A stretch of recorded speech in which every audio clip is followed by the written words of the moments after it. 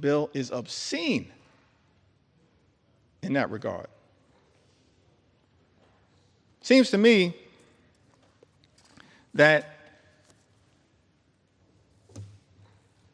all of us have a responsibility as leaders to try to make life better for the American people. That's what leaders have done, particularly those who have served in the White House,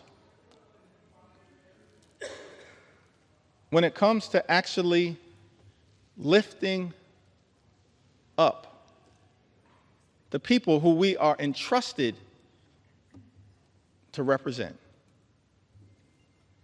That's what great leaders do. Leaders like FDR, President Johnson, President Obama, and so many others. That's what the track record says. American people in this country, they deserve real leadership. What we've seen from complete Republican rule in Washington, D.C., Mr. Speaker, it's not leadership that lifts up the American people. It's leadership that is tearing them down and tearing us apart. The first 6 months of this administration have been characterized by chaos, cruelty, and corruption. That's not real leadership. We know what real leadership looks like in the United States of America. Real leadership shows courage. Real leadership shows compassion. Real leadership shows commitment. Working with Congress as a separate and co-equal branch of government, not to bend the knee to some extreme agenda, which is what, Mr. Speaker, my House Republican colleagues are doing by supporting this one big ugly bill. Real leadership requires working with Congress as a separate and co-equal branch of government to actually lift people up. President Lincoln, when he addressed the House of Representatives, I believe it was his second annual message to Congress, on December 1st in 1862, in the middle of the Civil War, an existential crisis that we were facing in the United States of America. He showed real leadership when he summoned this Congress to rise to the occasion. In that second annual message to Congress, December 1st, 1862, President Lincoln said, "Fellow citizens, we cannot escape history. We of this Congress and this administration will be remembered in spite of ourselves. No personal significance or insignificance can spare one or another of us. The fiery trial through which we pass will light us down in honor or dishonor to the latest generation. We say we are for the Union. The world will not forget that we say this. We know how to save the Union. The world knows we do know how to save it. Even we here, hold the power and bear the responsibility. In giving freedom to the slave, we assure freedom to the free. Honorable alike in what we give and what we preserve. We shall nobly save or meanly lose the last best hope of earth. That's America. Even to this day, the last best hope on earth. Extraordinary that Abraham Lincoln, in America's infancy, understood the importance of this country, not just for its citizens,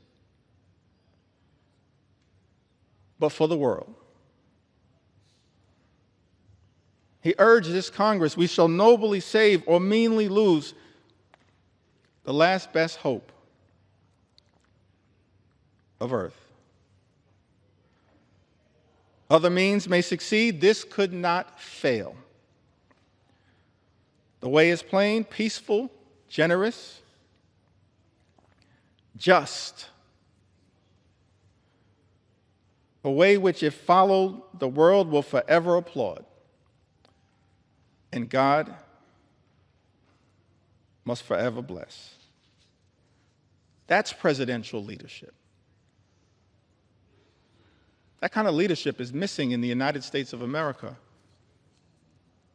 right now. Exhibit A is the fact that at President Trump's urging, Mr. Speaker, our House Republican colleagues are here ready to rubber stamp, recklessly rubber stamp legislation that will rip health care away from more than 17 million Americans. That's not leadership. That's not the leadership that this country deserves, but that's what the American people are experiencing because of Republican rule here in Washington, D.C. Yet we know, Mr. Speaker, that things can be different.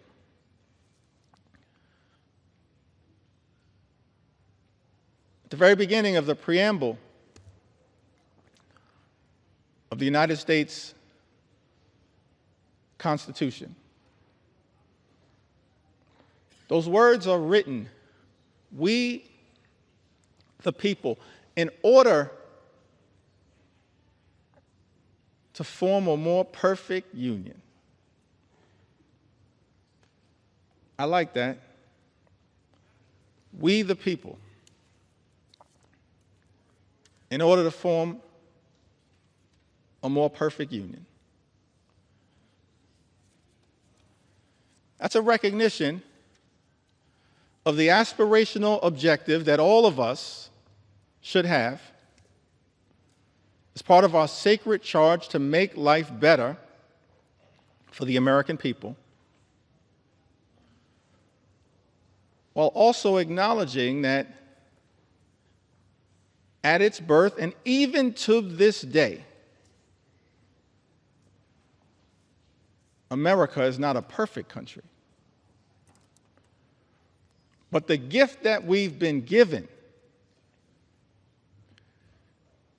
is that sacred charge to strive for a more perfect union, to look out for every single American as best we can. Now, we've seen that kind of leadership across the years, across the decades, across the centuries, particularly as it relates to the social safety net. It's a social safety net that's under extreme assault right now. Donald Trump's one big, ugly bill represents an unprecedented assault on America's social safety net. An unprecedented assault on hardworking American taxpayers. It's the exact opposite of the type of leadership that we've seen in this country that is designed to march us toward a more perfect union. It's one of the reasons why we can't forget American history. We need to learn from and lift up American history. All types of history, and I'll address that issue later, but let me also parenthetically pause and make it clear, Black history is American history. We will never let anyone erase it. We need to learn from it, not erase it. And we will never let that happen. Our history teaches us that what leadership actually does is set us on a course toward a more perfect union. And leaders have recognized that part of doing that is to make sure we are there for everyday Americans who would otherwise find themselves in an incredibly vulnerable situation. President Franklin D. Roosevelt, reflecting upon Social Security, which he championed, uttered these words: long before the economic blight of the Depression descended on the nation, millions of our people were living in wastelands of want and fear. Men and women too old and infirm to work either depended on those who had but little to share, or spent their remaining years within the walls of a poorhouse. Fatherless children early learned the meaning of being a burden to relatives or to the community. Men and women still strong, still young, but discarded as gainful workers, were drained of self-confidence and self-respect. The millions of today want and have a right to the same security their forefathers sought.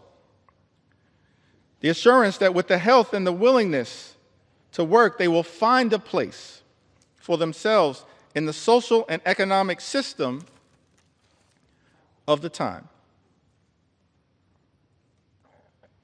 Because it has become increasingly difficult for individuals to build their own security single-handed,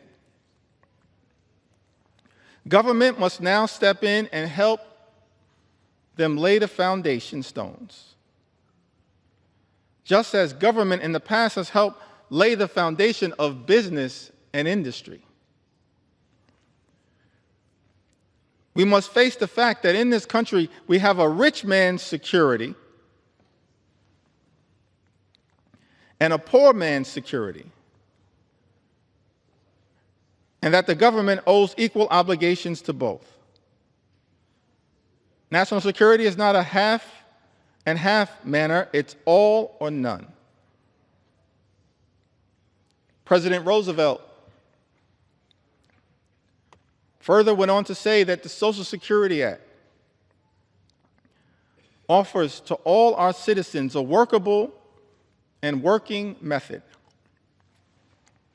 of meeting urgent present needs and of forestalling future need. It utilizes the familiar machinery of our federal state government to promote the common welfare and the economic stability of the nation. The act does not offer anyone, either individually or collectively, an easy life. Nor was it ever intended so to do.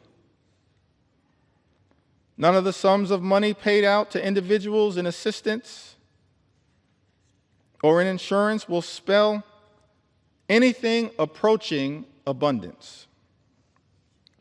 But they will furnish that minimum necessity to keep a foothold. And that is the kind of protection Americans want. Truer words could never have been spoken. That is the type of protection that we should be building upon here in the United States Congress, not undermining. President Franklin D. Roosevelt went on to say, "What we are doing is good, but it is not good enough. To be truly national, a Social Security program must include all those who need its protection." Today, many of our citizens are still excluded from old age insurance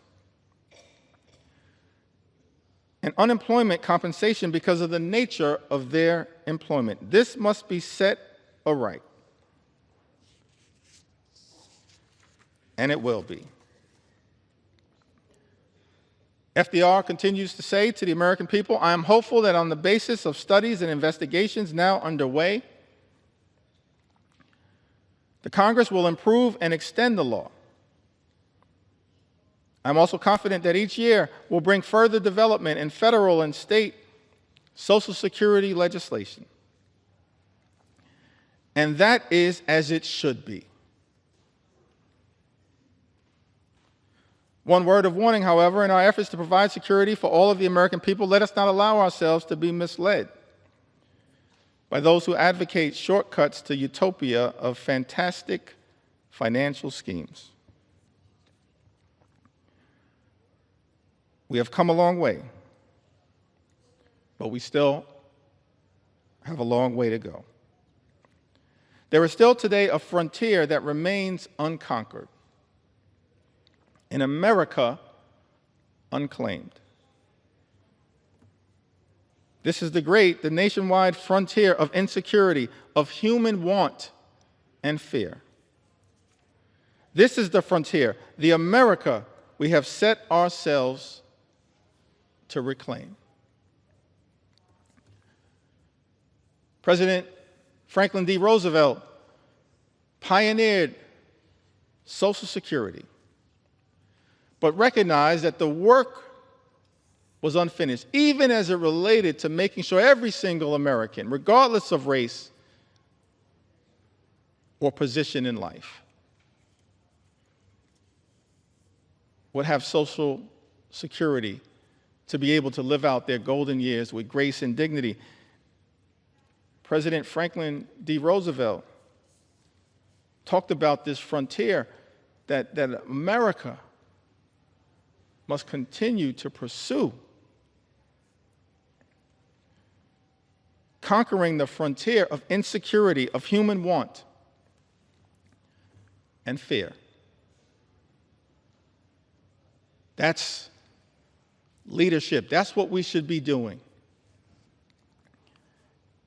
here in the United States of America, Mr. Speaker, not enacting devastating cuts to health care that will hurt millions of everyday Americans. All of this is also unfolding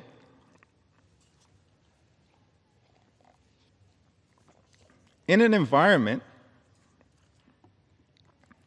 where Social Security is now under attack.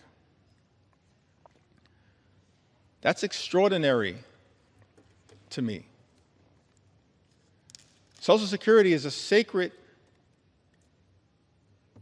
promise, a sacred trust between the American people and its stewards, her stewards in government. That's why I'm so thankful for leadership as it relates to Social Security. From people like Congressman John Larson, who recognizes that our goals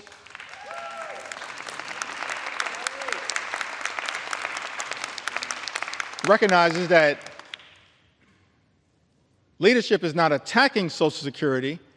We as House Democrats, led by John Larson, are determined to protect and strengthen Social Security for the American people. Keeping FDR's promise of conquering that frontier of financial insecurity. That's what we should be doing here in the United States Congress, not attacking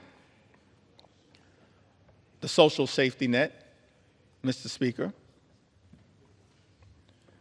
Many of my colleagues on the other side of the aisle, they constantly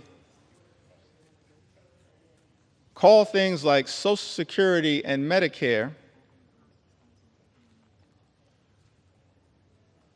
entitlement programs.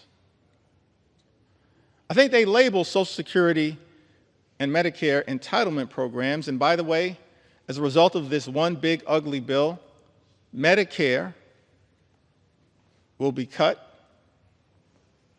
potentially by more than $500 billion, the largest cut to Medicare in American history, set in motion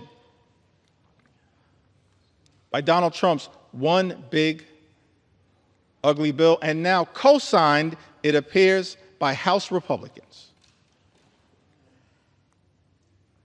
Mr. Speaker, House Republicans who've also co-signed this extraordinary assault on Social Security, closing offices, cutting off access to phone service, making it harder for seniors to access their hard-earned benefits. Social Security is not an entitlement program. Medicare is not an entitlement program, Mr. Speaker. I learned this very early on in life. When I was 15 years old, I secured my first job. I was a messenger, traveling from office to office in Midtown Manhattan, delivering mail, delivering packages. I was just a sophomore at Midwood High School in Brooklyn, my first job, earning minimum wage, $3.35 an hour. Thankful for that money, having been raised by my mom and dad in a working class neighborhood in central Brooklyn, $3.35 an hour, coming of age in the middle of the crack cocaine epidemic in central Brooklyn. And I couldn't wait to get my first check. And I was told that because I was working part-time and I was a high school student,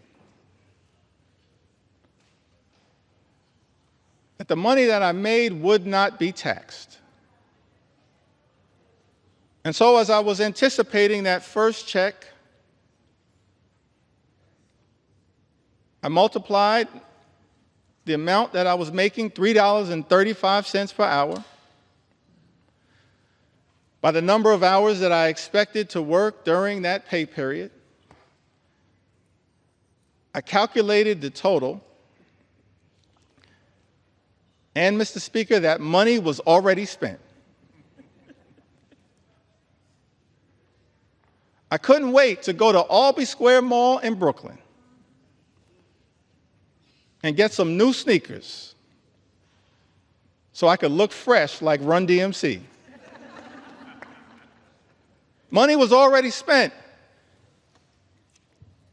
Mr. Speaker, because I was told that as a high school student working part-time, my first job, the money that I would make would not be taxed. And then I got my first check.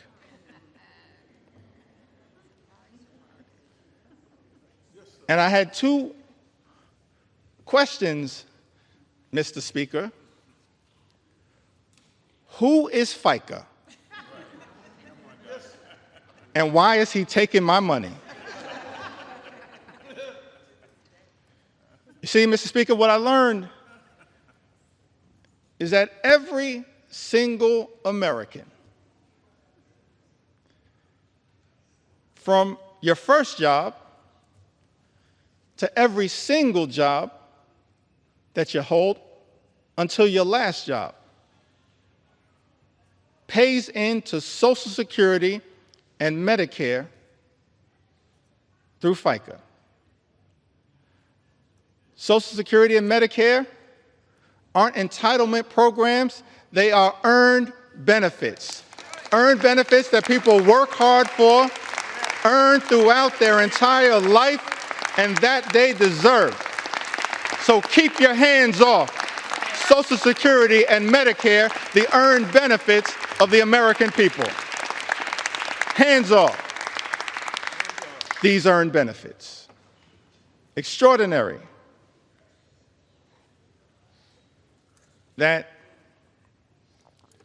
as a result of this one big ugly bill, Medicare could be cut by more than $500 billion, and these earned benefits of the American people could be jeopardized. Others have noted that because of Donald Trump's one big ugly bill, the insolvency of Social Security and Medicare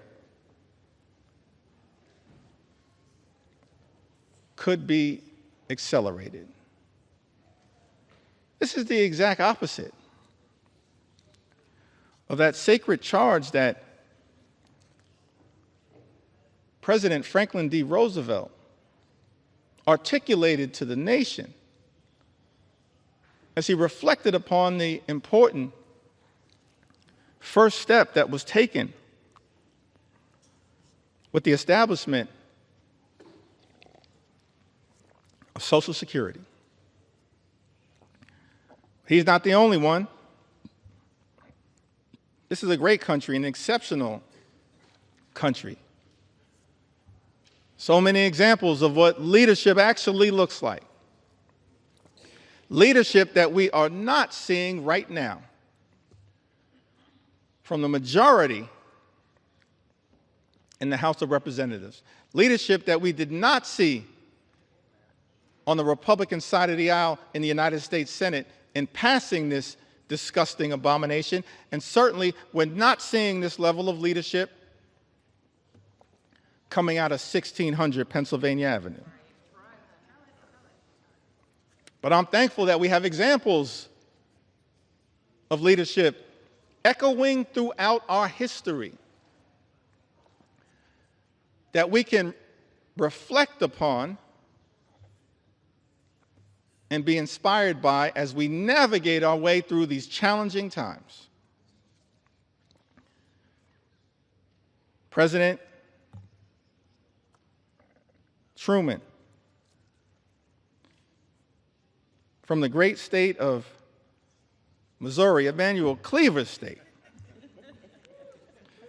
the good Reverend Dr. Emanuel Cleaver, my friend and my mentor, President Truman Shortly after ending World War II, we're so thankful for the sacrifice and the bravery and the courage of the greatest generation. A few months after, he unexpectedly became president, replaced the great FDR.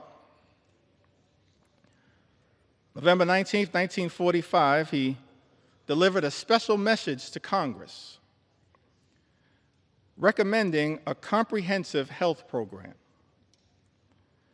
I want to read just a few of those words because it shows us what leadership actually looks like, what it sounds like, what it feels like to have presidential leadership that we in Congress should aspire to working with, as opposed to bending the knee to an extreme agenda reflected in this one big, ugly bill. President Truman said to this Congress in a statement recommending a comprehensive health program, millions of our citizens do not now have a full measure of opportunity to achieve and enjoy good health. Millions do not now have protection or security against the economic effects of sickness. The time has arrived for action to help them obtain that opportunity and that protection. Truman goes on to say, President Truman goes on to say, our new economic Bill of Rights should mean health security for all, regardless of residence, station, or race, everywhere in the United States of America. He says, regardless of residence, station, or race, that's presidential leadership. That brings people together, doesn't seek to divide us, which is what unfortunately is happening in the United States of America right now. President Truman goes on to say to Congress, we should resolve now that the health of this nation is a national concern, that financial barriers in the way of attaining health shall be removed, that the health of all its citizens deserves help of all the nation.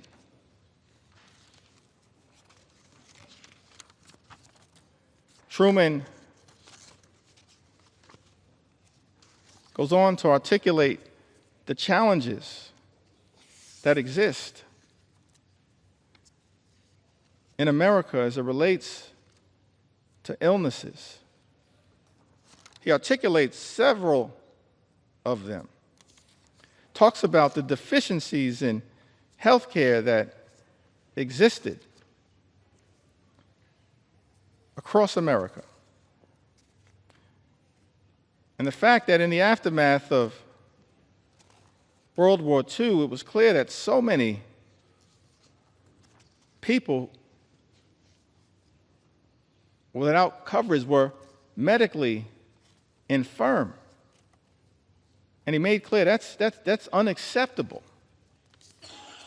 in the United States of America. He articulated a forward-looking vision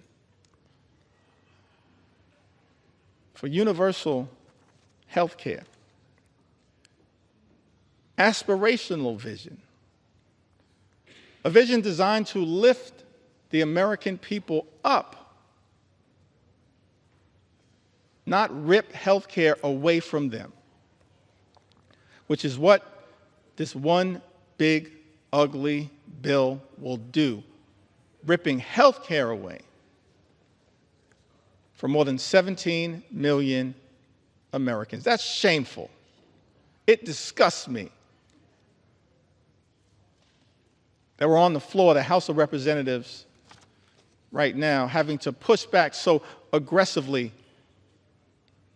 against an all-out assault on the health care of the American people when we should be trying to lift them up in a manner consistent, Mr. Speaker, with what President Truman once charged this Congress with doing. And of course, he wasn't the only one.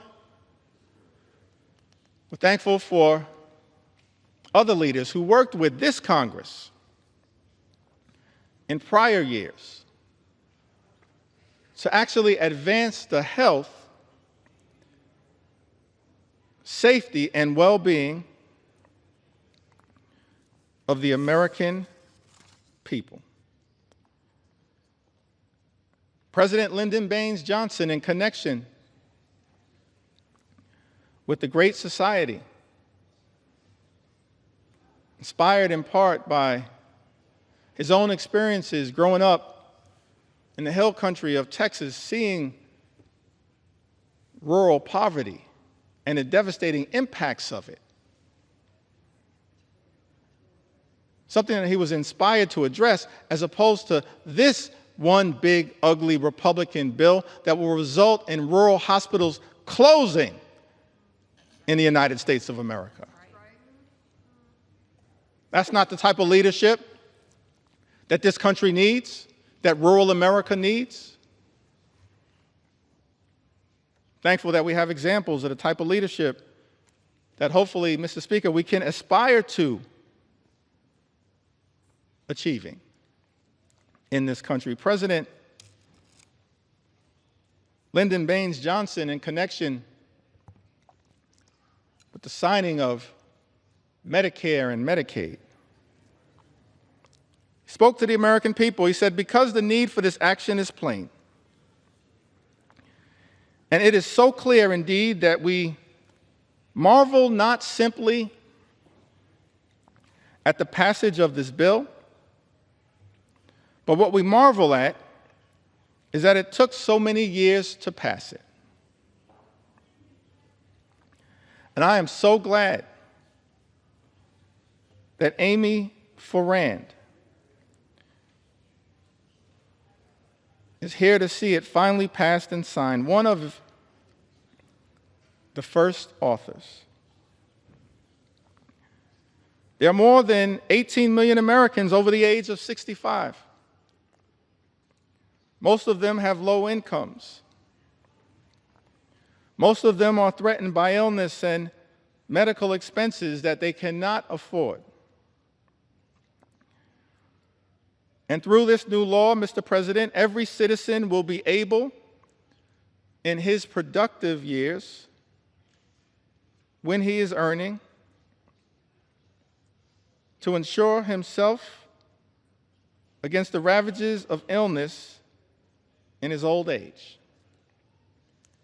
President Johnson was referring to President Harry Truman, who was there at the signing ceremony, having recognized President Truman's vision.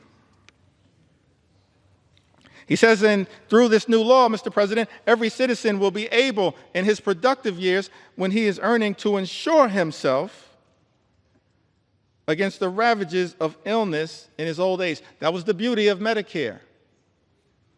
You pay into it, it's an earned benefit. And you can reap the benefits in your golden years. President Johnson went on to say, this insurance will help pay for care in hospitals, in skilled nursing homes, or in the home. It's ironic. That's what presidential leadership looks like. LBJ says this insurance will help pay for care in hospitals, in skilled nursing homes, or in the home. And yet, Mr. Speaker, we're here 60 years later, and Republicans are trying to jam a budget down the throats of the American people that will close hospitals, close nursing homes, and detonate the ability of millions of people to access home care. That's shameful. It's not the type of leadership that this country needs right now, but that's what we're getting. Chaos, cruelty, and corruption. President Johnson went on to talk about Medicaid, which is the subject of an all-out assault now by this reckless Republican budget, the GOP tax scam, this one big ugly bill. So I want to make sure that the record reflects what enlightened leadership had to say about Medicaid. The benefits under the law are as varied and broad as the marvelous modern medicine itself. If it has a few defects, such as the method of payment of certain specialists, then I'm confident those can be quickly remedied, and I hope they will be. No longer will older Americans be denied the healing miracle of modern medicine. No longer will illness crush and destroy the savings that they have so carefully put away over a lifetime so that they may enjoy dignity in their later years. No longer will young families see their own incomes and their own hopes eaten away. No longer will this nation refuse the hand of justice to those who have given a lifetime of service and wisdom and labor to the progress of this progressive country. Medicare and Medicaid benefit older Americans right now. People who have given a lifetime of service and wisdom and labor to the progress of this progressive country, as LBJ spoke to. And this bill, Mr. President, again, a nod to President Harry Truman, is even broader than that. It will increase Social Security benefits for all of our older Americans. It will improve a wide range of health and medical services for Americans of all ages. And then President Lyndon Baines Johnson leans in on the importance of Medicaid with a greater degree of precision. He says, but there is another tradition that we share today. Calls upon us never to be indifferent toward despair, commands us never to turn away from helplessness. It directs us never to ignore or to spurn those who suffer untended in a land that is bursting with abundance. And this is not just our tradition, or even the tradition of the nation. It is as old as the day it was first commanded. Thou shalt open thine hand wide unto thy brother, to thy poor, to thy needy in thy land. Is that what we're doing here today in the United States Congress? Opening our hands of grace and compassion and responsibility to our fellow Americans, our fellow citizens? No, that's not what Donald Trump's one big ugly bill is all about. It's an assault on everyday Americans to reward billionaires with massive tax breaks. That's extraordinary. President Clinton, in the 1990s,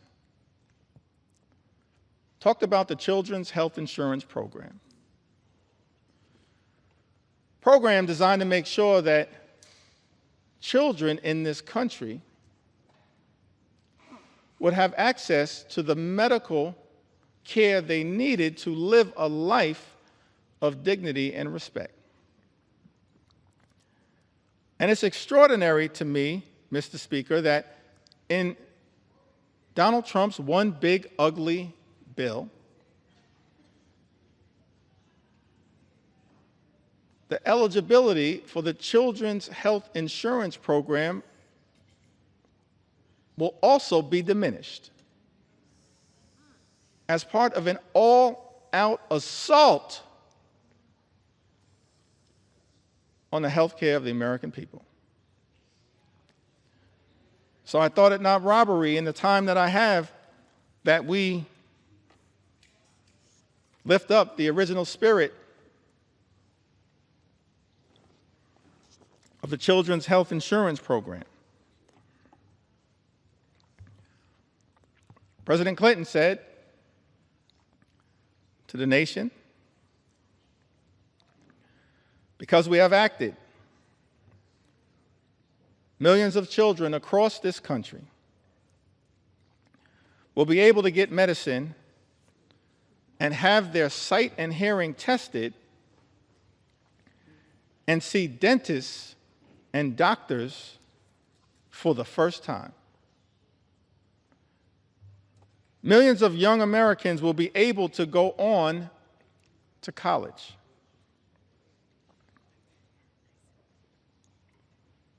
Millions of Americans not so young will be able to go back to school to get the education and training they need to succeed in life. Millions of families will have more to spend on their own children's needs and upbringing. This budget is an investment in their future and in America's. You see, budgets are moral documents. And in our view, Mr. Speaker, budgets should be designed to lift people up. This reckless Republican budget that we are debating right now on the floor of the House of Representatives tears people down. This reckless Republican budget is an immoral document. And everybody should vote no against it because of how it attacks children and seniors and everyday Americans and people with disabilities. This reckless Republican budget is an immoral document.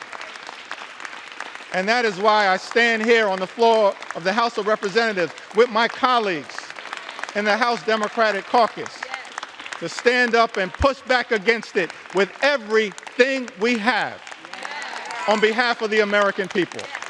In the spirit of John Lewis, show up, stand up, and speak up for what we know is right. It's an immoral document that we're debating right now on the House of Representatives.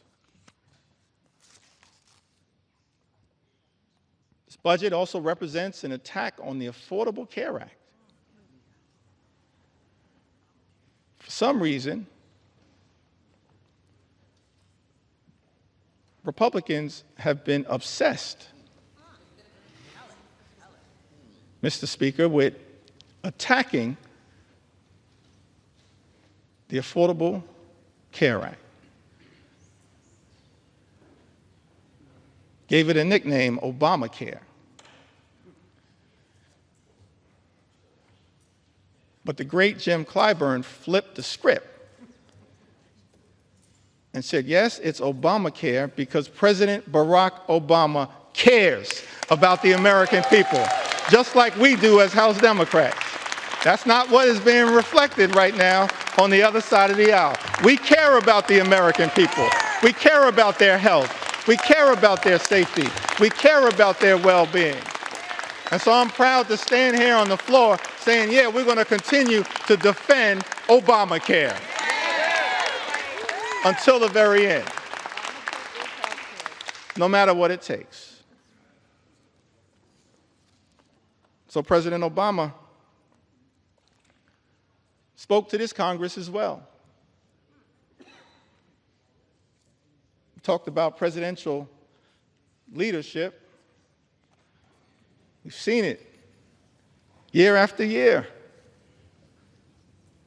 decade after decade, century after century.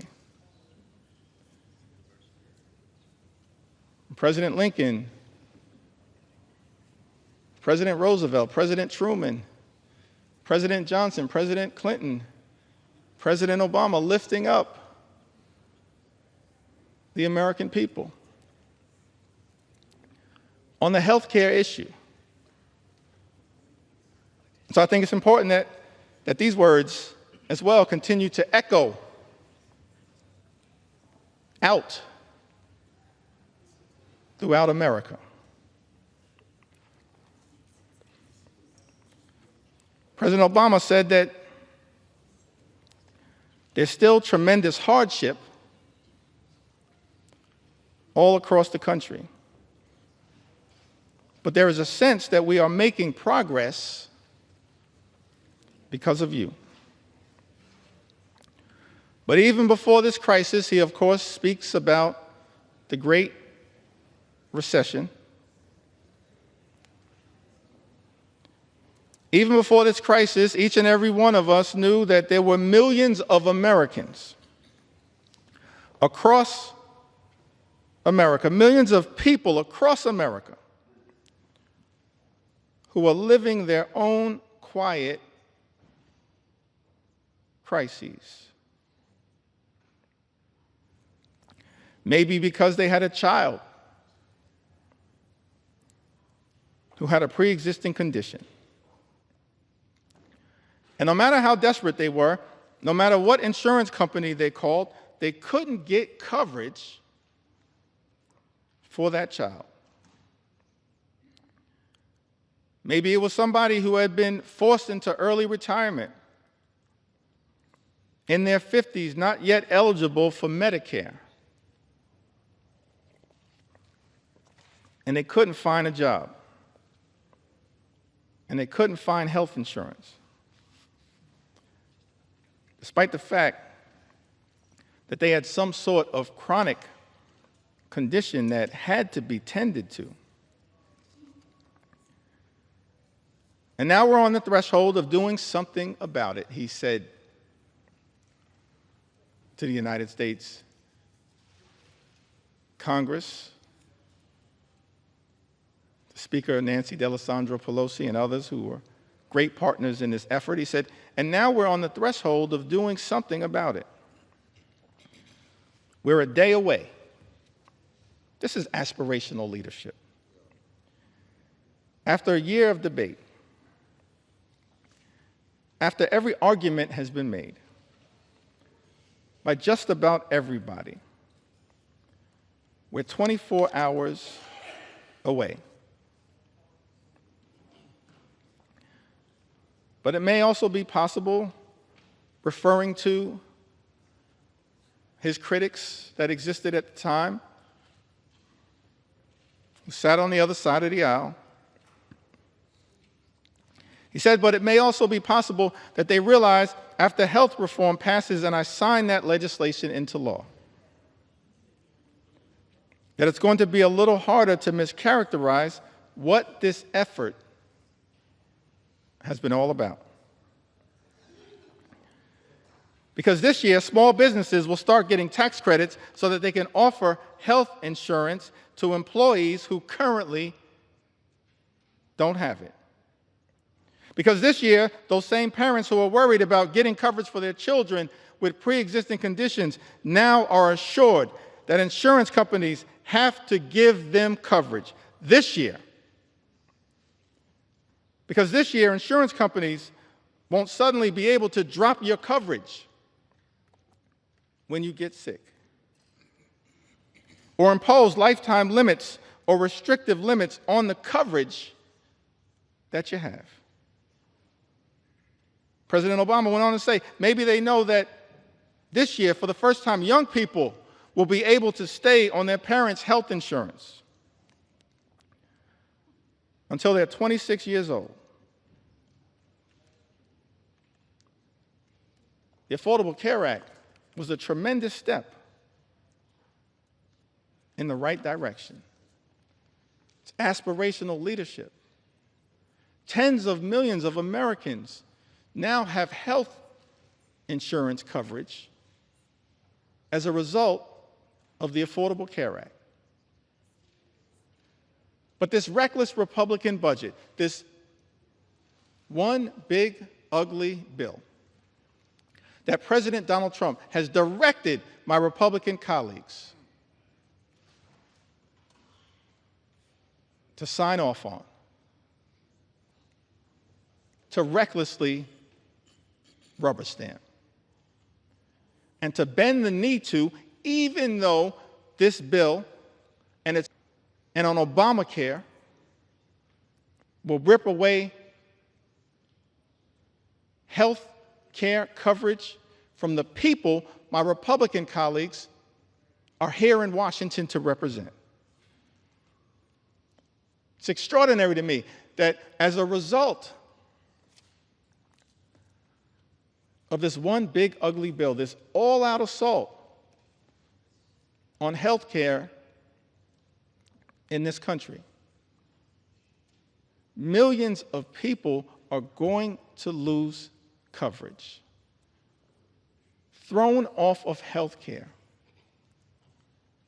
set in motion a chain of events where hospitals will close, nursing homes will shut down, people unable to get the care that they need to live a life of dignity and respect. And that as a result of the all-out Republican assault on health care in the United States of America, people will die. Tens of thousands, perhaps year after year after year, as a result of the Republican assault on the health care of the American people. I'm sad. I never thought that I'd be on the House floor saying that this is a crime scene.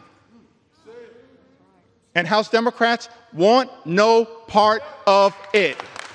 No part of it.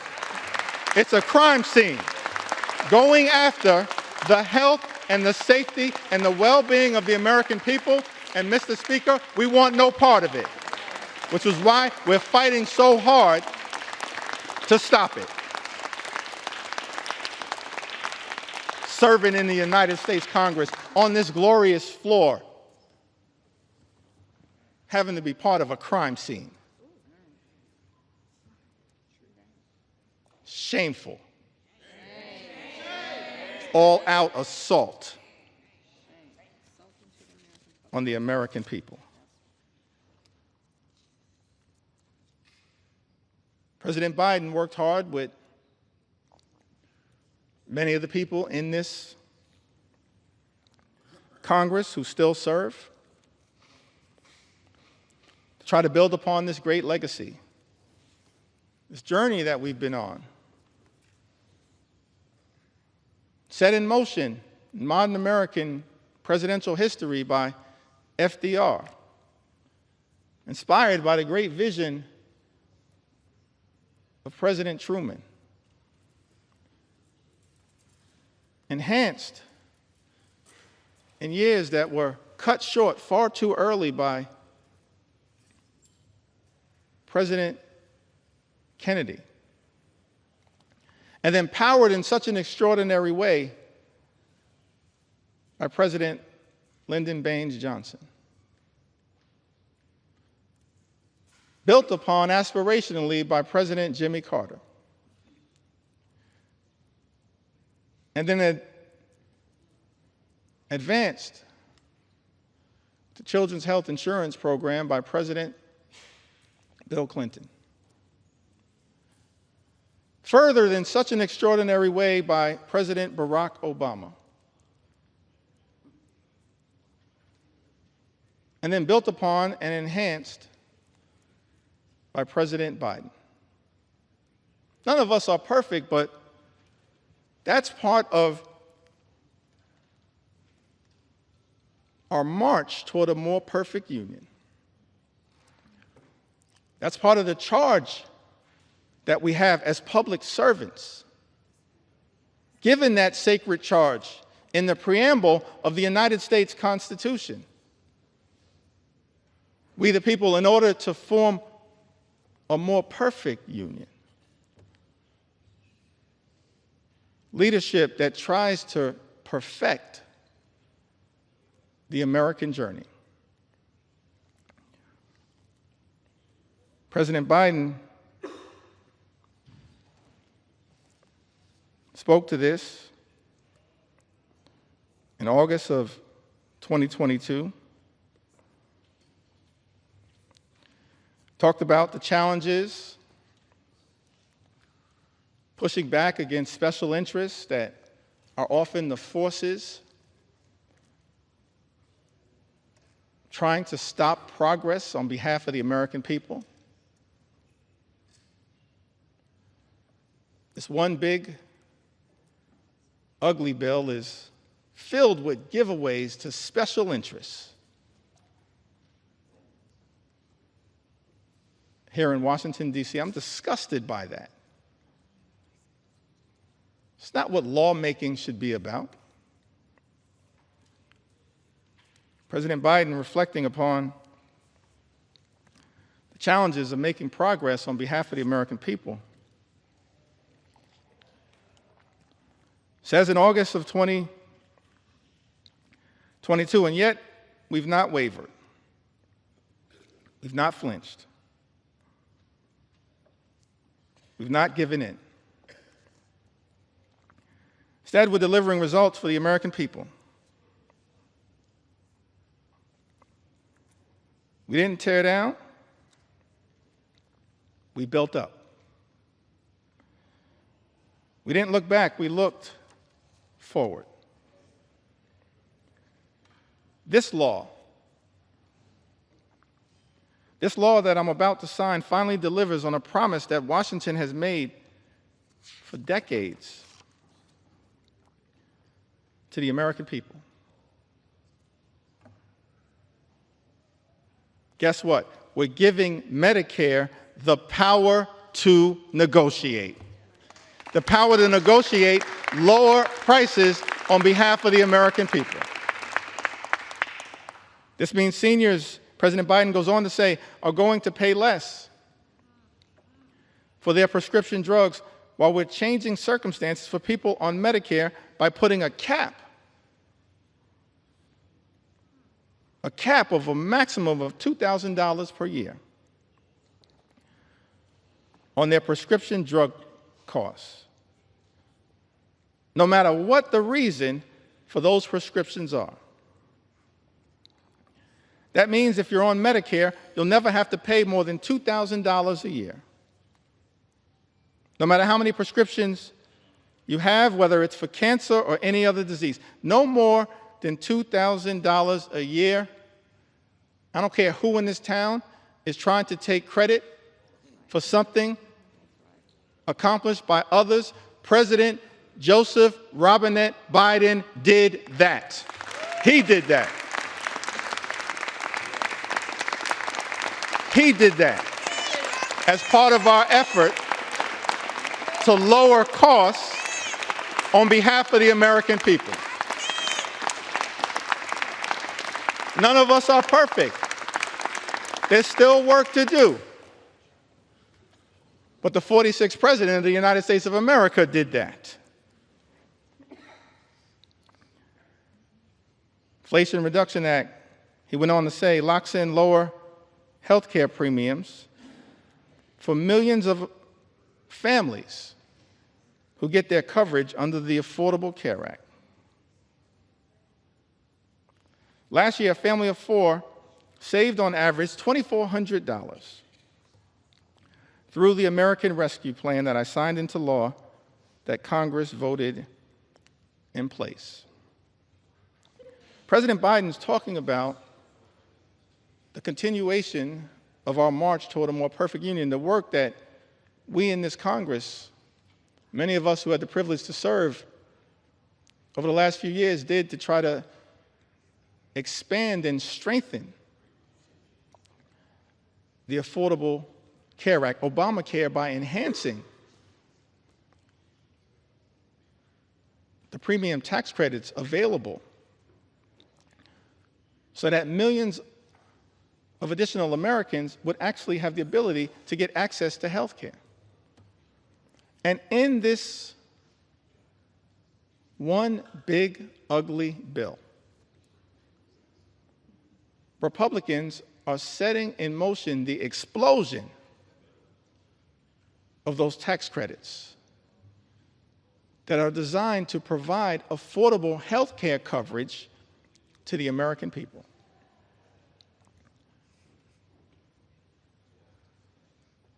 Leadership requires courage, conviction, compassion. And yet what we've seen from this administration and its co-conspirators on the Republican side of the aisle, Mr. Speaker, is cruelty, chaos, and corruption. And it's all been morphed into a toxic mix now contained in Donald Trump's one big ugly bill. An extraordinary assault on the health care of the American people. I mentioned earlier, Mr. Speaker, that I've taken to the House floor to share stories from the American people. Stories that are too numerous to articulate in the time available to us in connection with debating this bill. But I'm going to do my best to make sure that we have a representative sample of why so many Americans all across this country went to bed in fear and are now waking up in horror because Republicans are trying to jam this one big ugly bill down the throats of the American people. An assault on health care, an assault on nutritional assistance, an assault on children, an assault on veterans, an assault on farmers, an assault on everyday Americans. Crystal, who's also from the great state of Alaska,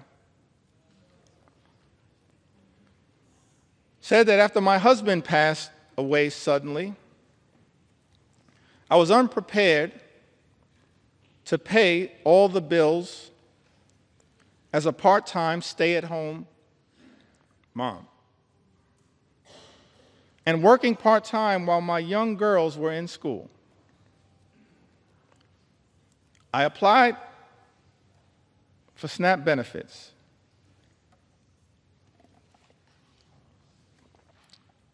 And was so thankful I received them, for it helped me so much. And I was so thankful it put food on our table.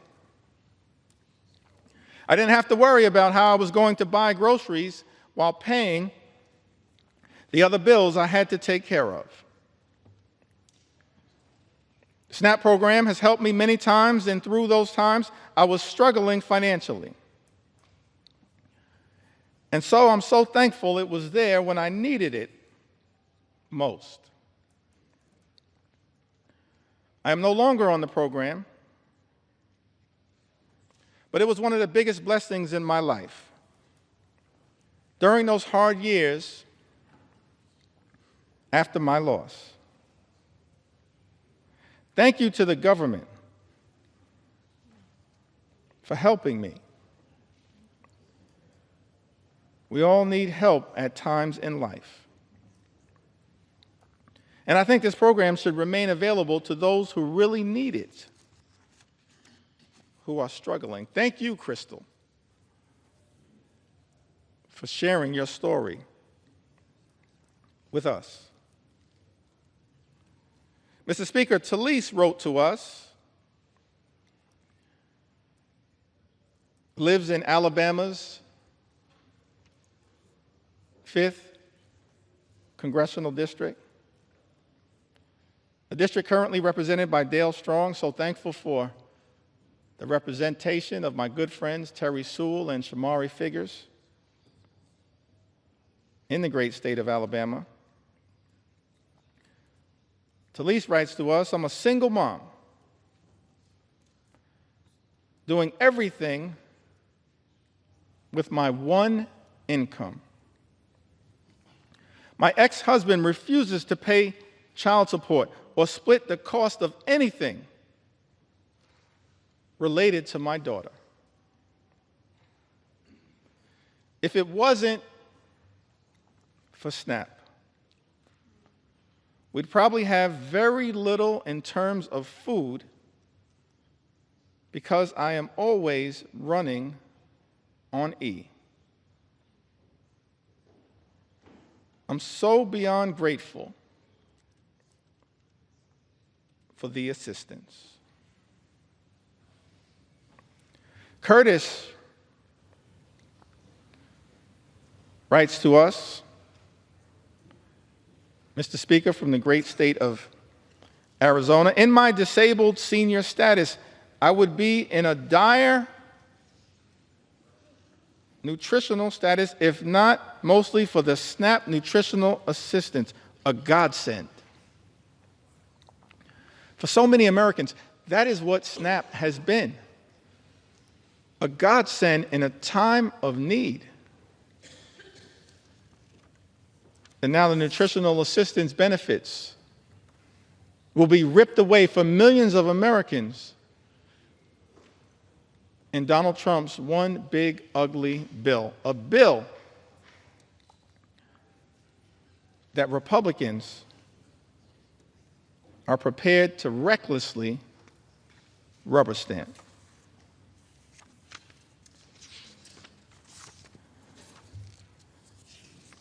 You also heard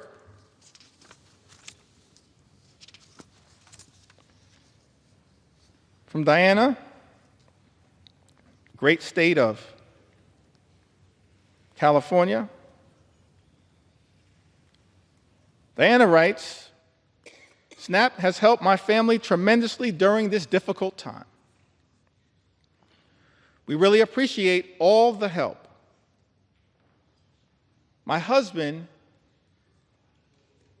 was diagnosed with cancer, and we have a little one at home. It's been difficult taking care of everything. Please keep this benefit to help people get on their feet. Diana lives in the Inland Empire, California's 33rd Congressional District, represented by the chairman of the House Democratic Caucus, Pete Aguilar. Diana, Pete Aguilar is fighting hard for you. Just like every single House Democrat are fighting hard for the American people to protect you as best we can from this cruel assault on nutritional assistance. We're going to continue to fight hard for you.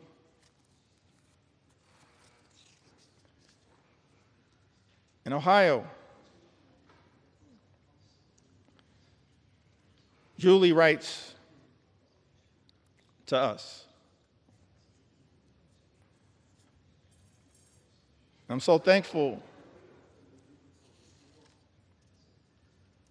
for Amelia Sykes, Marcy Captor.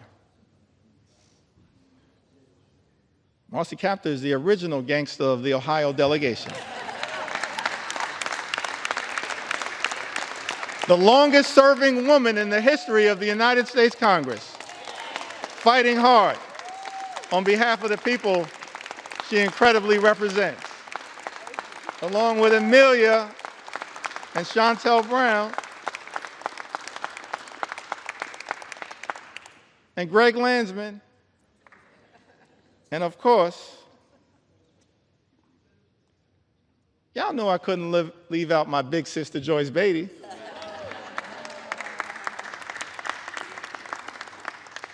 I wanted to mention Joyce because this is part of the resilience of what we've seen from House Democrats, from Brittany Pedersen, distinguished gentlelady from the great state of Colorado, who gave birth to a beautiful baby boy, Sam, at the beginning of this year. But because House Republicans, Mr. Speaker, have refused to allow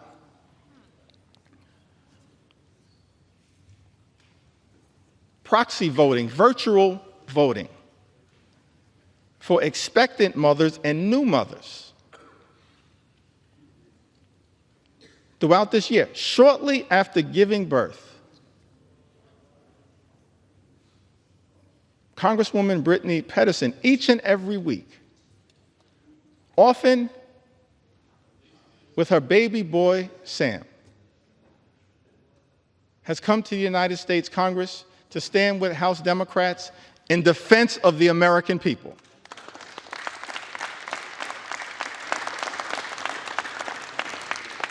And she did it in connection with that first vote that set this whole disgusting abomination into motion in February. That same day,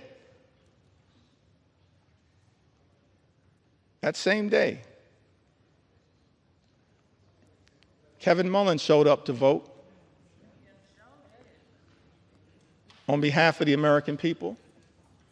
Just like all of us continue to do, Kevin Mullin showed up to vote despite the fact that he had been experiencing multiple surgeries, was dealing with some complications. But he understood, just like all House Democrats understand, the need to stand up in this moment and fight hard for the American people, the need to be here throughout this entire toxic journey that Republicans have set us on. Connection with this one big, ugly bill. Kevin Mullin, coming off of multiple surgeries,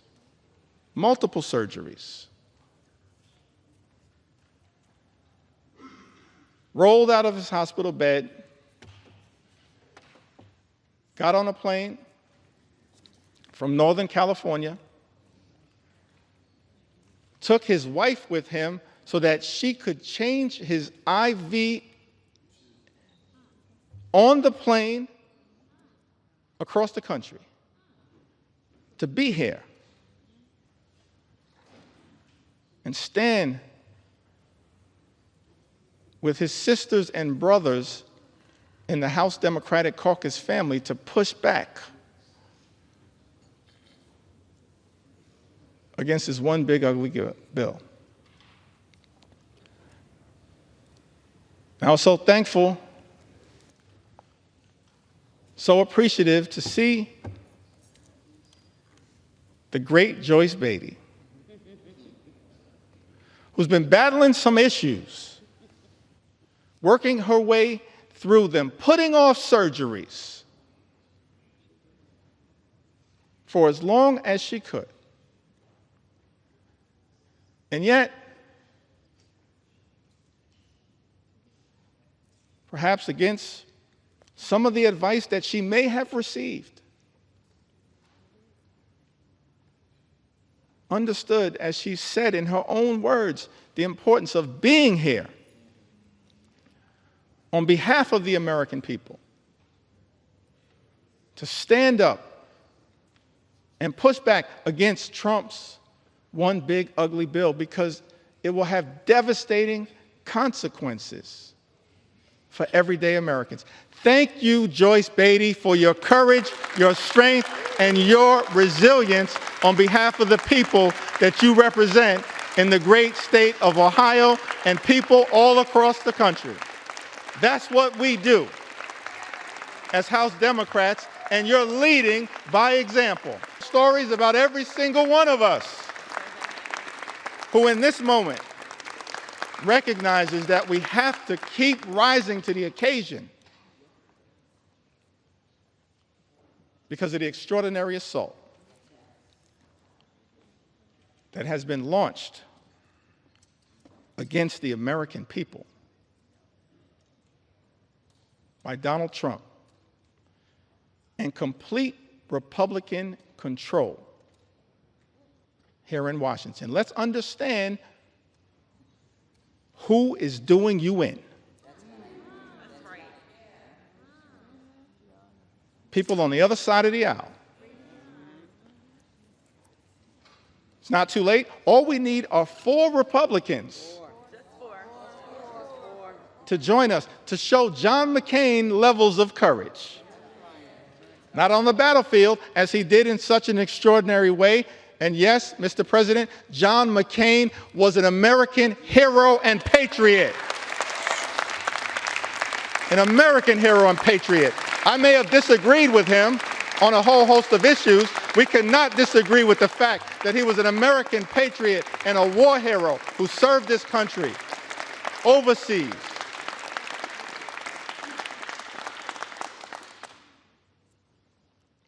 And then he came back home after being a POW year after year after year.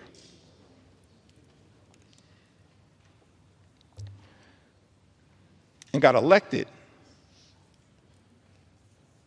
to the United States House of Representatives.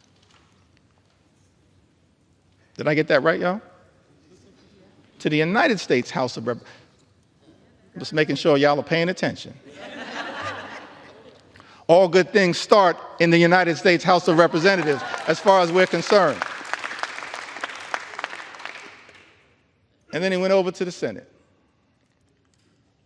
And then in one of his final acts of courage, he pushed back against the effort to rip away health care from millions of Americans. All we need is 4 Republicans to show John McCain levels of courage when it comes to protecting the health, the safety, and the well-being of the American people, protecting the nutritional assistance of the American people. I think earlier today, I may have neglected to mention the leadership of Jim McGovern, who's done an extraordinary job leading the charge on the Rules Committee as we push back against this all-out assault on the American people. Hour after hour after hour after hour, Jim McGovern, the members of the Rules Committee, and so many members of the House Democratic Caucus pushing amendment after amendment, debating hard against this one big ugly bill on behalf of the American people. Jim McGovern, of course, longtime champion for combating hunger in the United States of America.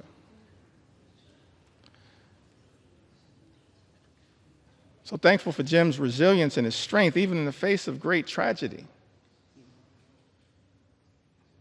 continues to battle hard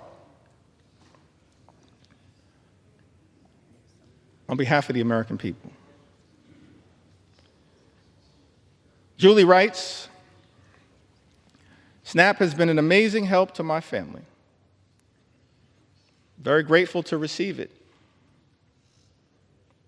I'm a single mom of twin 13-year-old girls. I've been on my own with my girls since they were 1 and have never received child support. I do work. People who receive Medicaid work. People who receive SNAP work. So some people in this town need to stop lying to the American people.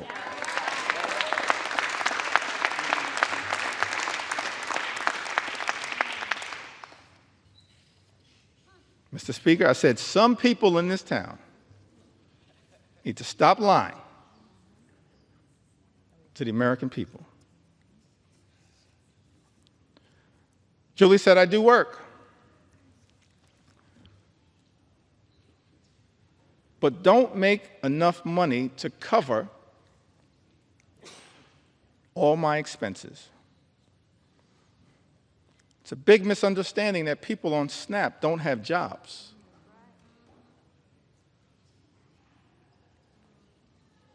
My children would eat very poorly if I didn't have SNAP. I would have to rely on church food pantries, and they could only offer the bare minimum. The food banks don't give basics like milk and bread. That's Julie's experience. Mr. Speaker, she lives in Ohio's 14th Congressional District, represented by our colleague, Congressman David Joyce. We heard from Mark from the Commonwealth of Pennsylvania. Mark says, I've collected Medicaid and SNAP benefits for over a decade now. I may well have found myself in a worse place if not for these programs. Giving freely and charitably is the way of Jesus.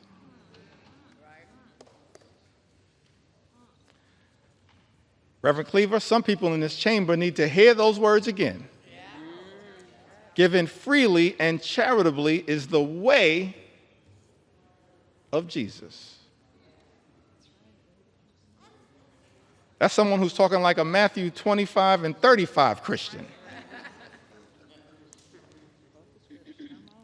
SNAP and Social Security benefits have been life-saving for me. They literally keep me alive. I suffer from severe depression, anxiety, OCD,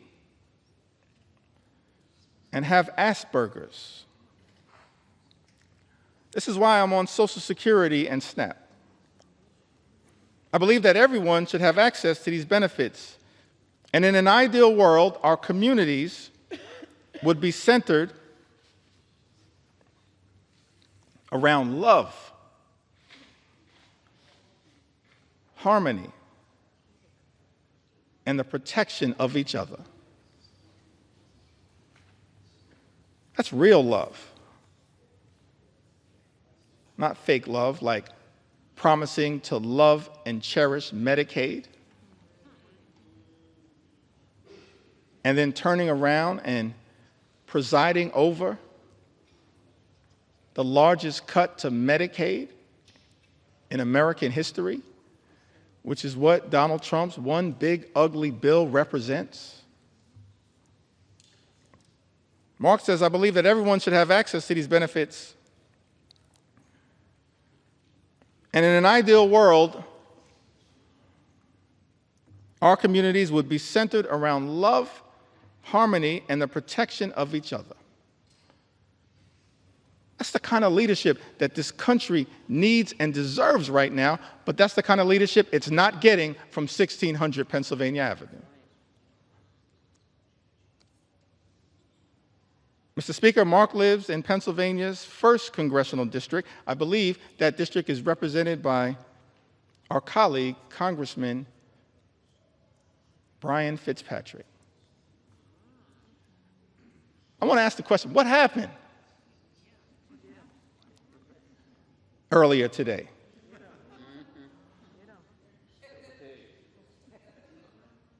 How was it that a few hours ago, several of my Republican colleagues had principled opposition to Donald Trump's one big, ugly bill?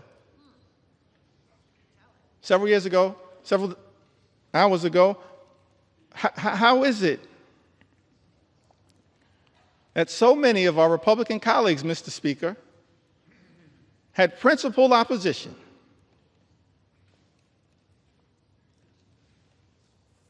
to Donald Trump's one big, ugly bill?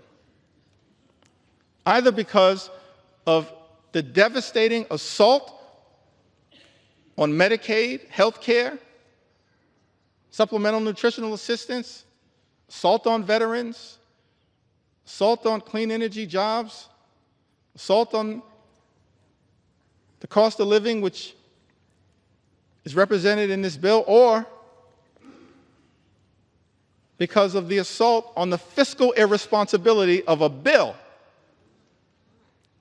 that will explode the deficit, increase the debt by trillions of dollars, send us on a death spiral, potentially, as it relates to our economy. How is it, Mr. Speaker, that so many of our colleagues on the other side of the aisle had principled opposition just a few hours ago and now seem prepared to fold on the floor of the House of Representatives? Don't you have some responsibility, Mr. Speaker, to say to the American people what happened? What deals were cut? What occurred in the back room? It will all come out one way or the other, Mr. Speaker. Incredible to me that this Congress is on the verge of ripping food out of the mouths of children, veterans, and seniors as a result of this one big, ugly bill in order to reward billionaires with massive tax breaks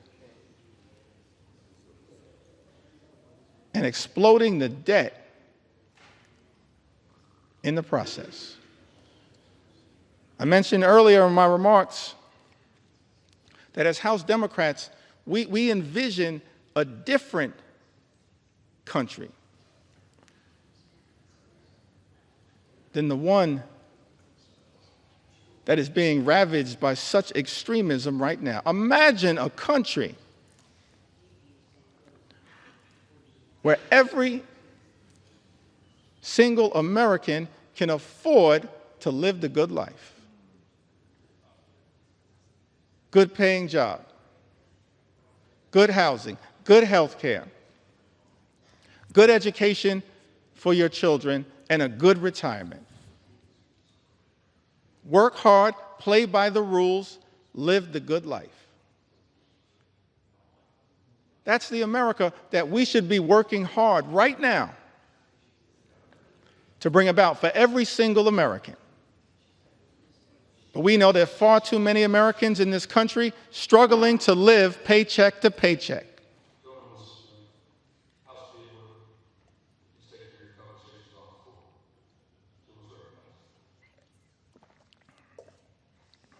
Thank you, Mr. Speaker. That should not be the case in this great country. The wealthiest country in the history of the world, a country that has become far too expensive for far too many people. Donald Trump promised to lower the high cost of living on day one. He made that promise to the American people.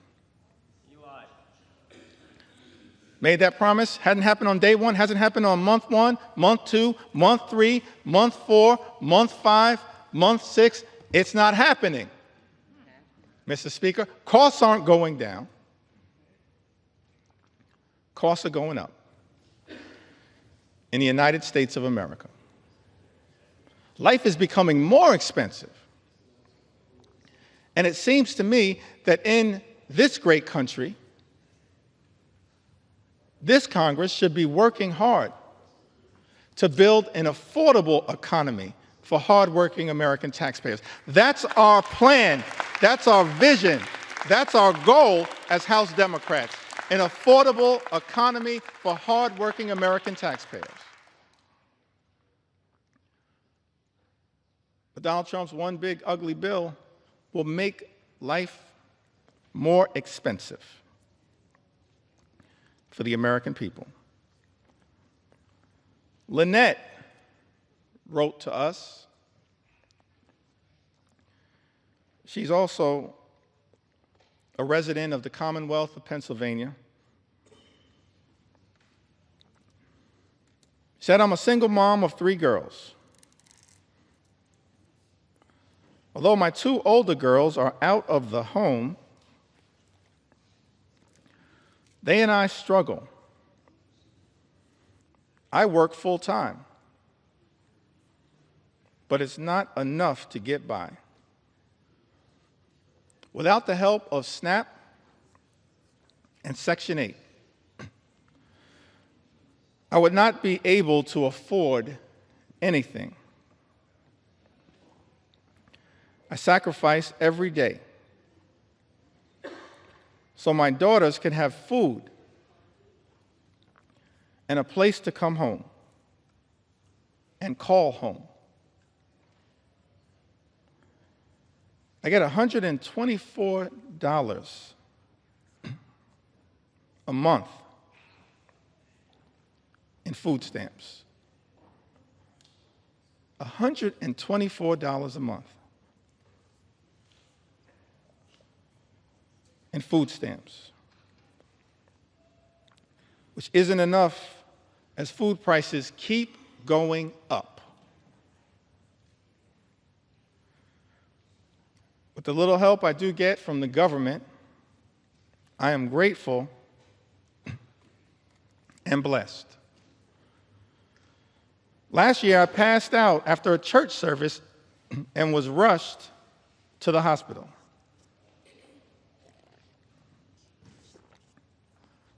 I didn't have any insurance at this time, but I was treated. However, I could not pay back the services that I received, and I still need treatments. I have been choosing to pay for rent and food, but I have these bills and other appointments that I need to go to but don't have the extra money, and I don't qualify for Medicare, don't make enough to get insurance on the marketplace for insurance. Lynette, without the help of SNAP and Section 8, I would not be able to afford anything. Mr. Speaker, Lynette resides in Pennsylvania's 7th congressional district, a district represented by our colleague, Congressman Ryan McKenzie. Wendy writes to us from the Commonwealth of Virginia. Says that I am a single mother of 2 children, and due to bone cancer, I now live with a disability and am unable to work. I have not only survived cancer, but my children and I also survived domestic abuse. I have been making ends meet while not working or receiving any child support for almost 2 years. To my family, SNAP is literally life or death. And while I hope that one day my circumstances will improve to the point that I will not need the assistance, for now, Wendy tells us, it is our lifesaver. That's what these safety net programs represent. Lifesavers for Americans in need.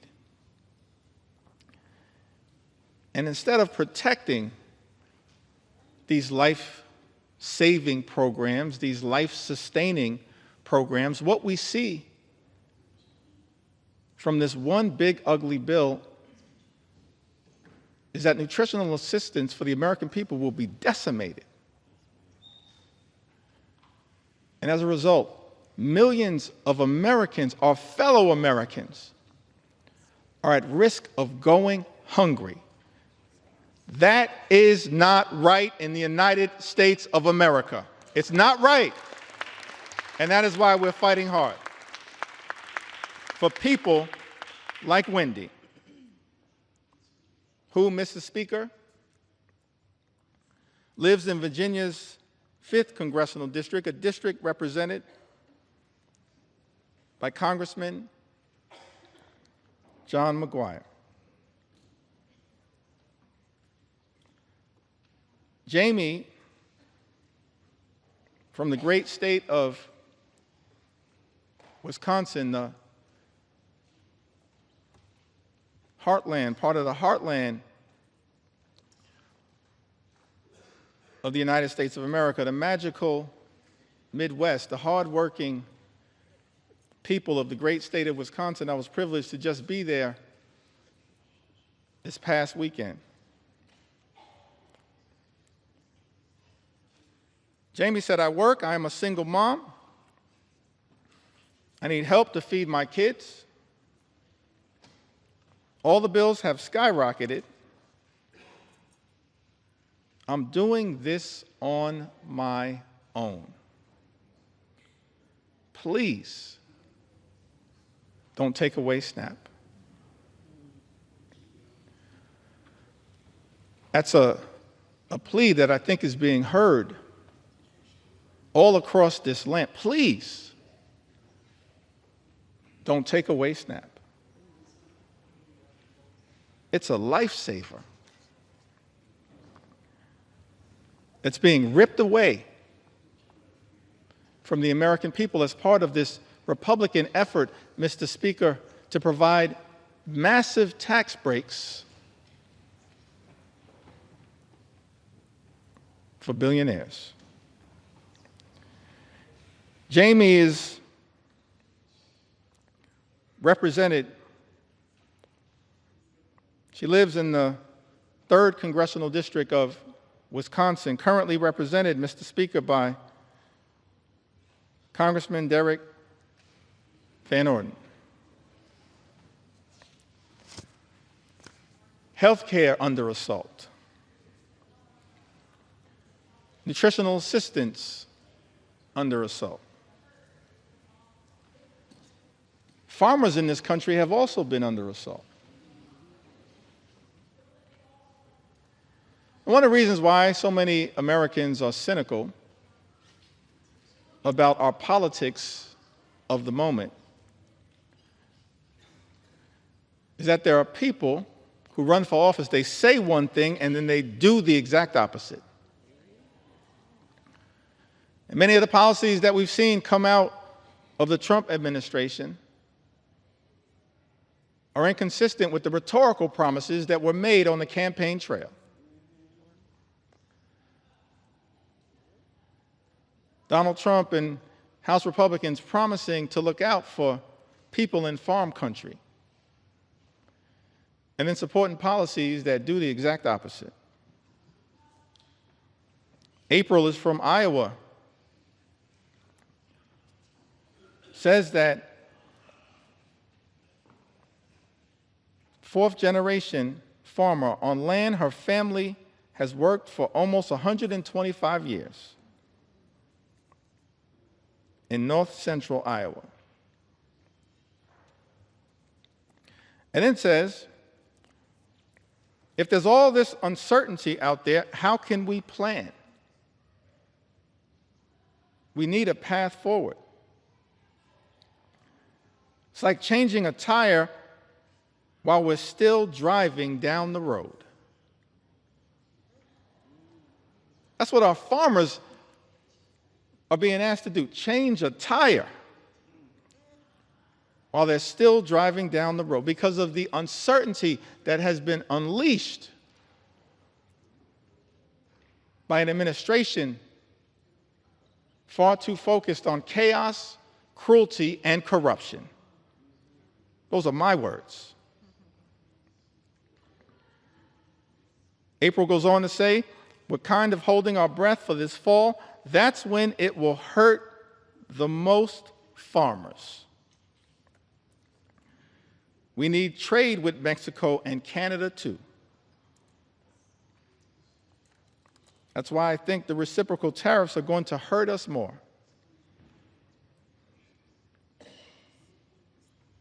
We get fertilizer from Canada. We get parts and products made in Mexico. As House Democrats, we're focused on creating more good-paying jobs,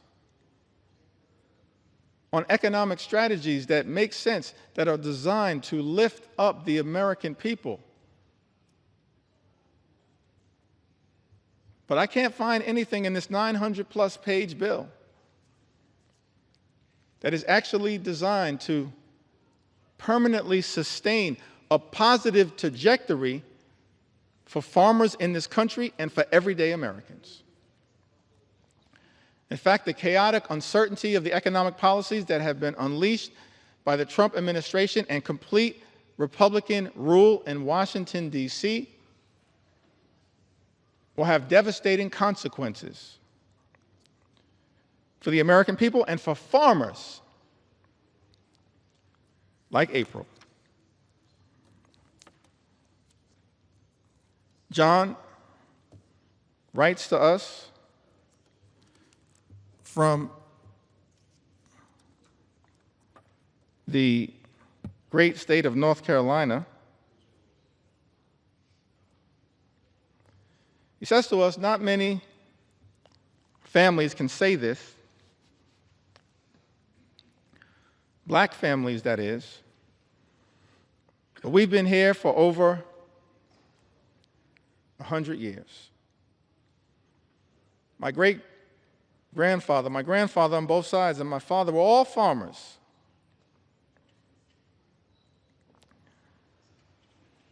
Honestly, I cannot understand it. I have not heard anybody from that administration that could tell me anything that makes any sense of what he's causing. John further writes, you cannot take a chainsaw and do surgery.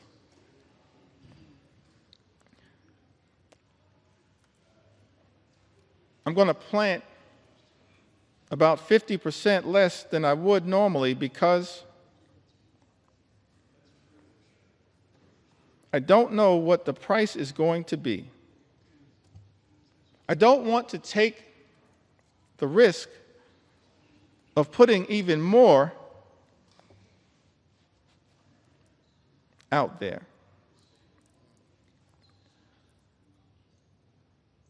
What we've seen from the Trump administration,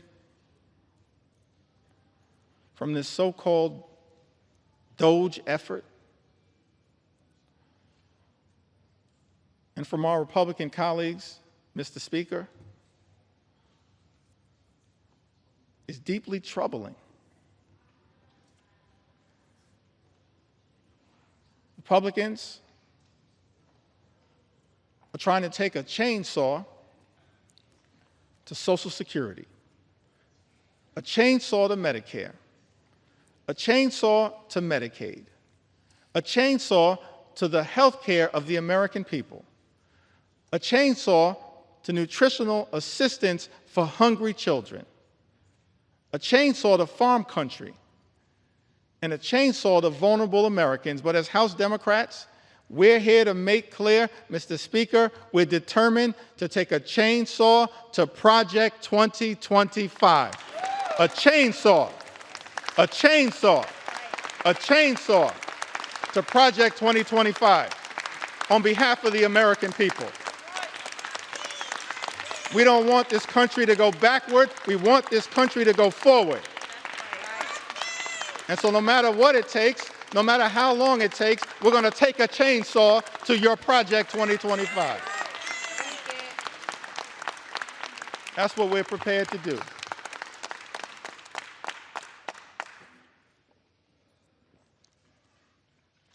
Thank you, John, from North Carolina. One last farmer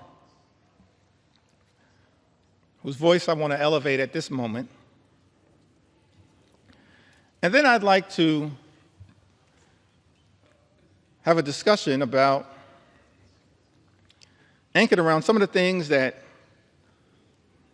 our Republican colleagues, Mr. Speaker, have said during this entire process. Correspondence that has been written by Republicans as it relates to this one big ugly bill. Correspondence that I'm struggling to understand now, because it appears that almost every single House Republican is prepared to recklessly rubber stamp Donald Trump's extreme agenda and sign off on this one big ugly bill. So I'm going to go through some of the correspondence momentarily that maybe at some point our Republican colleagues can help us figure out. But I want to enter into the record one last story from a farmer. Can we respect the farmers in the United States of America? Can we respect them?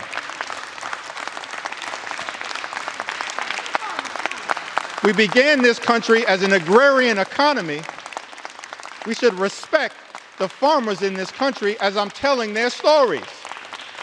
On the eve of our 249th birthday, can we respect the farmers in this country who we're working hard to defend?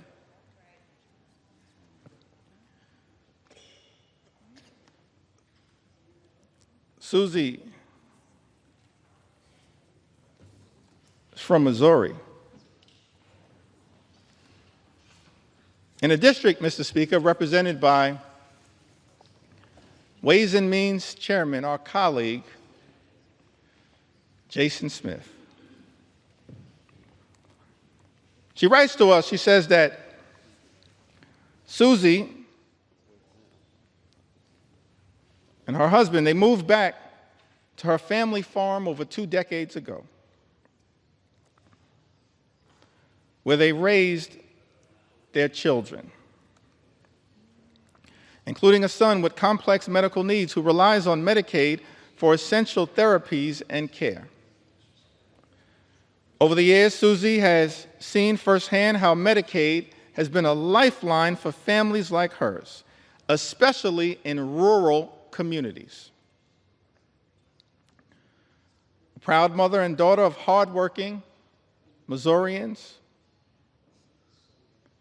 Susie apparently has voted for both Democrats and Republicans, and her husband is a registered Republican.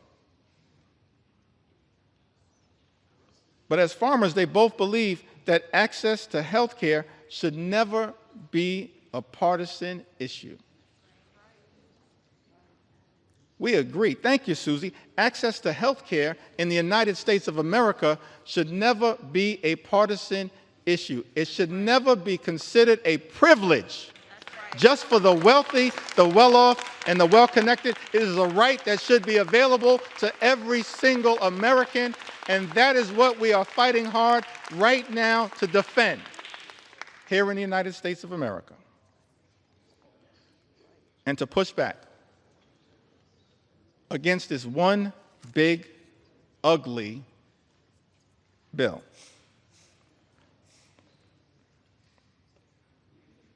As I mentioned earlier, in the time that I have remaining, I certainly want to share the story of some of our veterans. Share a few stories of some of our small business owners who will also be under assault as part of this one big ugly bill.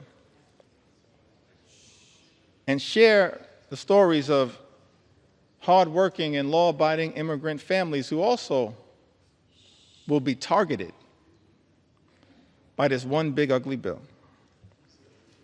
But I did want to take a little time at this moment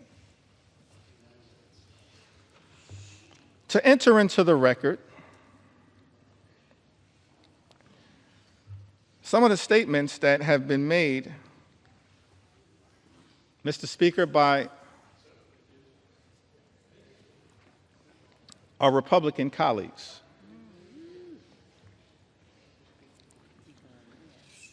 That I just don't understand.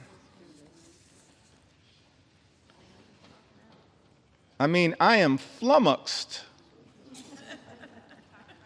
by some of these statements. I've always wanted to use that word, y'all. Minimal suspend. House will be in order. Please take your conversations outside the chamber. Please take your conversations outside the chamber. Gentleman's recognized. Thank you, Mr. Speaker. I was hoping to seek some clarification at some point after I'm able to yield the floor. But I'm still here to take my sweet time on behalf of the American people.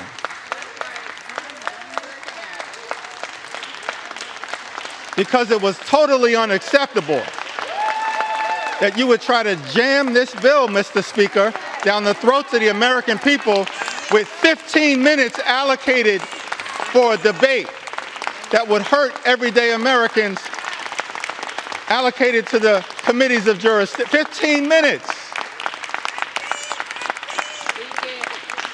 And so now I'm here with my House Democratic colleagues, 4 hours in, taking our sweet time on behalf of the American people. And I'm flummoxed. Maybe it's flummoxed. As I mentioned, Mr. Speaker, I always wanted to use that word. I can't spell it, but I know what it means. I'm confused by many of these statements, so I'm trying to enter them into the record and then perhaps at some point get some clarification. Talking about Medicaid cuts, the largest cut to Medicaid in American history. Vice President said these cuts are immaterial. Are you kidding me? Immaterial? I'm perplexed. I'm astonished, I'm confused that someone who sits in the second highest office in the land would say that Medicaid cuts, $1 trillion or so of Medicaid cuts that are in Donald Trump's one big ugly bill are immaterial.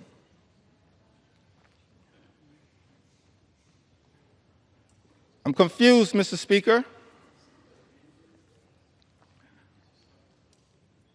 by the statement that was made by the former Senate Majority Leader, Mitch McConnell, who, when talking about the Medicaid cuts that millions of Americans have been reaching out to us, pouring into us their heartfelt concerns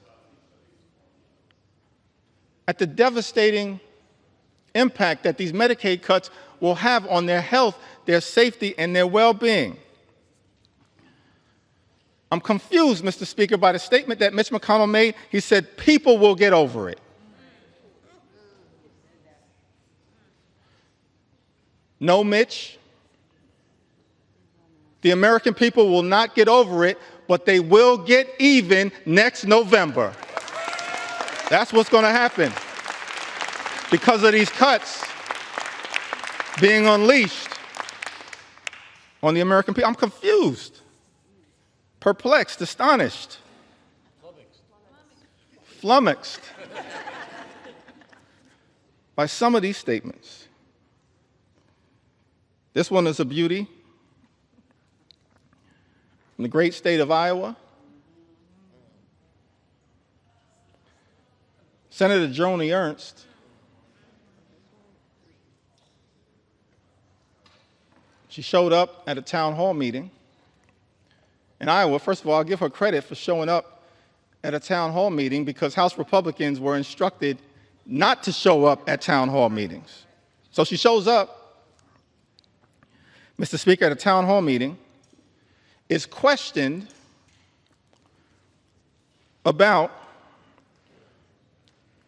the fact that health care in America, that the Medicaid is a question of life or death. And when asked by one of her constituents about the concern that was had, the fact that people will die as a result of the devastating cuts to Medicaid and health care that are in Donald Trump's one big ugly bill, Senator Ernst says, we're all going to die anyway.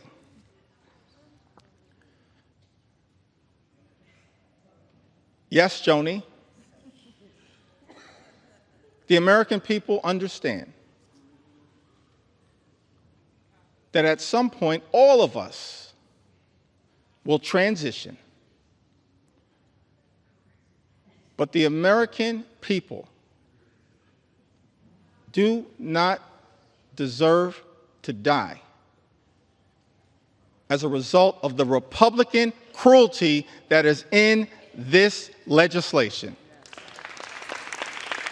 Do not deserve to die as a result of the cruelty that is embedded, Mr. Speaker, in this legislation. Ending Medicaid as we know it, the largest cut to Medicaid in American history. And as a result of this all-out assault on health care in America, and Mr. Speaker, there are 220 Republicans who I serve with in this Congress, and I wish I had time to go through the impact in all 220 districts. Actually, since I have unlimited time, maybe I do.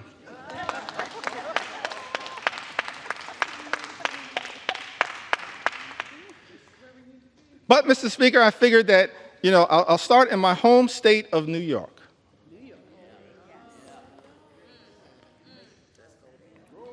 Mr. Speaker, in New York's 1st Congressional District, represented by our colleague, Congressman Nick LaLota, approximately 50,000 New Yorkers will lose their health care.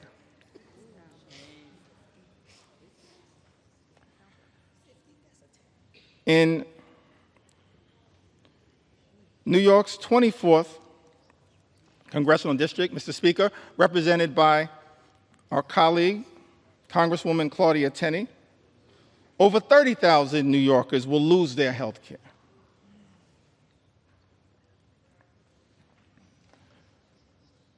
In parts of Western New York and upstate district, New York 23, currently represented by Congressman Nick Langworthy, approximately 35,000 New Yorkers will lose their health care as a result of Trump's one big ugly bill.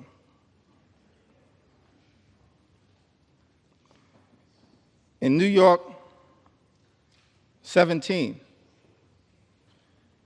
currently represented by Congressman Mike Lawler,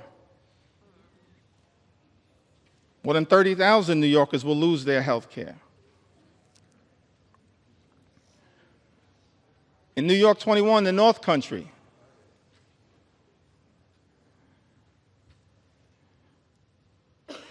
represented by Congresswoman Elise Stefanik,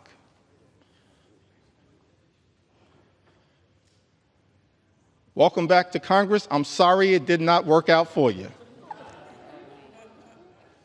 That's a lesson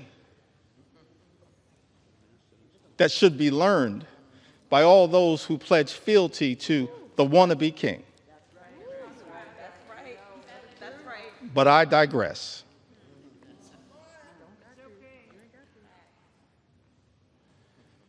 New York's 21st Congressional District, currently represented by Congresswoman Elise Stefanik, approximately 44,000 New Yorkers will lose their health care.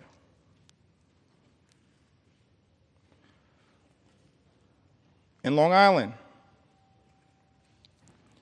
Suffolk County, part of Long Island, currently represented in Nassau County by two amazing colleagues, Tom Swazi and Laura Gillen. But in Suffolk County, New York's 2nd Congressional District, currently represented by Congressman Andrew Garbarino, 48,000 New Yorkers will lose their health care.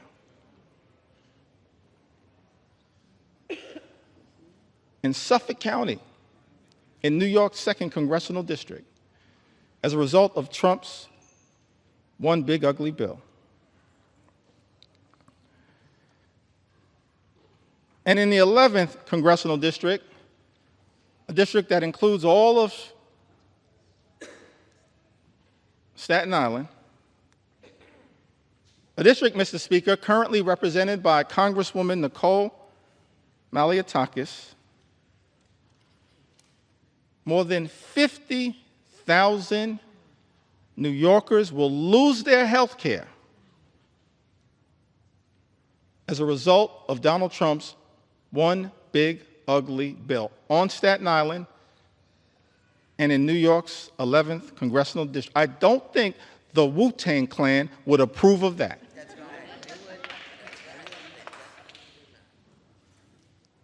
It's incredible to me.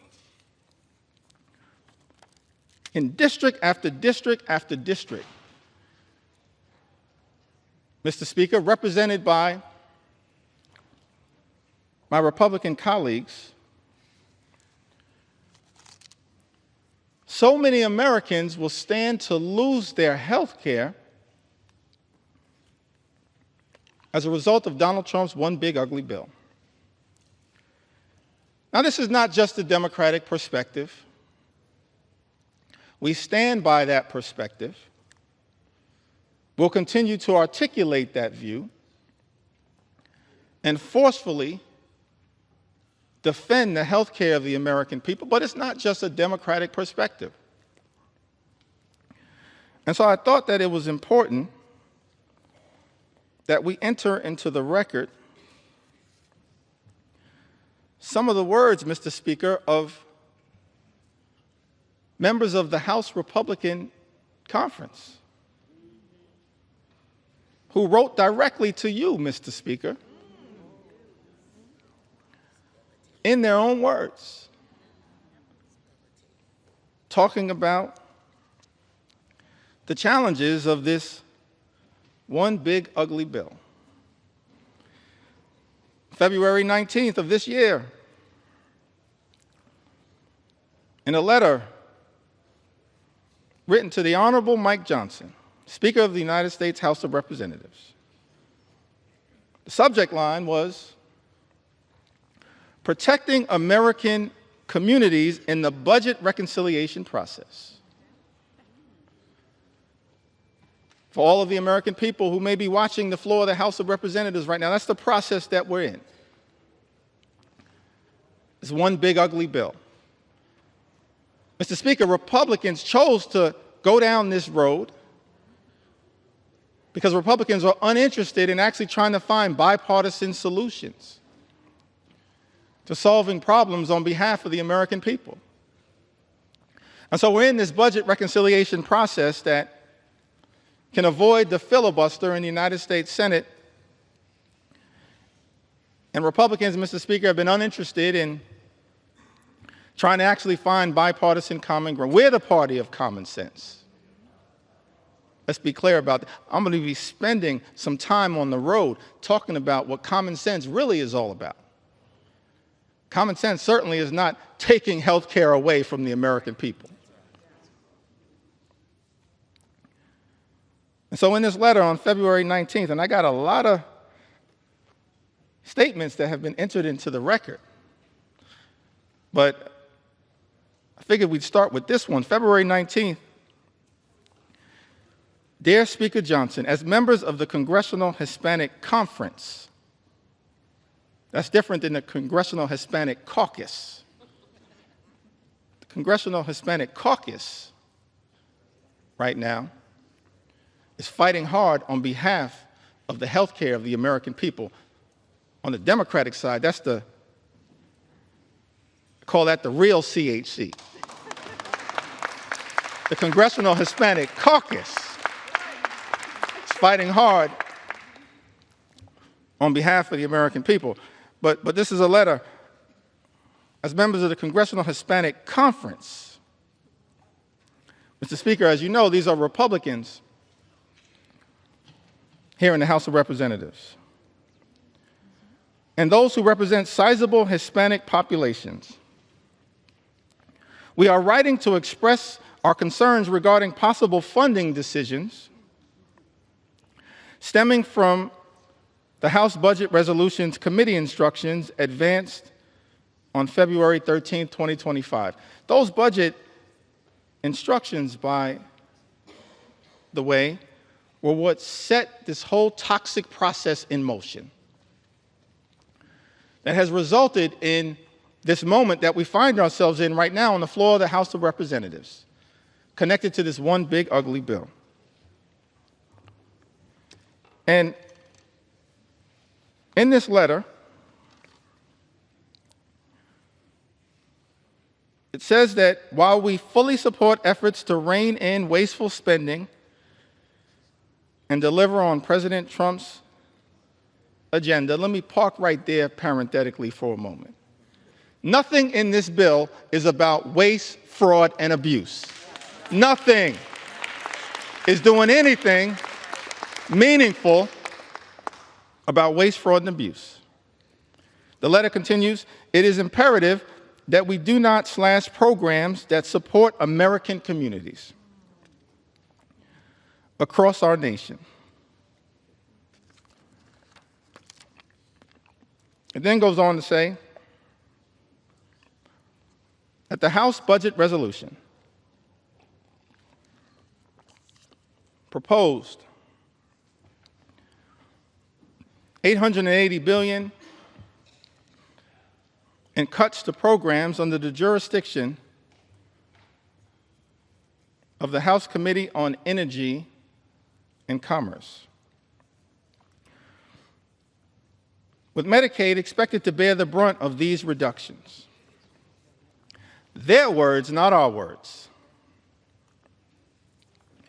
Nearly 30% of Medicaid enrollees are Hispanic Americans, and for many families across the country, Medicaid is their only access to health care. Slashing Medicaid would have serious consequences, particularly in rural and predominantly Hispanic communities, where hospitals and nursing homes are already struggling to keep their doors open.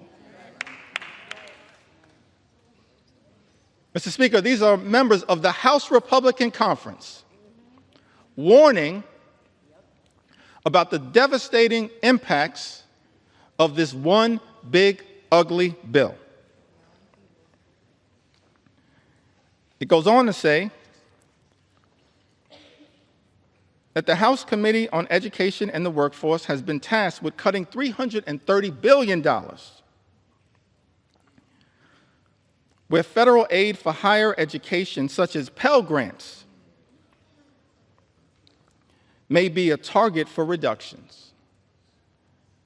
Once again, let me park right there parenthetically to make the observation. This bill also assaults higher education in the United States of America. That's a disgrace. And Mr. Speaker, members of the House Republican Conference predicted that that would occur. Their words, not our words. House Committee on Education and the Workforce has been tasked with cutting $330 billion, where federal aid for higher education, such as Pell Grants, may be a target for reductions. Hispanic students make up a significant share of Pell Grant recipients, many of whom are first-generation college students, striving for a better future for themselves, their families, and our nation. If we are serious about empowering the next generation and strengthening our workforce, we must facilitate and not undermine opportunities that help students succeed. Finally, the House Committee on Agriculture has been directed to cut $230 billion. And then, Mr. Speaker, our Republican colleagues go on to write, while we fully support efforts to eliminate fraud, waste, and abuse, by the way, that's all fake. We support a federal government that's effective, that's efficient, that's equitable, that eliminates waste, fraud, and abuse. That's not what this bill is all about. But it goes on to say, while we fully support efforts to eliminate fraud, waste, and abuse, we must ensure that assistance programs such as SNAP remain protected. I mean, I'm just confused. Remain protected as nearly 22% of Hispanic families rely on this critical program as a temporary safety net during difficult times. And then this letter concludes, written to you, Mr. Speaker, by the Congressional Hispanic Conference. Hispanic Americans are the future of the Republican Party. I'll reserve judgment on that statement. As House Democrats, we're going to fight for every single community in the United States of America, including the Hispanic community. Every single community. We want every single community to experience the good life, to afford to be able to live the good life. That's what we want. For every single community, good paying job, good housing, good health care, good education for your children, and a good retirement. That's what we want for every community. But the Congressional Hispanic Conference, they write, in closing to you, Mr. Speaker, that these Hispanic Americans are closely watching to see if we will govern in a way that honors their values and delivers results.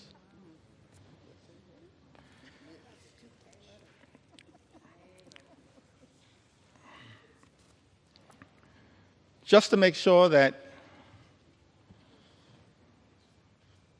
appropriate authorship is conferred, I'm going to enter the names of the signatories to this extraordinary letter. Mr. Speaker, Tony Gonzalez, Nicole Maliatakis, Monica de la Cruz,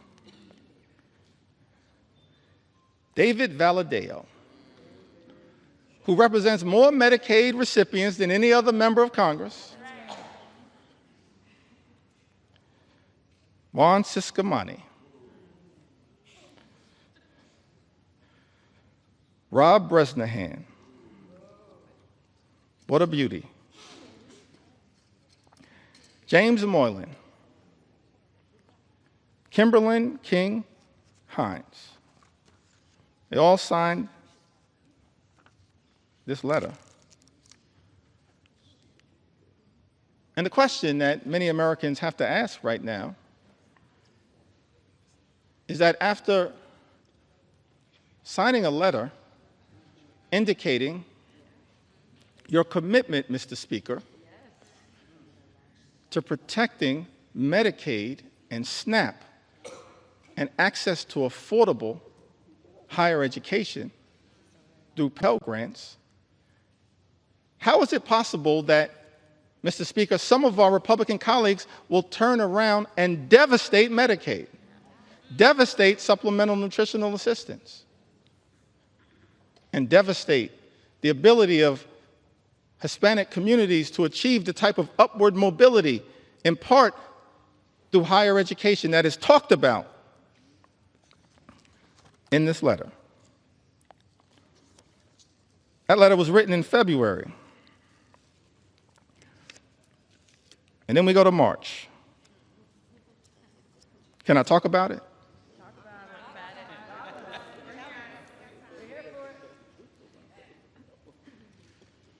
I mentioned, Mr. Speaker, I'm here to take my sweet time on behalf of the American people.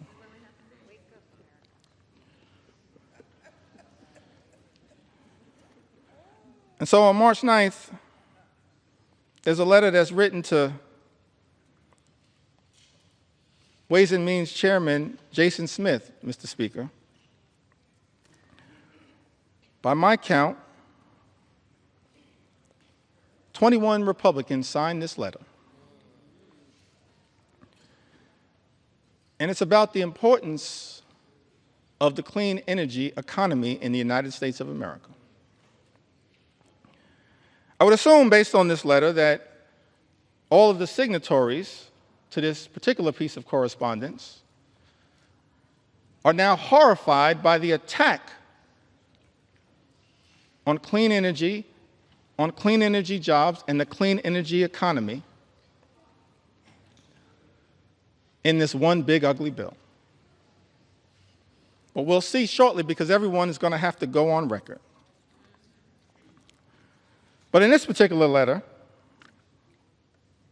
written on March 9th, Mr. Speaker, 21 members of the House Republican Conference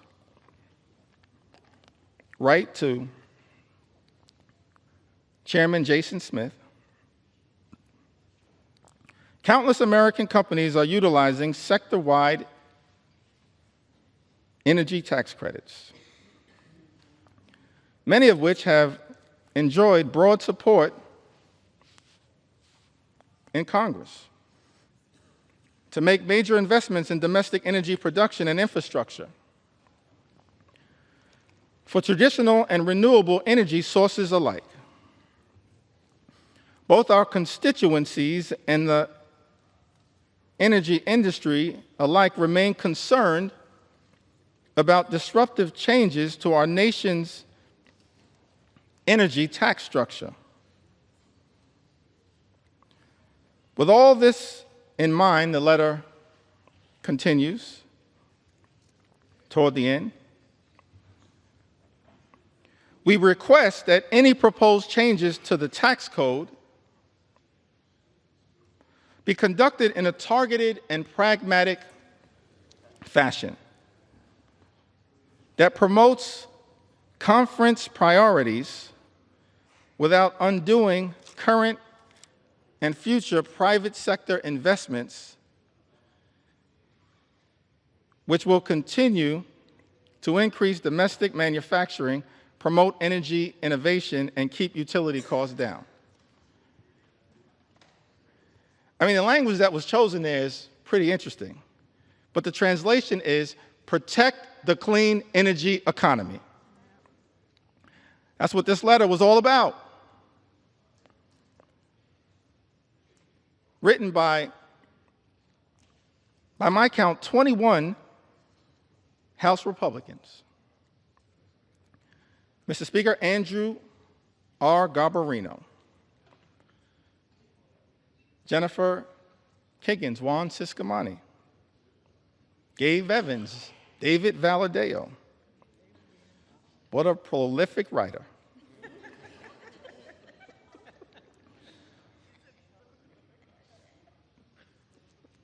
Mark Amadei, Michael Lawler, Young Kim, Don Bacon, Vince Fong, Jeff Hurd, Tom H. Kane, Jr., Nick LaLota, John James, Ryan McKenzie, Rob Bresnahan, Marionette J. Miller Meeks, Earl L. Buddy Carter, Dan Newhouse, Eric Hoshin, and David P. Joyce. All writing in support of a clean energy economy. We as House Democrats, we know that there's an all-of-above approach that is underway right now, but we support wind and solar energy, renewable energy, because renewable energy is cheaper energy, and cheaper energy means reducing the high cost of living for everyday Americans. That's what we as House Democrats support. And yet, I'm perplexed because this letter was written, but the one big ugly bill represents an extraordinary and unprecedented assault on clean energy and cheaper energy in the United States of America. Mr. Speaker, I asked the question, what are those 21 Republicans going to do when it comes to voting for this one big ugly bill?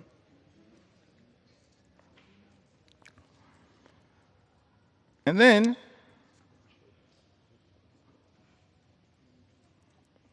we've got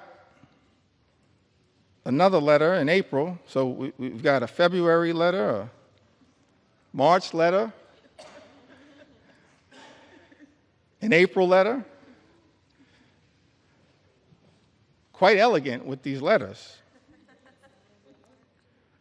April 14th, 2025, this is correspondence written by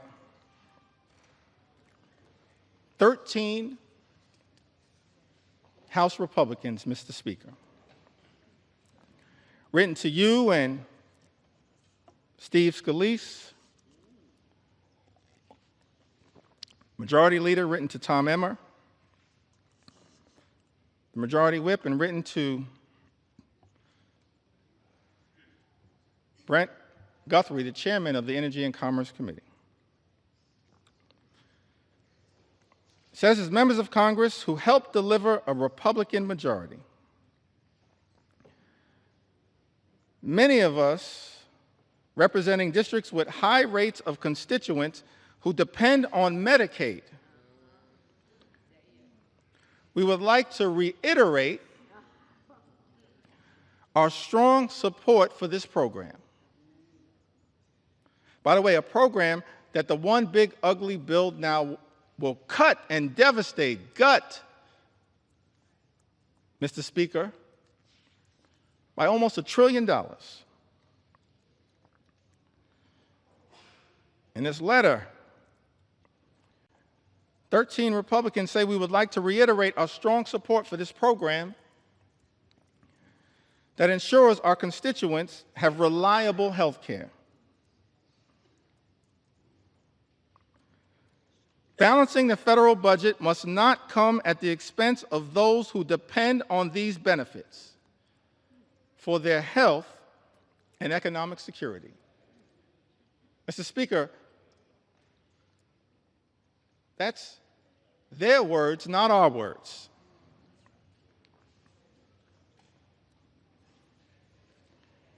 And then this bill makes an extraordinary declaration. And I think it's important for us to understand who led this bill.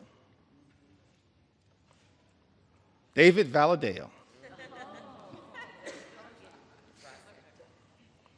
These are just facts, Mr. Speaker. Publicly issued letters. David Valadao, Don Bacon, Jeff Van Drew, Rob Bresnahan,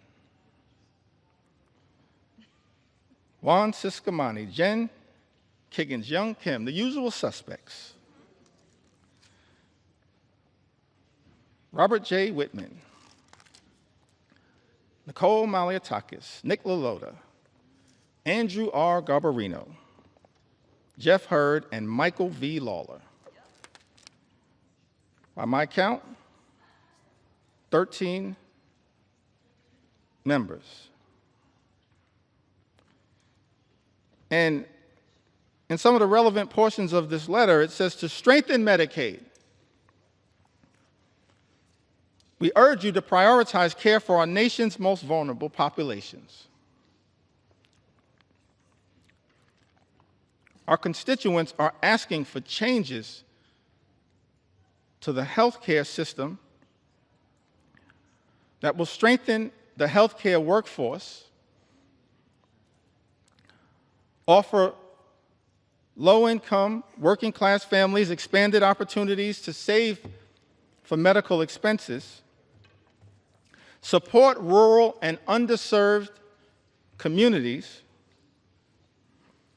and help new mothers.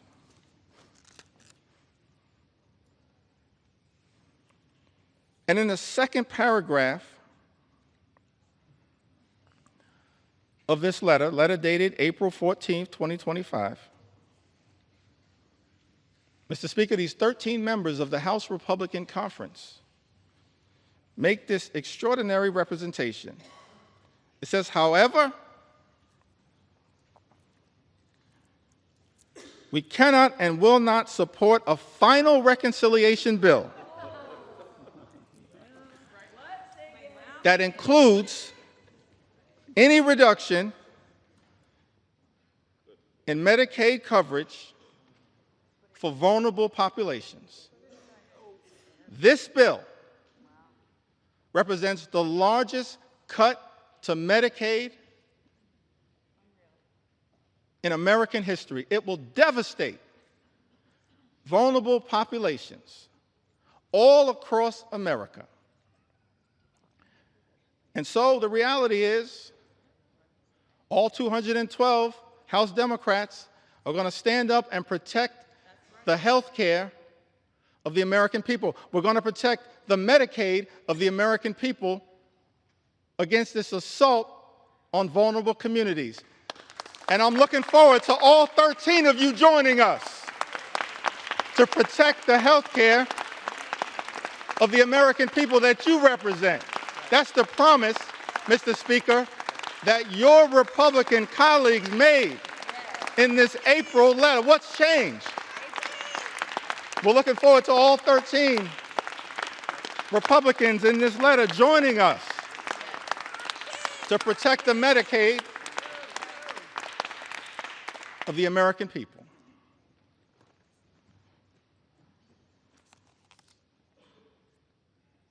And, you know, this SALT issue is also an interesting one.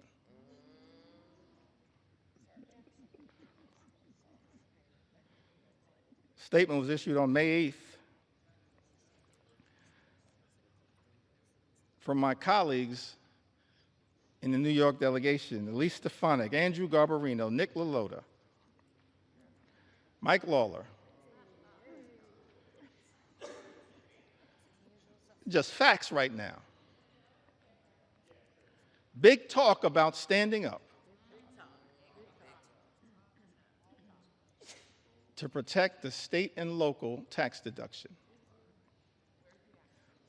And what's interesting, let's make sure we set the record straight here.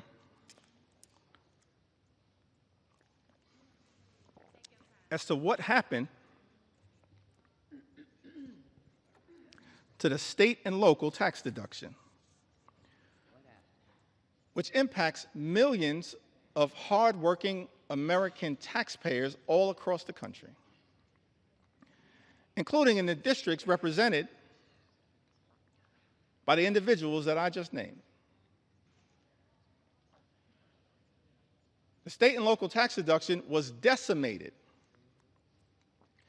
Mr. Speaker, by Donald Trump, House Republicans, and Senate Republicans in 2017 in connection with the GOP tax scam that callously and unnecessarily imposed a $10,000 cap, wiping away thousands of dollars a year for hardworking American taxpayers. Republicans did that. Mr. Speaker, let's set the record straight. And so, Mr. Speaker, there are people in this chamber claiming to be saviors. Saving what? From the devastation that Republicans have wrought by decimating the state and local tax deduction? And you know what's interesting about this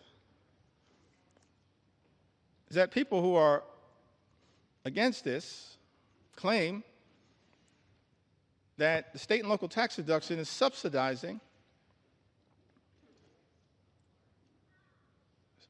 states in certain places to the detriment of others. But every single state that suffered from the Republican effort, Mr. Speaker, under Donald Trump's presidency in 2017 to decimate the state and local tax deduction, every single state is a donor state, sends more money to the federal government than we ever get back in return. A donor state. Some people in this town running around misrepresenting the facts. We're okay to be a donor state, but don't lie to the American people about the reality of the state and local tax deduction. And then you have this extraordinary statement on May 8th, big talk, no action.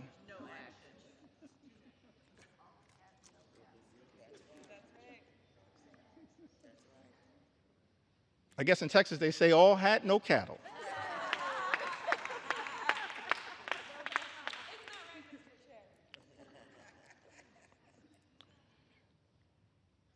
And so that brings us to this letter that was written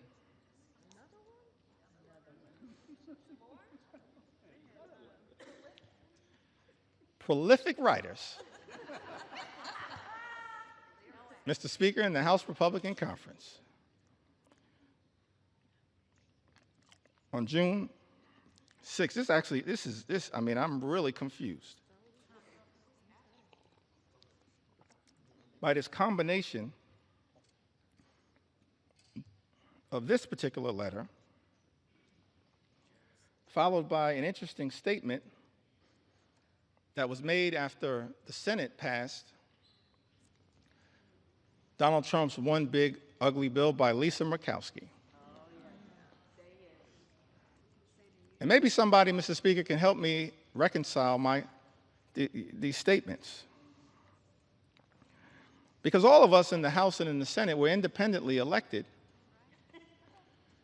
to stand up on behalf of our constituents in the chambers that we serve in.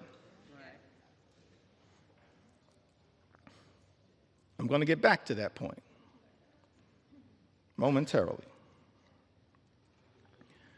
So in the House, we passed this One Big Ugly Bill initially in late May. It devastated Medicaid, devastated nutritional assistance,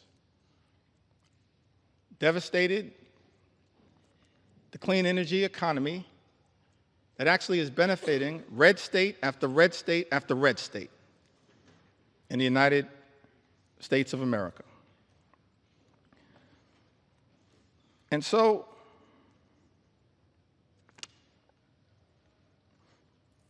members of the House Republican Conference wrote to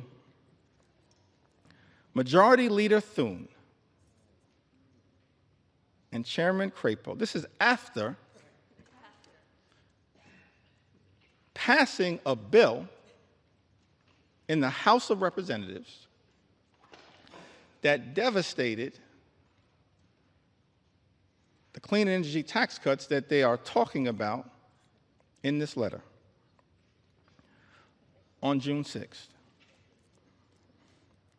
It says, as members of the House Republican Conference, we write to express our continued support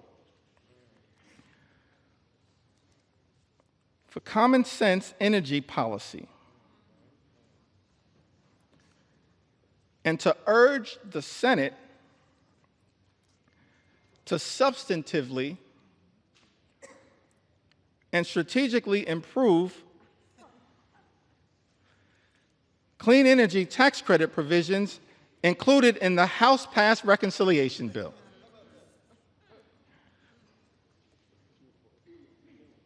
I mean, what is happening right now?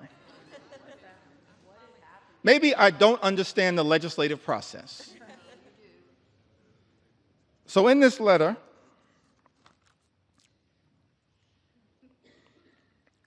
it goes on to say, in relationship to a bill that every single signatory signed and voted for. Our position has always been that the energy tax code should be modernized in a way that promotes fiscal responsibility and business certainty. Fully realizing that balance requires improvements to the House-passed version of H.R. 1. We believe that the Senate now has a critical opportunity to restore common sense and deliver a truly pro-energy growth final bill that protects taxpayers while also unleashing the potential of U.S. energy producers, manufacturers, and workers. In other words, every single one of these signatories, Jen Kiggins, Brian Fitzpatrick, Juan Ciscomani, Nick LaLota, Mike Lawler, Andrew Garbarino, Don Bacon, Mark Amadei, Gabe Evans, Young Kim, David Valadeo,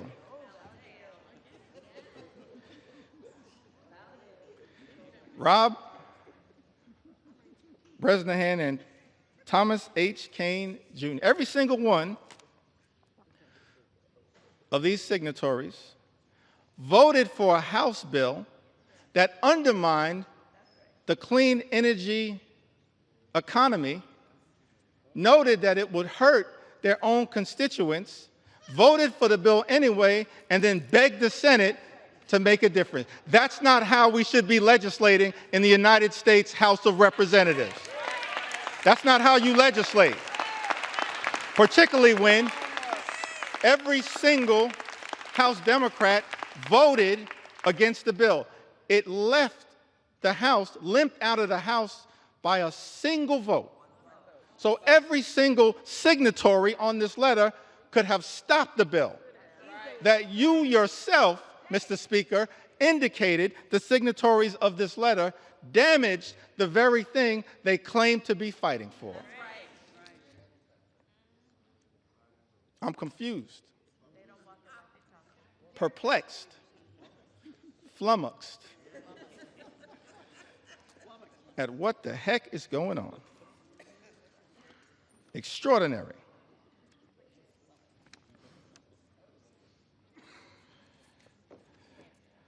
I mean, I'm just overwhelmed by the amount of correspondence. I had to just pick out the ones that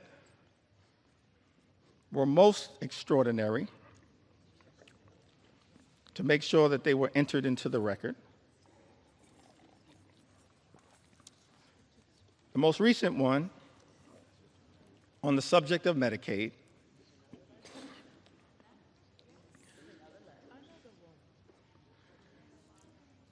was written on June 24th. It was directed to the Honorable John Thune, Majority Leader of the United States Senate, the Honorable Mike Johnson, Mr. Speaker, Speaker of the U.S. House of Representatives.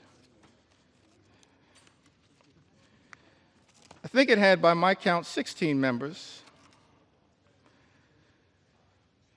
No surprise, y'all. It was authored by David Valadao.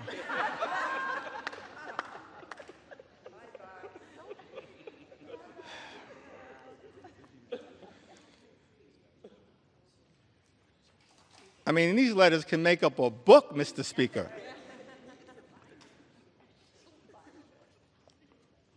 David Valadao, Juan Ciscomani, Rob Bresnahan. Mr. Speaker, these are just facts.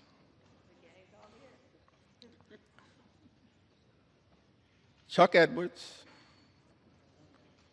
Young Kim, Andrew Garbarino, Mike Lawler, Jen Kiggins, the gang is all here again. Jeff Van Drew, Don Bacon, Dan Newhouse, Zach Nunn, Robert J. Whitman, Nicole Malliotakis, Marionette J. Miller Meeks, and Jeff Hurd. 16 members, Mr. Speaker, of the House Republican Conference, in a letter written to you, Mr. Speaker, and the Honorable John Thune, Majority Leader of the United States Senate, on June 24th, and here's the most extraordinary statement that was written in this letter. In the second to last paragraph, I think we call that the penultimate paragraph. In the second to last paragraph, it says, protecting Medicaid is essential for the vulnerable constituents we were elected to represent. Therefore, we cannot support a final bill that threatens access to coverage or jeopardizes the stability of our hospitals and providers. Mr. Speaker, 16 members of the House Republican Conference who just a few days ago made clear on the record that they will not support devastating cuts to Medicaid. 16 members. All we need, Mr. Speaker, are 4 Republicans from this group to join us, and we can stop these devastating cuts to Medicaid. Join us. Join us. Join us. We welcome you with open arms into the warm embrace of members of Congress who are here to protect the health care of the American people. Just 4 y'all, we welcome you with open arms into the warm embrace of members of Congress determined to protect the health care of the American people. All we need are 4. And so many of y'all are on record. So as I conclude this section of this particular presentation, and we still got some ground to cover, we're going to continue as House Democrats to take our sweet time on behalf of the American people, because the issues are too significant to ever walk away from. I just want to turn to a statement that was issued by Senator Lisa Murkowski. I want to give some love to the other side of the Capitol.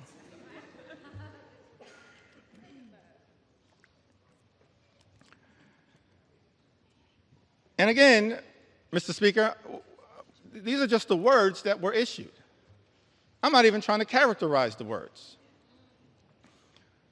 But the American people need to hear these words from the people that were sent to Congress to protect their interests.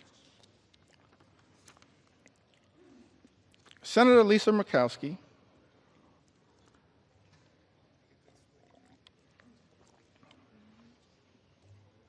says this was one of the hardest votes I have taken during my time in the Senate.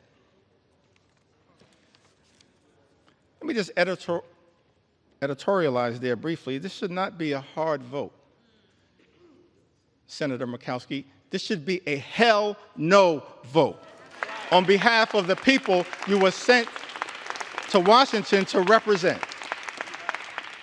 It's a hell no vote for us because we're standing up on behalf of the American people. It should be a hell no vote. But, Mr. Speaker, these are the words. Senator Murkowski says this was one of the hardest votes I have taken during my time in the Senate.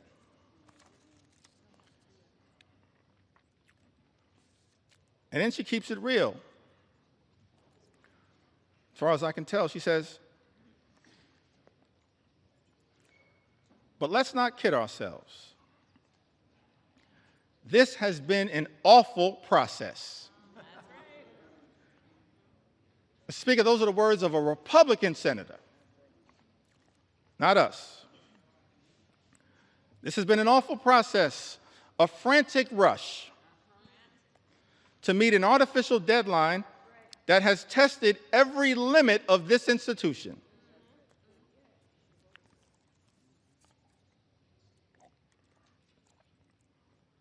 While we have worked to improve the present bill for Alaska,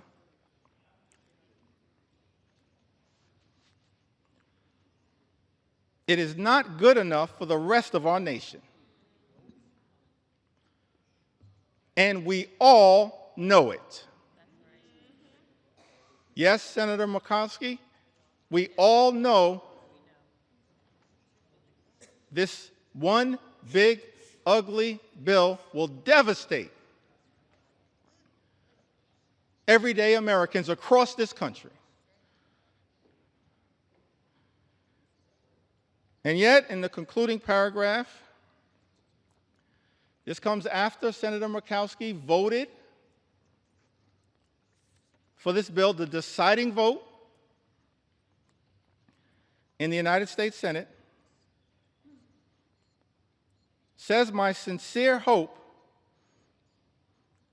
is that this is not the final product.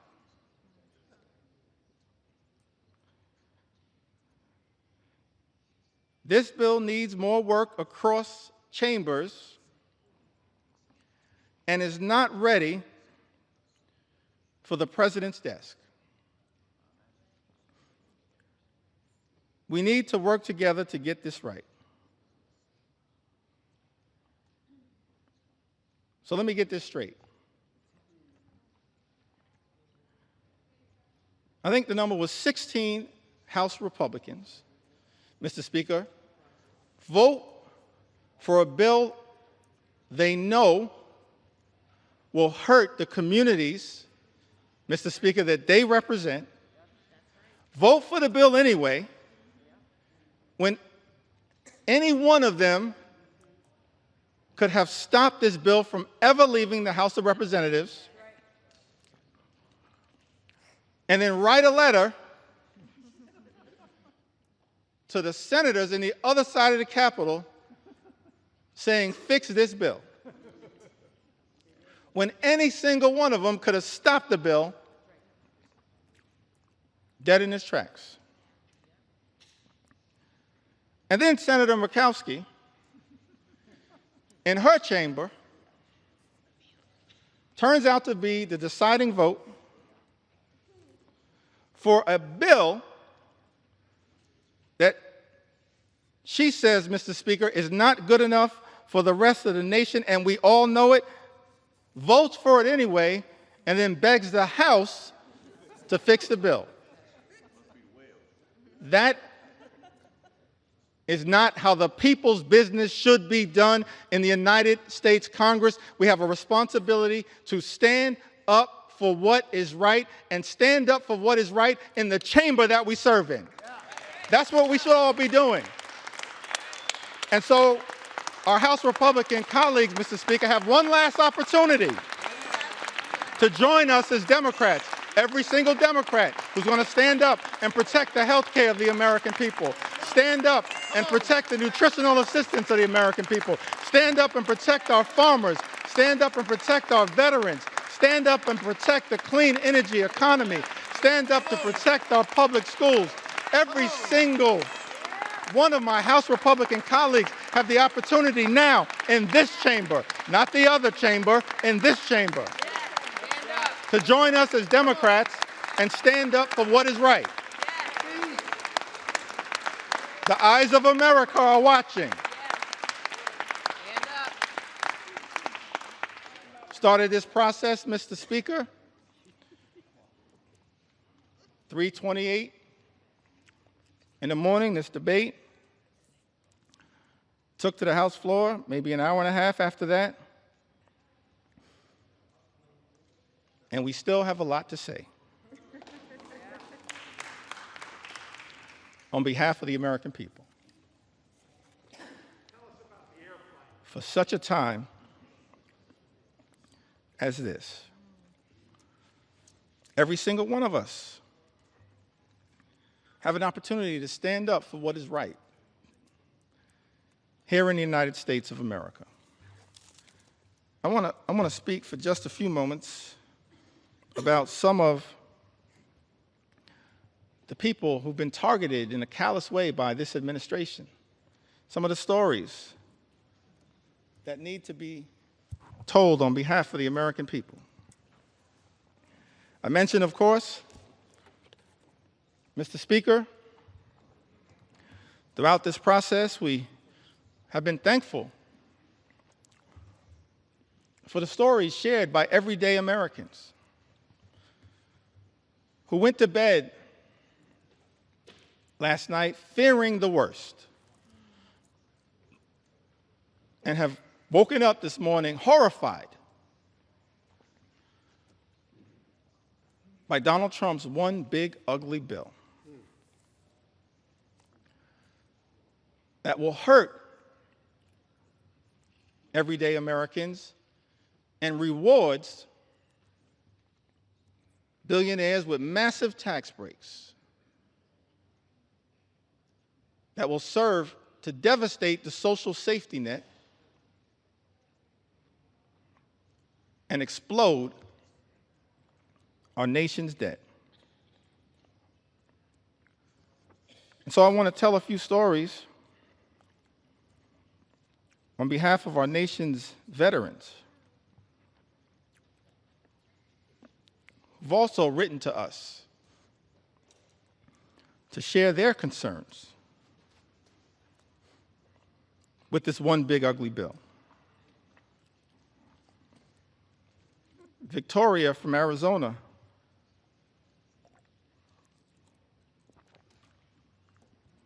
wrote to us, Mr. Speaker, said, "My husband and I are patriots. We are both Army veterans who were disabled as a result of our service. We have 5 children and run a small electrical contracting business. We live on a fixed income and, like most families, have struggled with rising costs. One of our sons is adopted. He is a wonderful, loving 7-year-old who has autism and ADHD. He qualifies for Medicaid because he was adopted, and it has been the saving grace for his health and well-being. Medicaid is the reason we were able to get his formal diagnosis of his autism and ADHD. It also covers his regular doctor's visits and dental care.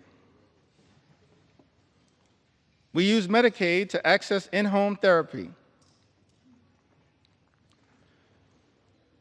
for him, and it was a huge help.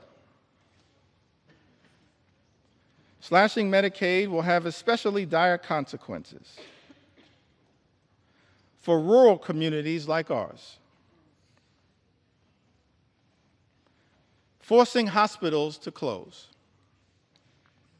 Health resources are already slim in our area.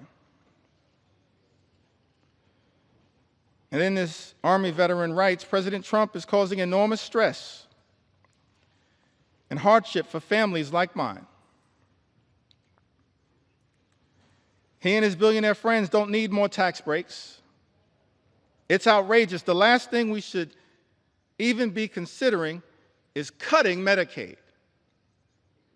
These programs are lifelines. We agree with you, Victoria. She lives in Arizona's 6th Congressional District. District, Mr. Speaker, currently represented by Congressman Juan Ciscomani. Troy, another veteran, lives in California, Mr. Speaker. Lives in a district currently represented by Jay Obernolte. That's California's 23rd congressional district, I believe. He writes to us and says, I was in the U.S. Army and went to Kosovo in 2001, Iraq in 2003, and 2005. I depend on the VA as I am too disabled to work. I depend on VA health care. My children are now on Medicaid. I have worked from when I was 14 years old to 42. I am suffering from long COVID. And until I can return to work, I need help from the American people. I have had your backs. Time for you to cover my back, writes Troy. Mr. Speaker, I need NIH's help. Now is the time to stand up for all Americans. Stop the assault on the VA, NIH, Medicaid, and the rest of Americans. We agree with you, Troy. It's time to stop the assault on the American people. Stop the assault that is represented in this one big, ugly bill.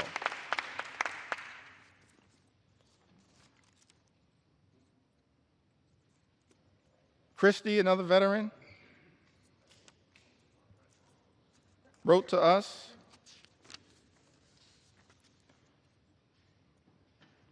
and says, I was drafted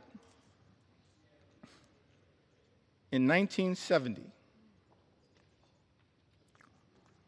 My choice was incarceration or militarization. So I enlisted in the Navy and became a Navy corpsman serving on the USS Long Beach,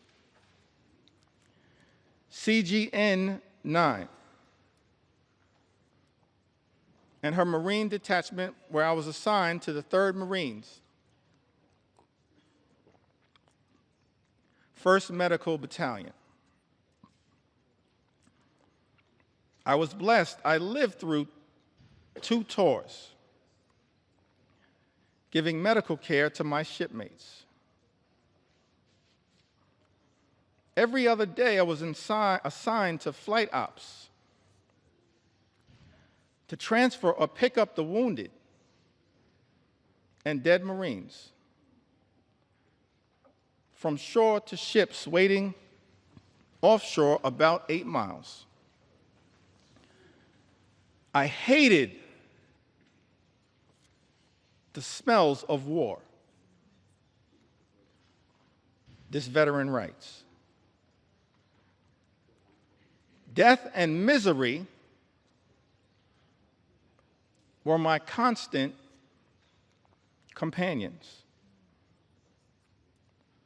The war left me unsettled, mentally and morally corrupt. For 50 years, I have suffered with my PTSD, which went undiagnosed for years.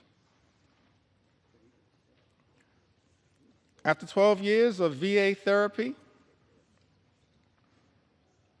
and working hard for my soul to be repaired, I find myself living alone and isolating from others. And I am one of the lucky ones, thanks to the care I have received from the VA. Veterans pouring out their heart and their soul, sharing their anxiety with all of us, urging this Congress to do something, to stand up on behalf of the veterans who are going to be hurt by this one big, ugly bill. Devastated by this one big, ugly bill.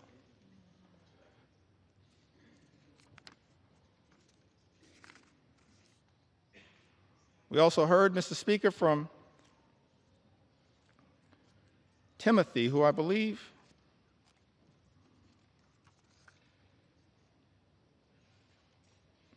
may have written to us from the Commonwealth of Kentucky. He says, my name is Timothy.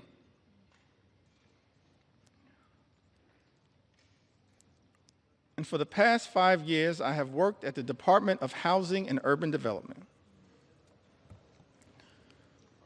in field policy and management. The Department of Housing and Urban Development that was once led so ably by our former colleague, Congresswoman Marcia Fudge, and now has been taken in a very different direction. Timothy writes, in this role, I've educated the community about HUD's programs such as FHA loans and housing counseling that allow people to purchase homes. Affordable rental housing that help people pay their rent, and homeless services that help people find shelter and leave the streets. I have worked with internal data that focused on improving our programs.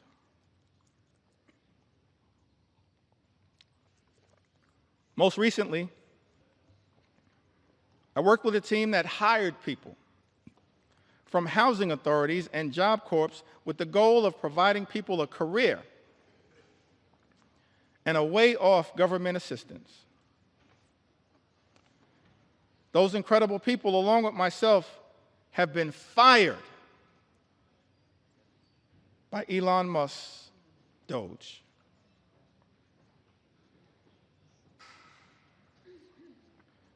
My entire professional career, I have taken jobs that I considered bigger than me. I served in the military, both enlisted and as an officer. I deployed and am now a disabled vet with a rating of 90%. After the military, I focused on giving back and challenging myself in a way while continuing a job that was bigger than myself, so I joined the Peace Corps. Served in Ukraine for years, working as a youth development volunteer. Now as a HUD employee, I'm being fired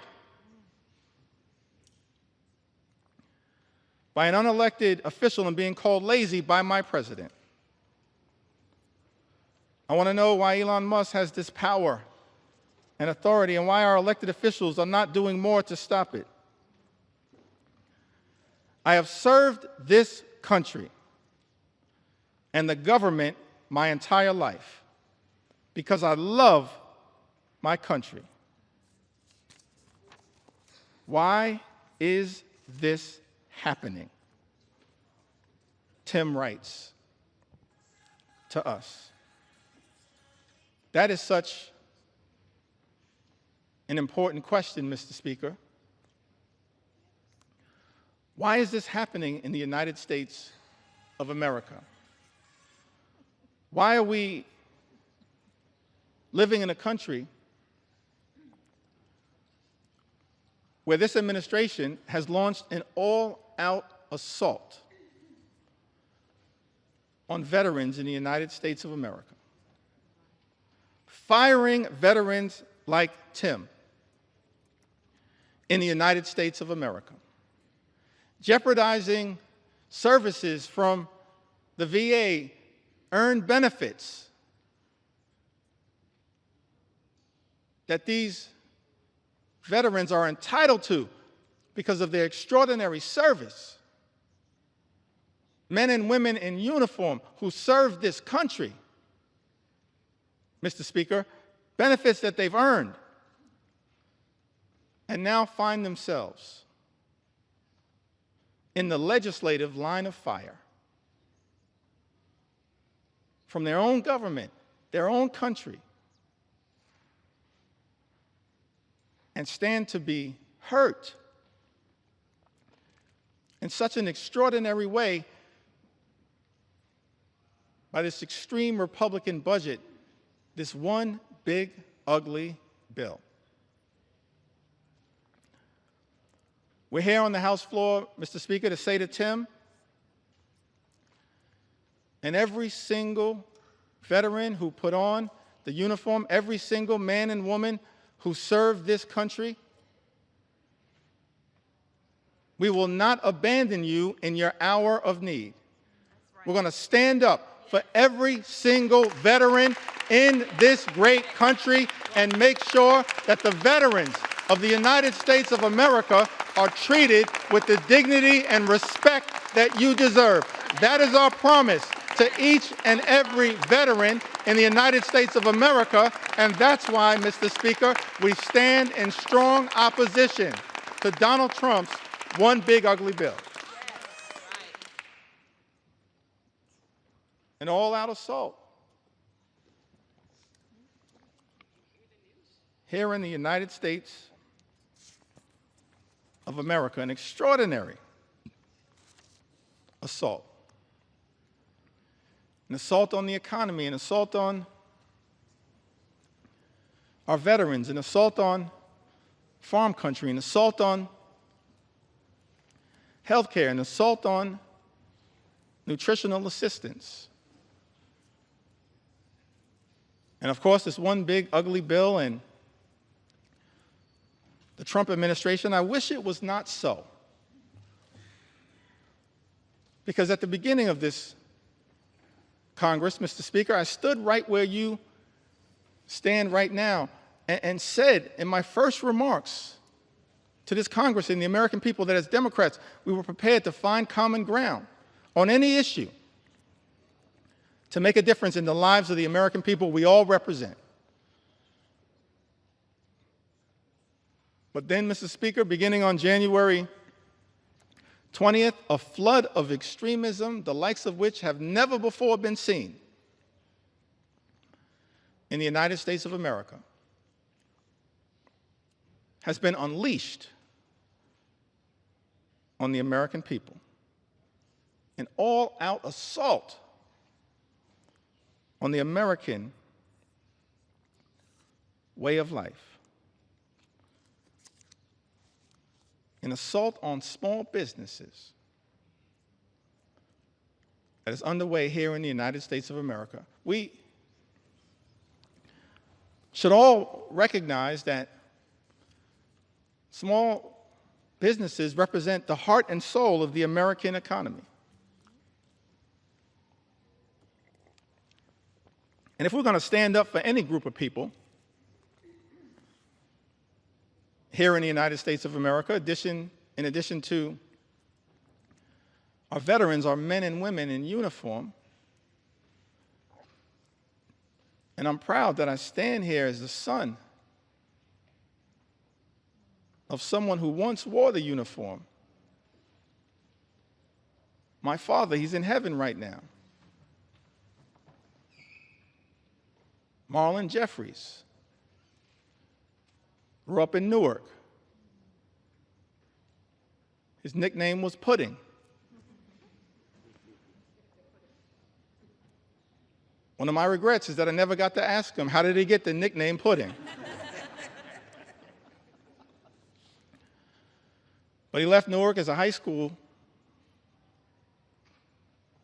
graduate and put the uniform on, enlisted in the Air Force, and served in Germany during the Cold War. We have to stand up for our veterans, stand up for small businesses. And we've heard a lot throughout this process about concerns from small business entrepreneurs here in the United States of America. I've heard from Mercedes, lives in the great state of Colorado. Mercedes writes, "My husband and I are the owners of a small business. Without the ACA, my family would not be able to afford health insurance. My daughter also receives free dental coverage as a result of the ACA. I still have major issues with our healthcare system, but at least we have health insurance. My mother, who is retired, also receives benefits from Medicaid in addition to her Medicare. She would not be able to afford health insurance or dental insurance due to the fact she lives on a fixed income. Any cuts to these programs would be detrimental to our health and welfare as a family. I want to thank Mercedes for reaching out and sharing her story, because it helps to put to bed the lie that's been told, Mr. Speaker, by some people in this town. That the people, the everyday Americans who are participating in, have access to programs like the Affordable Care Act, are unworthy, aren't hardworking American taxpayers. They are hardworking American taxpayers. A group of people that real leaders in this country, beginning in modern American history, as I illustrated earlier from President Franklin Delano Roosevelt all the way through, our most recent president, who we served with in the last Congress, have recognized that we have a sacred obligation to stand up for everyday Americans who are struggling right now, including our small business entrepreneurs, the heart and soul of the American economy, who right now are dealing with such economic uncertainty because of the erratic, reckless, and dangerous Trump tariffs that have unleashed so much chaos and uncertainty, raising costs for small business owners all across the country, undermining their ability to fully achieve their entrepreneurial dreams. This is not who we should be in the United States of America. Small business owners under assault by this administration. And there's a target on the back of many of these small business owners as a result of this one big, ugly bill. Janice wrote to us. She's from the great state of Michigan, the heartland of our country. So thankful to all the members of the Michigan delegation and what they represent. Janice, however, she resides, Mr. Speaker, in the 7th Congressional District, represented by Congressman Tom Barrett.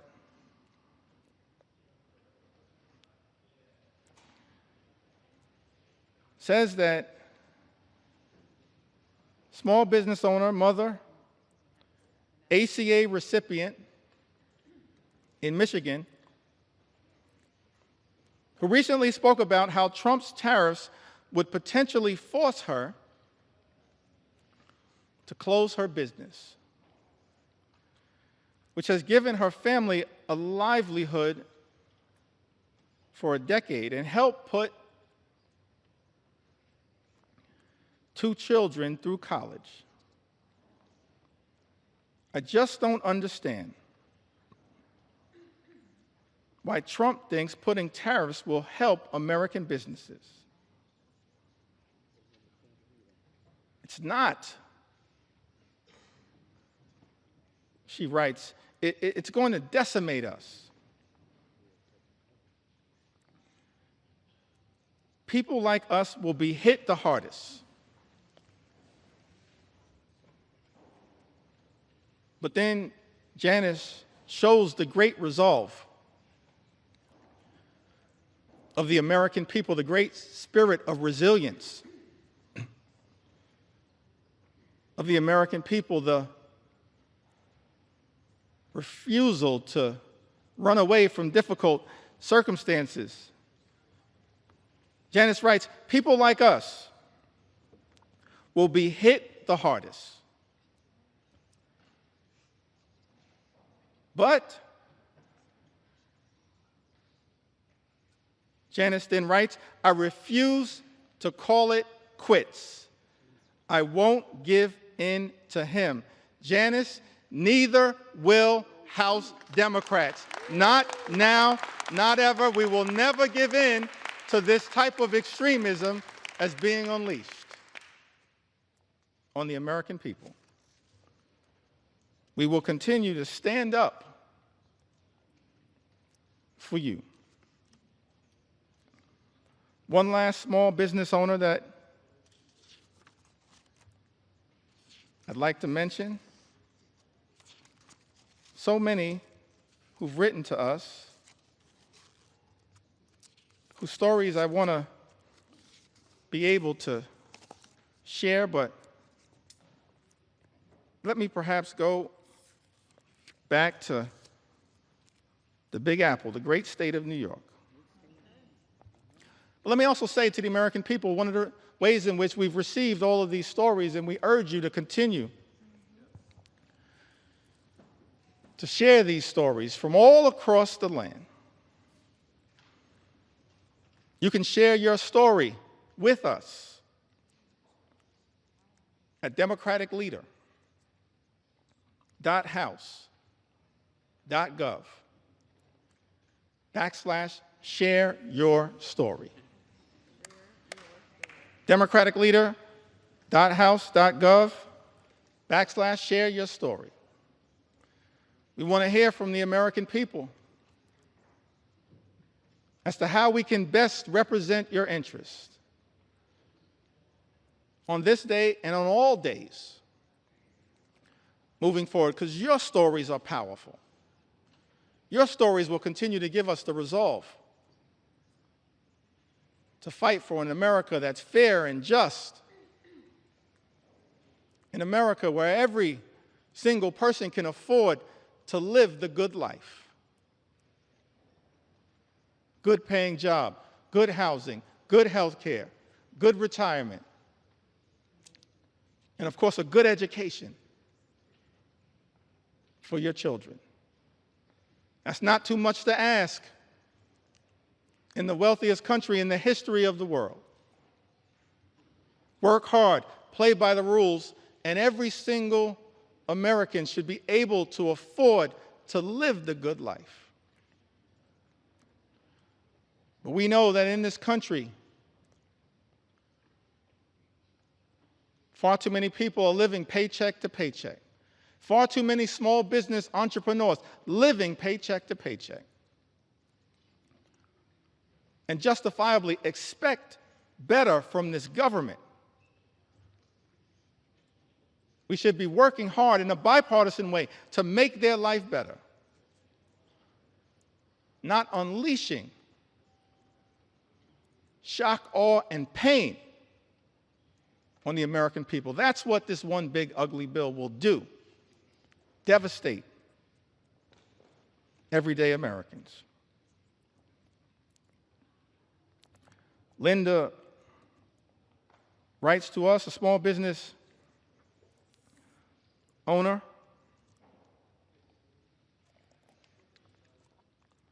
I believe she's from the North Country. Lives in New York's 21st Congressional District, Mr. Speaker. Linda's a flower farmer and flower importer in upstate New York. Small business has been impacted by Trump's tariffs on products being imported from Western Europe, the Netherlands, I believe. The economic strain and uncertainty imposed by the tariffs on small business owners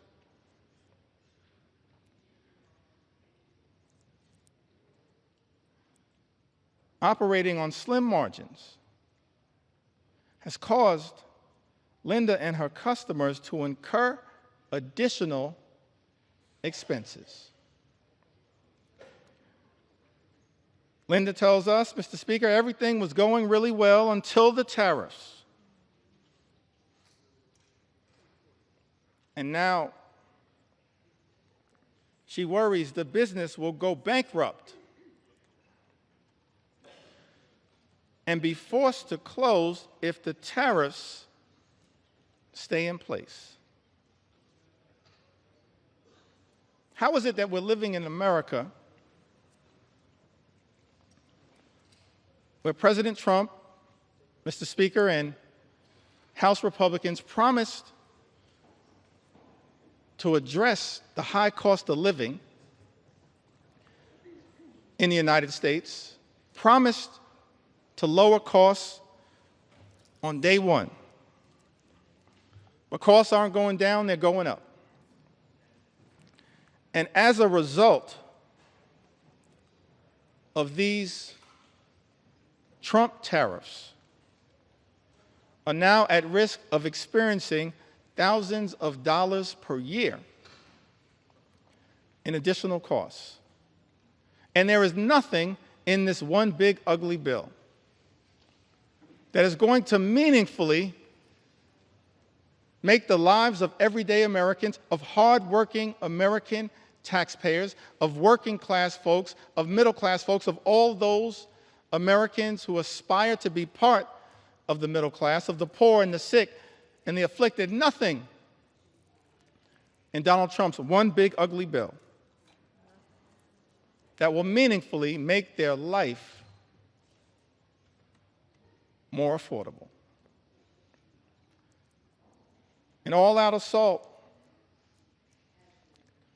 on the economy.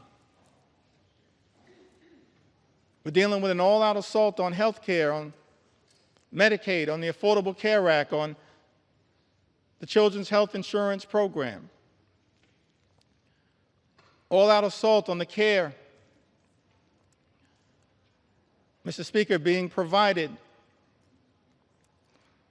by Planned Parenthood, the medical care being provided by Planned Parenthood that is jeopardized in this very bill. All-out assault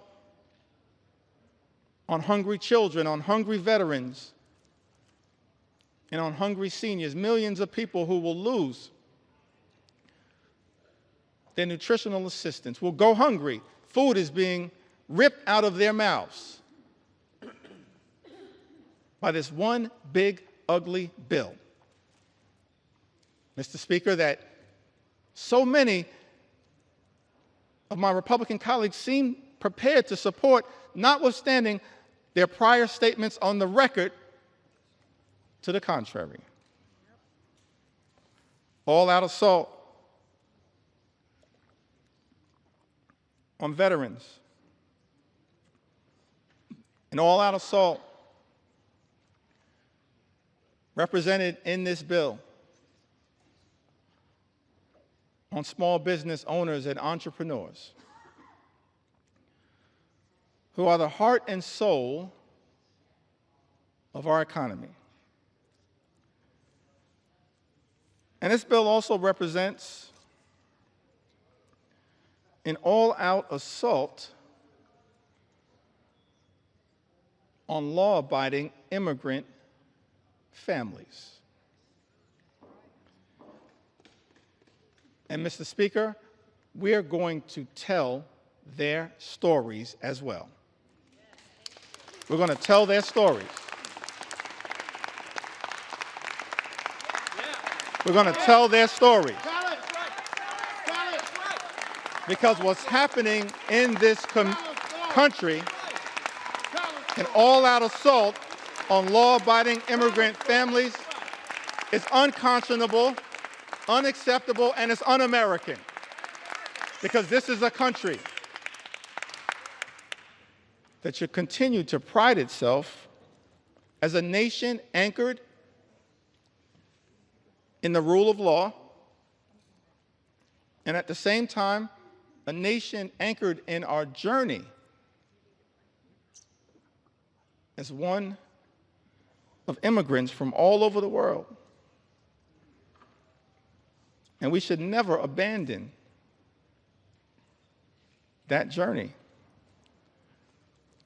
We're approaching the 249th birthday of this great country, this exceptional country. And I believe, and we can go directly, if necessary, Mr. Speaker, to the words that were initially issued by Thomas Jefferson, the author of the Declaration of Independence. And he went through a whole series of indictments against the king. That America, 13 colonies, which became the 13 states, were working hard to break free from. I mentioned earlier the Declaration of Independence, and of course some of the aspirational aspects of it. There are really two parts, as I can tell. I'm not a constitutional scholar. I'm thankful for the constitutional scholars that serve in this Congress. No one more constitutional and more scholarly than my friend and colleague, the top Democrat on the Judiciary Committee, Jamie Raskin, who continues to lead the charge, standing up for the Constitution here in the United States of America. But as I read the Declaration of Independence, there seem to be two parts to it. There's the aspirational part, Mr. Speaker, of the Declaration of Independence. Of course, we hold these truths to be self-evident, that all men are created equal. We understand that now in a more enlightened way, all men, all women, all children, all of God's children created equally. That they are entitled to certain unalienable rights. That among these are life, liberty, and the pursuit of happiness. And so we spent a little time talking about what that could look like, our commitment to bringing about the American dream, the good life for every single person in this country, everybody. Work hard, play by the rules. You should be able to afford the good life in the United States of America. That's what we're going to continue to work on. Bring the American dream to life, consistent with that aspirational part of the Declaration of Independence, the life, the liberty, and the pursuit of happiness. But then, as far as I can tell, there was also a second interesting part of the Declaration. It was the indictment against the king. And I commend everyone in this chamber, all of the American people who may be observing the proceedings in the House of Representatives, particularly as we approach July 4th, to read that Declaration of Independence. Perhaps I may even enter it into the record later on today. Because we're here, Mr. Speaker, to take our sweet time on behalf of the American people, to make sure as best I can, as best we can, to cover all of the things that as Democrats we're fighting hard to defend during this extraordinary moment of assault directed at the American people as a result of this one big, ugly bill that will hurt everyday Americans in order to reward billionaires with massive tax breaks and then exploding the deficit and the debt in ways that will jeopardize the future of our children and our grandchildren. But the aspirational part of the Declaration of Independence, of course, that is often famously quoted. But then if you read other parts of the Declaration of Independence, extraordinarily written document, it reads like an indictment against the extremism of the king. It reads like an indictment against the kings. I think of King George. It reads like an indictment against King George's flood the zone strategy. It reads like an indictment against King George's shock and awe strategy. It reads like an indictment against what I think may have been called Project 1775, which is what brought us to Project 1776.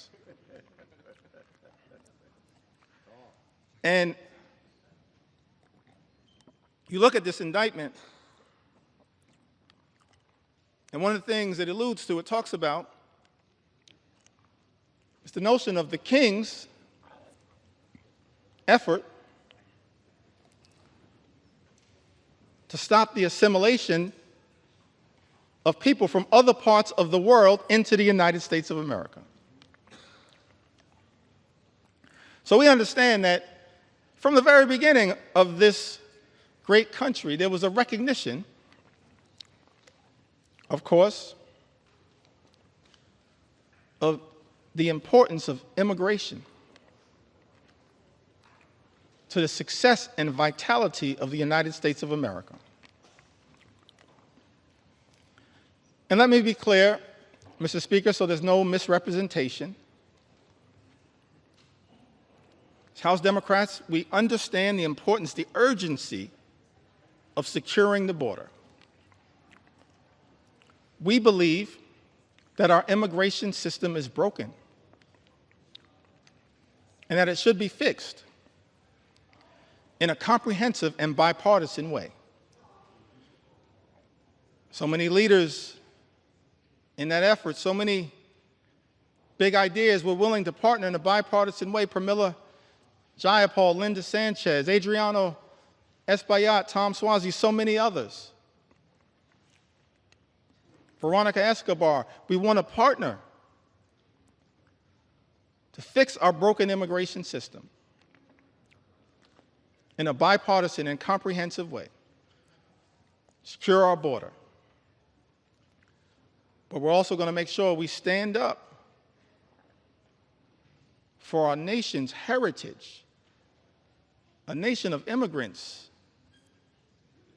which continues to this very day. It's an important part of American exceptionalism, and as far as I can tell, in my reading of the original document, the writings of the founders of this great country, the framers of the Constitution, they recognized it from the very beginning. They weren't perfect. We didn't have a perfect start. But of course, as the preamble to the United States Constitution set forth, we the people, in order to form a more perfect union. Mr. Speaker, we've been set on this magical course, our march toward a more perfect union. And the immigration journey has always been an important part of the American journey.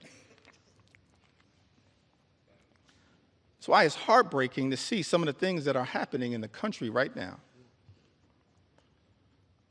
The targeting in such an extraordinary way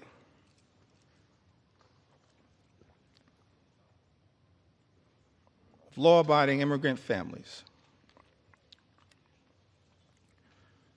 including American citizens. How can this be in the United States of America? Some people who might suggest that we should stay away from these stories. No, I'm going to lean into this part of the American journey because we support our heritage as a nation of immigrants. And we're going to stand up for dreamers, stand up for farm workers, stand up for law-abiding immigrant families all across this country. U.S. citizen children have been deported, Mr. Speaker. Is this who we've become in the United States of America? How can this be? This is extraordinary. 2-year-old American named Manu Borges Santos was born in Fort Lauderdale, Florida, in September of 2022. February, she was taken into custody in Florida alongside her mother and father, both of whom were undocumented. And as a result of this situation, 2-year-old Manu was deported to Brazil. Because of the Trump administration, Manu, a U.S. citizen, only 2 years old, is now effectively stateless. Manu is not a citizen or resident of Brazil. It's a 2-year-old girl, an American citizen.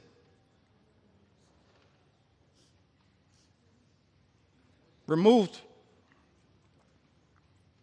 from her homeland, but can't get legal status in her parents' ancestral home.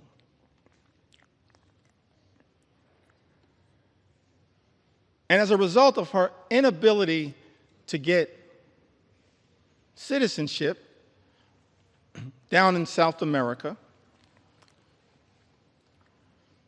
because she's an American citizen, she has no right to routine pediatric checkups, even though Brazil has a public health system, cannot easily enroll in daycare, and finds herself in an untenable situation. I think we are better than this. We've got to find a better way, because I thought this administration promised, Mr. Speaker, to target violent felons, not 2-year-old American citizens. That's unacceptable, as far as I can tell, in the United States of America. Target violent felons all you want. We support that. They should be deported. But why are resources being spent targeting 2-year-old American children? That's not American. And I don't believe the American people support that. Mr. Speaker, that's not what this country should be all about. Manu wasn't the only one. The only American citizen who's been targeted. by the deportation machine, a deportation machine that will be unleashed on steroids by this one big ugly bill. We know that, in fact, is the case. That's not hyperbole. It's not a hypothetical. It's not hype. J.D. Vance told us the other day, don't worry about the cuts to Medicaid. Don't worry about the fact that this is the largest cut to Medicaid in American history. Don't worry about the fact that millions of Americans, more than 17 million Americans, will lose their health care, and many more will experience higher premiums, copays, and deductibles, whose life will measurably get worse as a result of this one big ugly bill. Vice President J.D. Vance said, don't worry about that because it's all about the deportation machine. That's not targeting violent felons. Apparently, much of what has been unleashed on the American people targeting American citizens, like a 2-year-old American girl with the initials VML, who was deported alongside her mother and sister to Honduras without any meaningful due process. VML was taken into custody by ICE on April 22nd.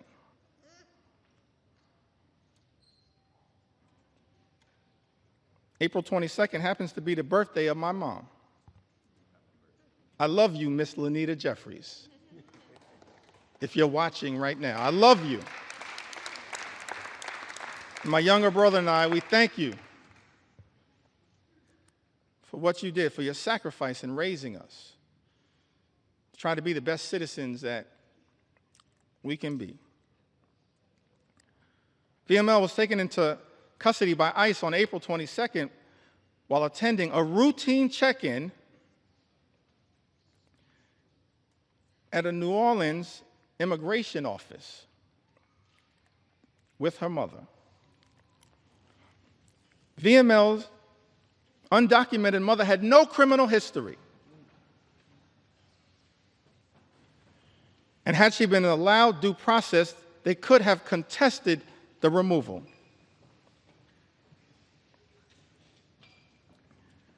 Instead,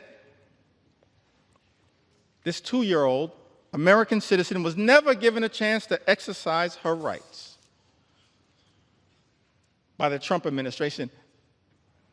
That is not who we are. We are better than this in the United States of America.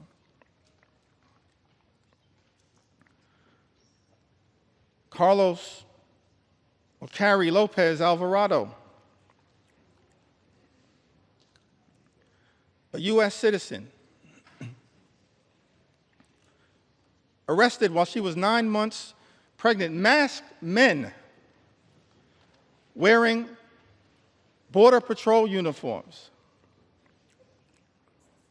followed by a white truck into a building's private parking in the city of Hawthorne. In that truck was Carrie's partner, Brian. When she tried asking questions about who the agents were and what authority they had to arrest her partner, she was arrested. And Carrie, an American citizen, recounted that they started grabbing me from both sides, and I ducked down to sort of shield my stomach because I was afraid. An American citizen afraid that they were going to hurt me.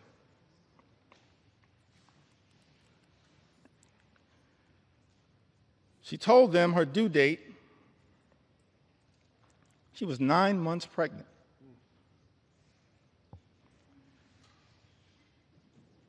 Apparently, these CBP officers responded, okay, your baby is going to be born here, but you're from Mexico, right?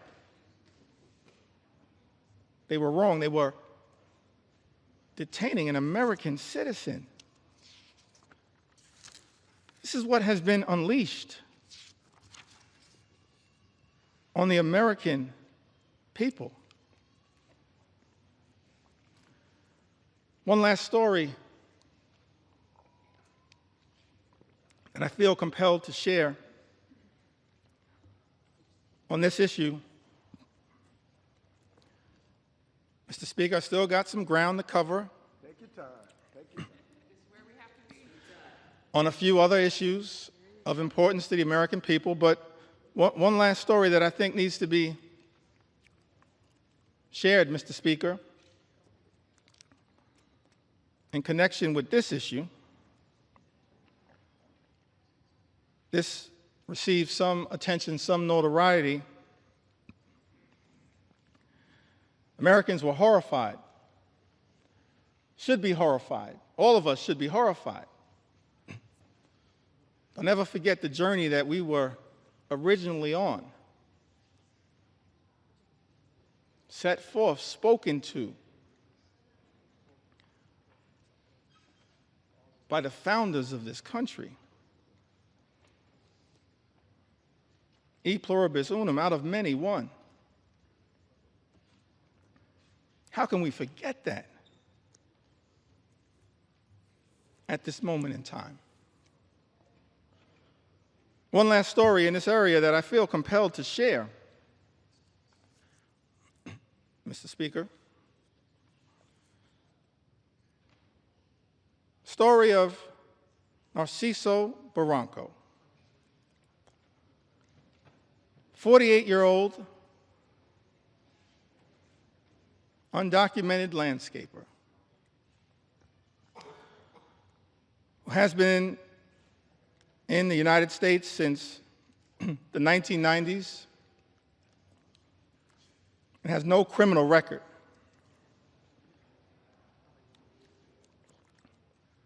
Here's the thing that got me about this story.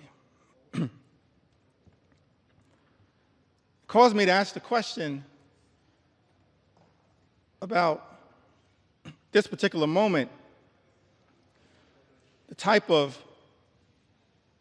deportation machine that has been unleashed on the American people. Narciso, this landscaper, raised 3 American sons, all of whom became Marines, 2 of whom are currently, Mr. Speaker, on active duty Marines.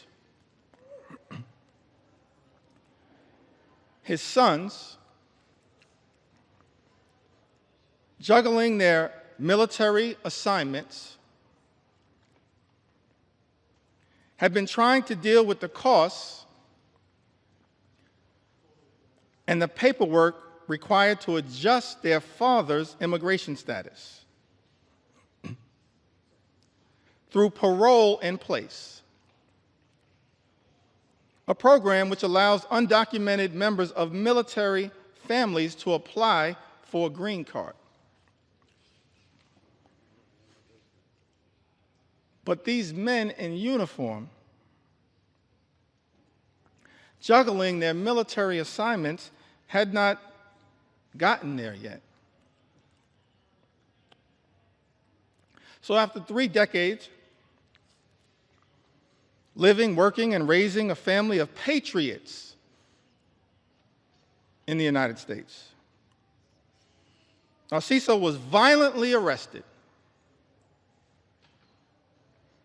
while he was mowing the grass at an IHOP restaurant. We don't have to speculate as to whether this was true or not. In a video captured of the incident, you see he was sprayed with pepper gas. He was detained on the ground. He was not resisting. And he was hit repeatedly in the head by masked federal agents while he was on the ground. Let me park right there parenthetically for a moment. Seems to me that every other law enforcement professional in the United States of America has to disclose their identity in a way that is identifiable. These masks need to come down. They need to come down.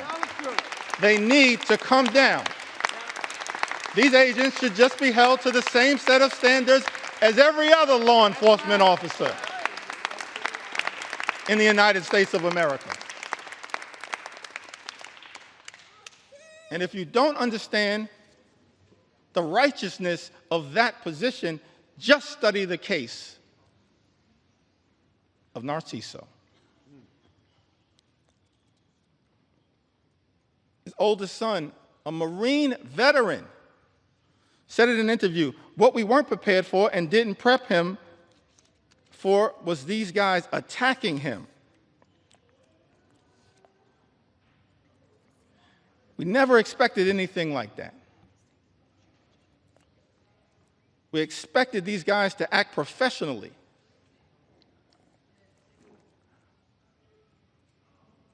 And up to the standards of the United States government. Are masked, armed federal agents who beat people on the ground really the standards the United States government should be standing by? Are these the types of actions, Mr. Speaker, that House Republicans endorse and support? This is not the way that anyone in the United States of America should be treated, particularly the father of 3 patriotic Marines. No one should be treated this way, but certainly not the father of 3 patriotic Marines in the United States of America. It's outrageous. It's out of control. And it's completely and totally unacceptable. Unacceptable. Unacceptable here in the United States of America. We are better than this. Better than this. Mr. Speaker, I've talked about the aspirational vision that we have for a country where everybody can afford to live the good life and work hard, play by the rules, experience the American dream, live the good life, good paying job, good housing, good health care, good education for their children, and a good retirement. That's not too much to ask in the United States of America, the wealthiest country in the history of the world, a great country, an exceptional country, as Abraham Lincoln once observed in a speech in the chamber of the House of Representatives. America, the last best hope of Earth. Spent a little time talking about the type of things, the type of America that we should be working hard at a bipartisan way to bring about, and spent some time critiquing this one big, ugly bill. And it's not like Republicans, Mr. Speaker, weren't given every opportunity to try to address the concerns that we have raised. I'm thankful for my colleagues in all of the committees of jurisdiction who worked hard, pulling all-nighters, offering amendments, to try to improve this one big ugly bill. We've actually introduced throughout this process, Mr. Speaker, hundreds of amendments. Just yesterday before the Rules Committee, hundreds of amendments. And before that, in late May, when the initial bill was being debated in a marathon session before the Rules Committee, more than 125 or so Democrats offering more than 500 different amendments to improve this bill, to stand up for the American people. Doing so over and over and over again throughout this process. And so, Mr. Speaker, I think it's important for the American people to understand what exactly House Republicans have rejected. What changes have House Republicans rejected to this one big, ugly bill?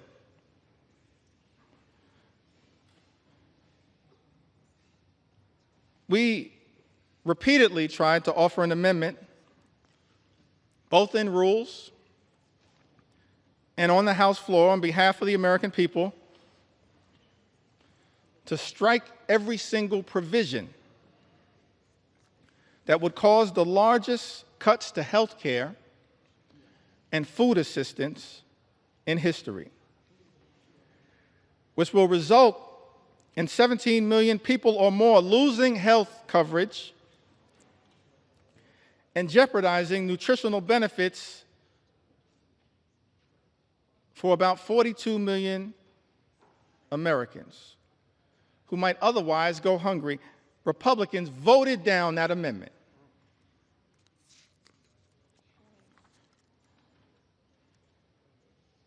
I believe it was Representative Amelia Sykes had an amendment to strike the Medicaid cuts in the bill to prevent millions of people from losing their health insurance and to stop hospitals and nursing homes from shutting their doors. Republicans voted down that amendment. Representative Judy Chu had an amendment striking cuts to the Affordable Care Act. Cuts that are in this one big ugly bill that will cause millions of everyday Americans to lose their health insurance or experience having their costs go up. Mr. Speaker, you know that Republicans voted down that amendment. Representative Lauren Underwood from the great state of Illinois had an amendment, and I wish I could go through all of the amendments that have been introduced, but I'm going to highlight as many as I can. Representative Lauren Underwood had an amendment to ensure that people who get their insurance through the ACA, Obamacare, will not see their premiums increase. As I mentioned earlier, that as a result of this one big, ugly bill, Mr. Speaker, premiums, copays, and deductibles are going to go up for millions of Americans. Many will lose coverage. And so this amendment was introduced to ensure that people who get their insurance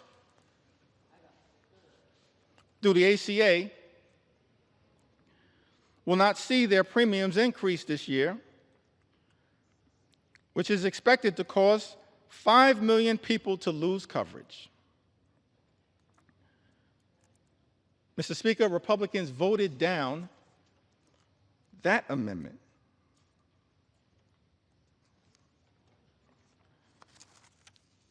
Representative Kelly Morrison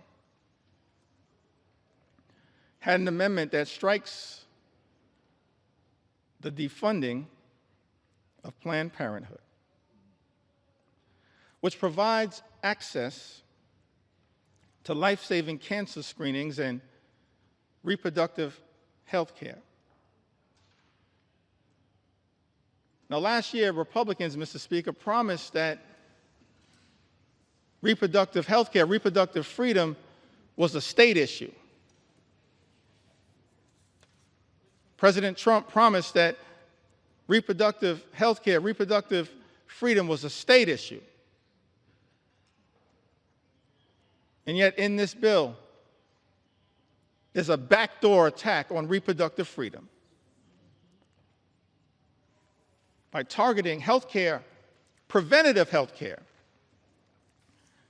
that Planned Parenthood provides to millions of people all across this country.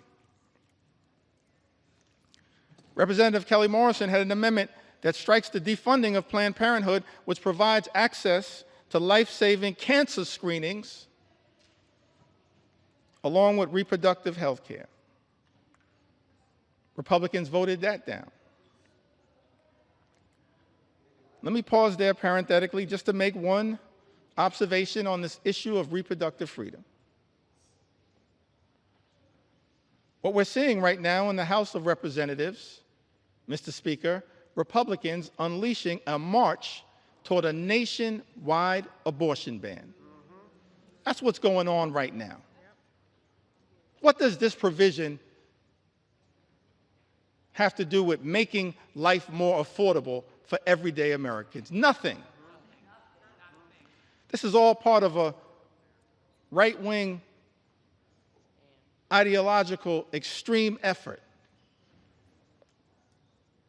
to undermine reproductive freedom in the United States of America. Let me make something clear, Mr. Speaker. House Democrats believe in a woman's freedom to make her own reproductive health care decisions, a decision that should be between a woman, her family, her faith, and her doctors. That's it, period, full stop. And we will continue to fight for reproductive freedom in the United States of America. And we will not rest, Mr. Speaker, until the Women's Health Protection Act becomes the law of the land here in the United States of America. Big difference between us and them. Big difference.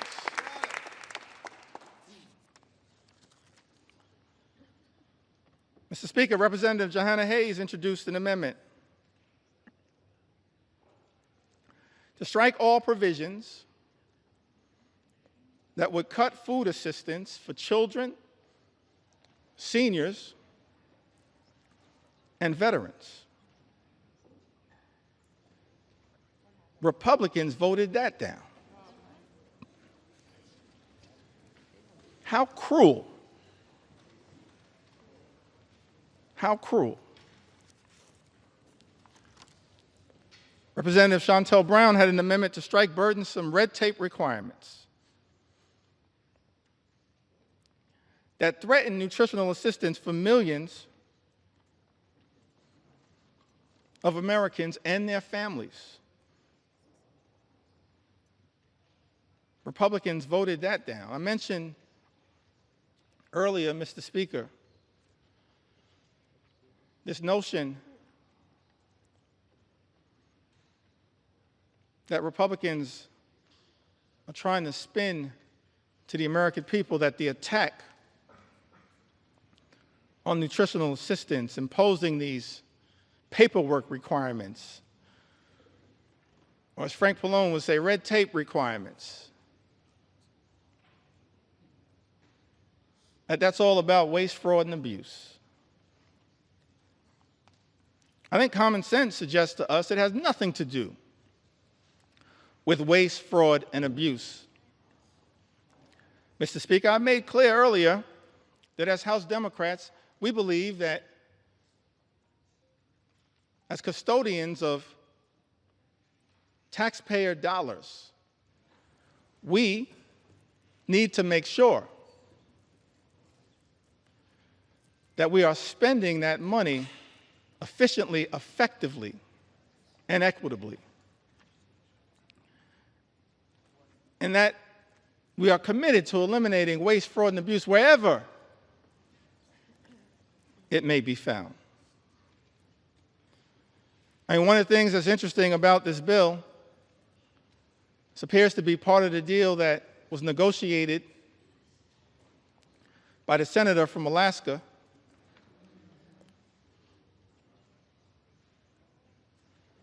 is that the states apparently that have the highest error rates with respect to supplemental nutritional assistance are shielded from the initial impact of the nutritional assistance cuts. Let's think about that for a moment. How can it be that Republicans, Mr. Speaker, are claiming that this bill has anything to do with waste, fraud, and abuse, and yet the states with the highest error rate, as Republicans during the Rules Committee acknowledged under questioning from Jim McGovern and Mary Gay Scanlon and Joe Neguse and Teresa Leger Fernandez, acknowledged that the states with the highest error rates actually shielded from the initial impact of the cuts to supplemental nutritional assistance. Angie Craig pointed this out. It exposes, in my view, the lie being told, Mr. Speaker, by some in this town that this effort, this one big, ugly bill, is somehow about combating waste, fraud, and abuse. One of the reasons why we know common sense dictates that this one big, ugly bill has nothing to do with meaningfully going after waste, fraud, and abuse is that, on average, SNAP beneficiaries receive $6 per day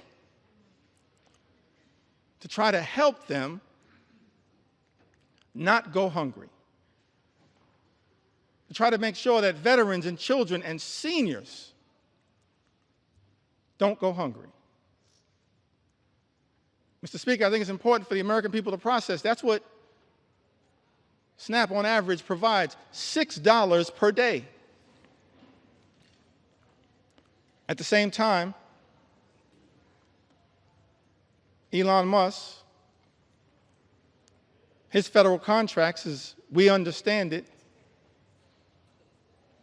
amount to $8 million per day.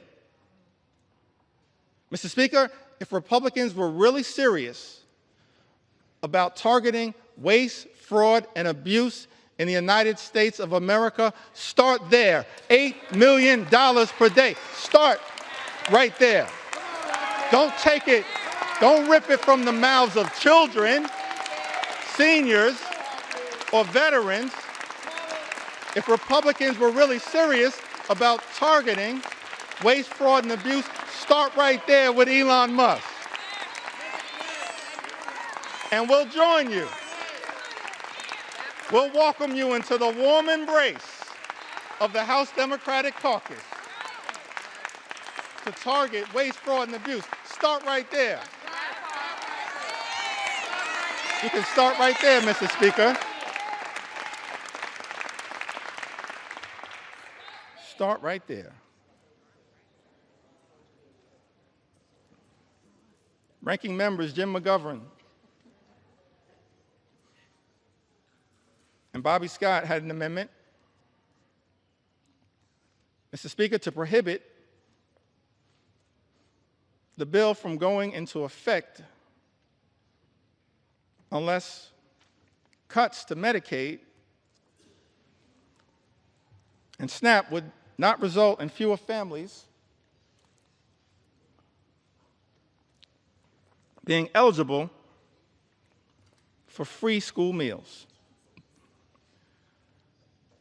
Mr. Speaker, as you know, Republicans voted down that amendment. We can't find a way to stand up for school meals, for school breakfast, for school lunch. That's just cruel.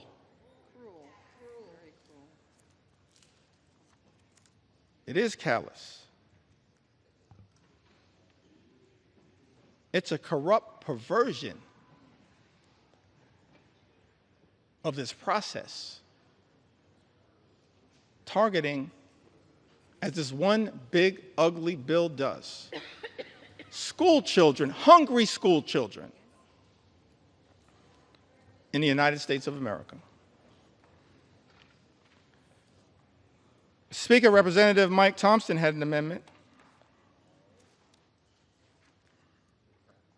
that would have ensured Americans would not see their energy costs go up, and to protect the millions of good-paying jobs that this bill will eliminate, because this one big, ugly bill puts a target on the backs of the clean energy economy, on clean energy jobs, which result in cheaper energy and lower costs for the American people. We were told by President Donald Trump when he was on the campaign trail, costs would go down on day one. He was going to focus, we were told, on lowering the high cost of living in the United States of America. That's not what this bill does. And we know it, because 21 House Republicans made that clear in a letter that I cited earlier that's now part of this public record. Representative Mike Thompson, supported by others, had an amendment. All of these amendments co-sponsored by members all across the gorgeous mosaic of the House Democratic Caucus. We're proud of the fact that we look like we represent, in the most intimate way possible, consistent with John Adams' original vision of the House of Representatives, that the House should be a portrait of the American people. That's what we represent. We're proud of that fact. The gorgeous mosaic of the American people. That's what we're all about,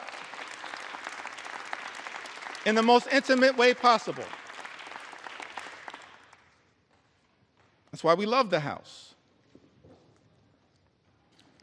And what the House is supposed to represent, the best of the House, not what we're seeing on the floor right now. Mr. Speaker, Republicans voted down the amendment introduced by Representative Mike Thompson that was designed to ensure that Americans would not see their energy costs go up. It was also designed to protect the good-paying American jobs that were part of both the Bipartisan Infrastructure and Jobs Act, the Infrastructure and Jobs Act, as well as the Inflation Reduction Act. And so this amendment was designed to lift up the principle of actually trying to create good-paying union jobs that actually allow people to provide a comfortable living in the United States of America. Amongst this all-out assault that we are witnessing in the United States is an all-out assault on organized labor,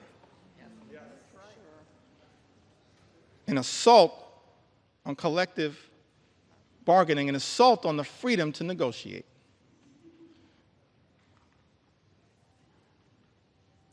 What's the difference, Mr. Speaker, between us and our colleagues on the other side of the aisle?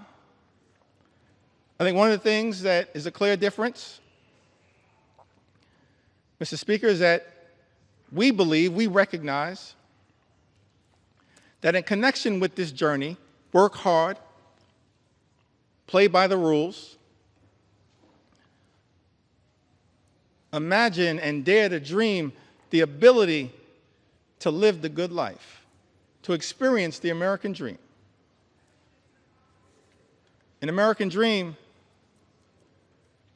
that when you work hard and play by the rules, you should be able to provide a comfortable living for yourself and for your family. Educate your children. Purchase a home. Have access to high-quality health care. Go on vacation every now and then. And then one day retire with grace and dignity. That's the American dream. That's the ability to afford and access the good life. And we believe as House Democrats that no single force in the United States of America has done more to bring the American dream to life than organized labor, and we will continue to stand up for organized labor today, tomorrow, and always. Not undermine good-paying union jobs. That's what this bill,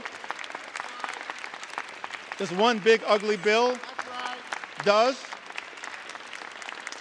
in the United States of America. We're going to stand up. Stand up. Stand up for organized labor.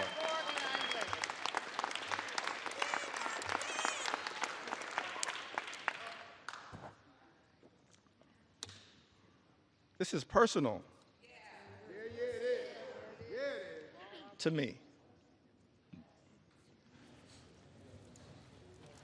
My parents, Marlon Jeffries, Lanita Jeffries, they raised us, my younger brother Hassan and I, they raised us in a working class union household. I'm thankful for that. We were raised in central Brooklyn.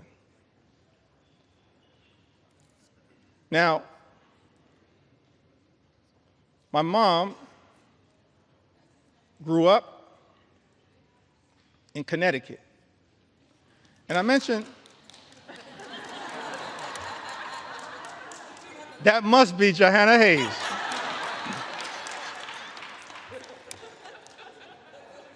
I don't see Rosa DeLauro on my sight line, but we're so thankful for all of the members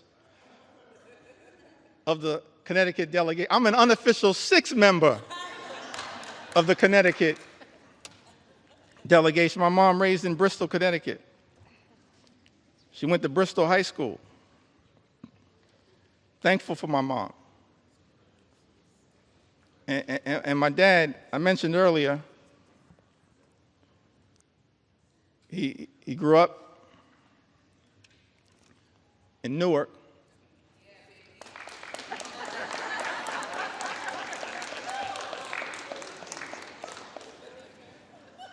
That must be LaMonica MacGyver.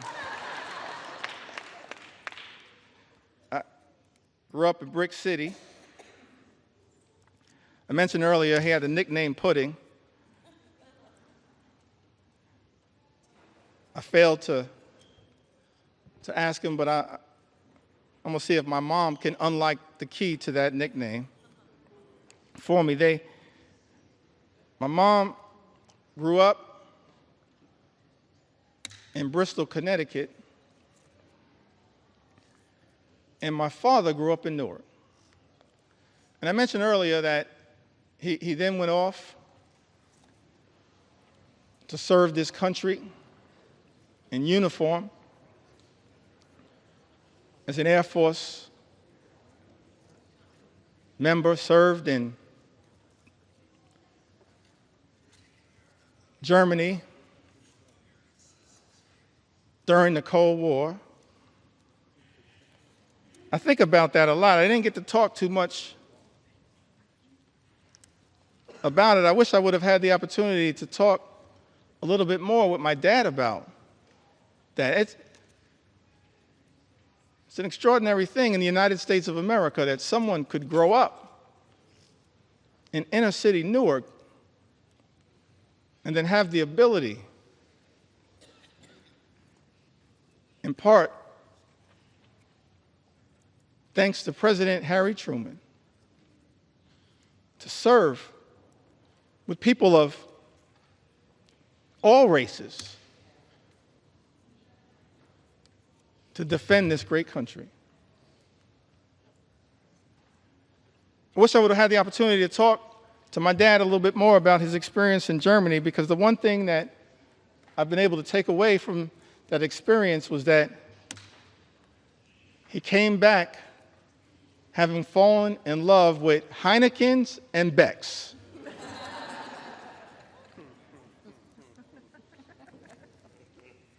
But he came back after serving this country, Mr. Speaker, in uniform, as so many men and women do right now in uniform. And let me make clear, we're so thankful, we're so appreciative of the courage of the men and women in uniform who serve in the United States military, and we will always stand behind you. We thank you for your service, your patriotism, your courage, your heroism, and your sacrifice, lifting up the freedom that is America. You are not suckers, you are heroes. You're not suckers, you're heroes.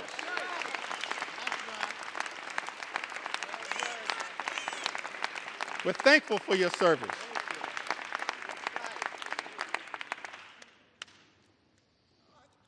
The men and women, no better hype person than Frederica Wilson.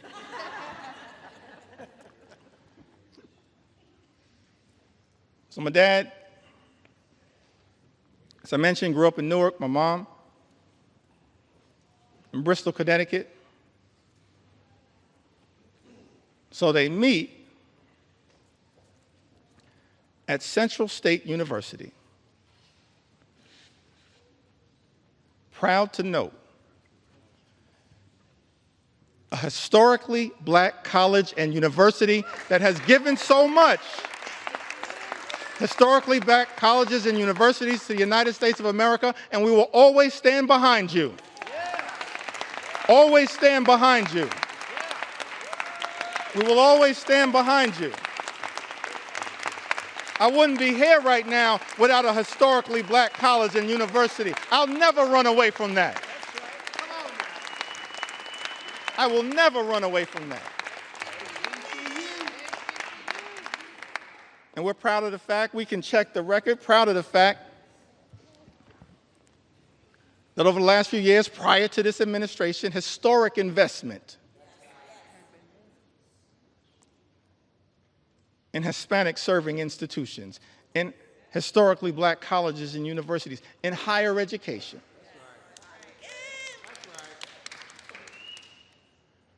That's part of who I am right now. I don't know if I'll have time to tell the story of my grandmother. Maybe I will.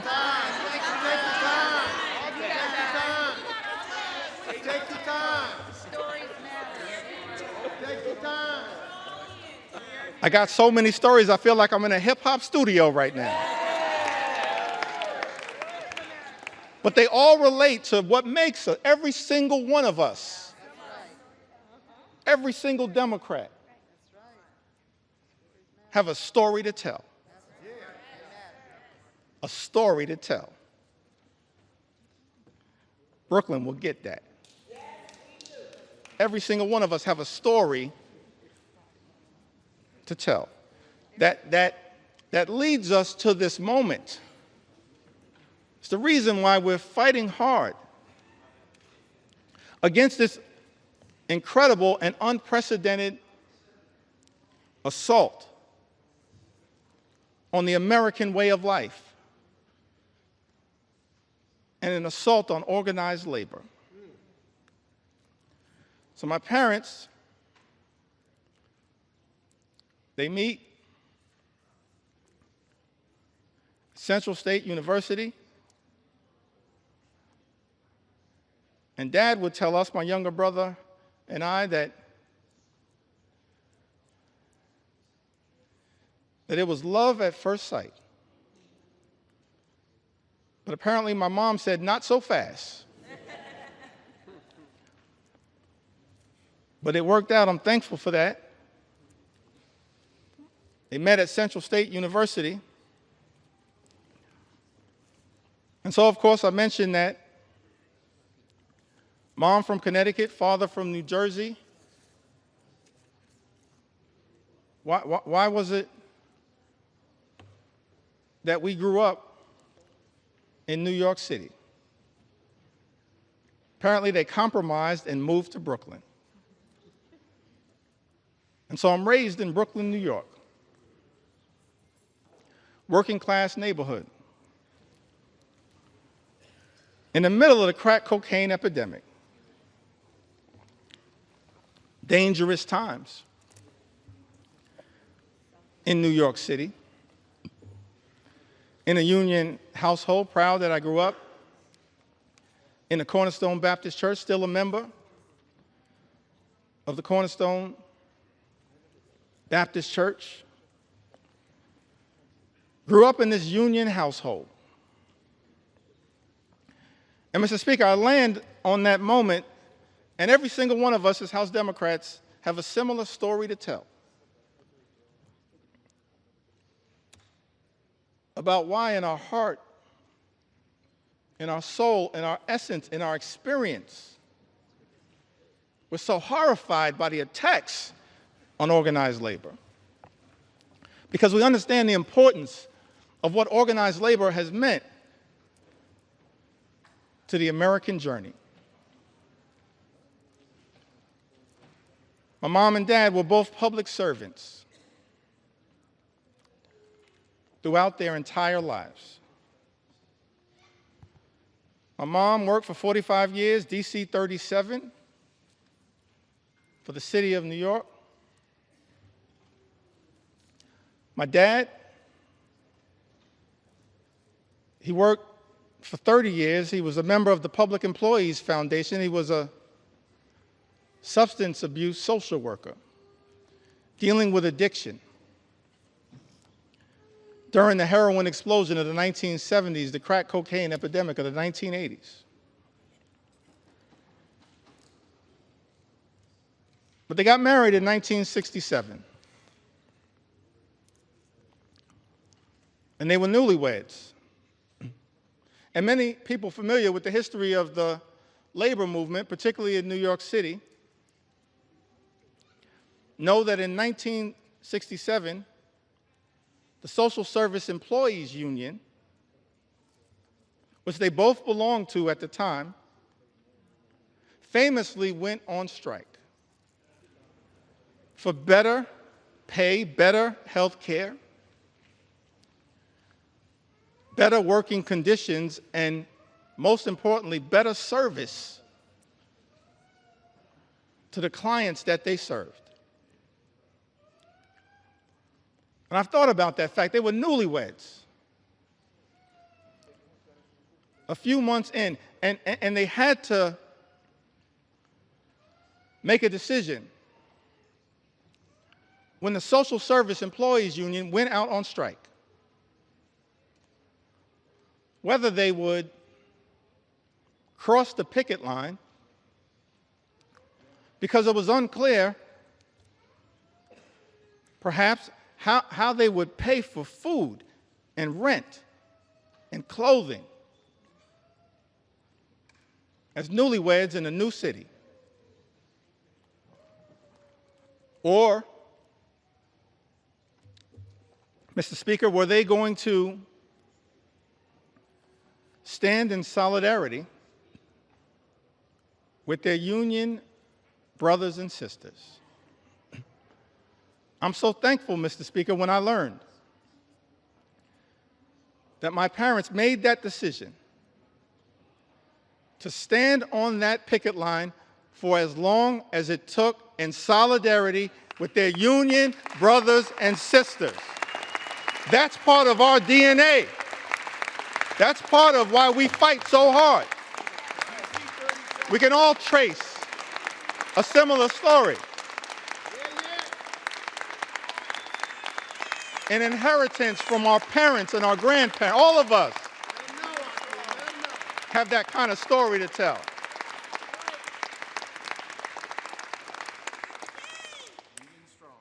Why am I so thankful that my parents made what I believe was a tough personal decision, but of course the right decision? It's because of what that union membership actually meant to my journey and my younger brother's journey.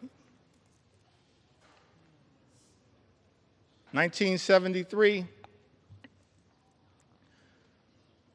my younger brother was born with a serious heart condition. He's okay right now. He's doing well. Right now, he continues to say on social media that he's our mother's favorite son. Let me say from the House floor, no, you are not. I think she favors both of us. A younger brother, 1973, he's born with a serious heart condition. He's okay right now. He's born with a serious heart condition. I'm thankful that it was that union negotiated health care that got our family through that difficult moment. That's why we do what we do. Our own personal experience.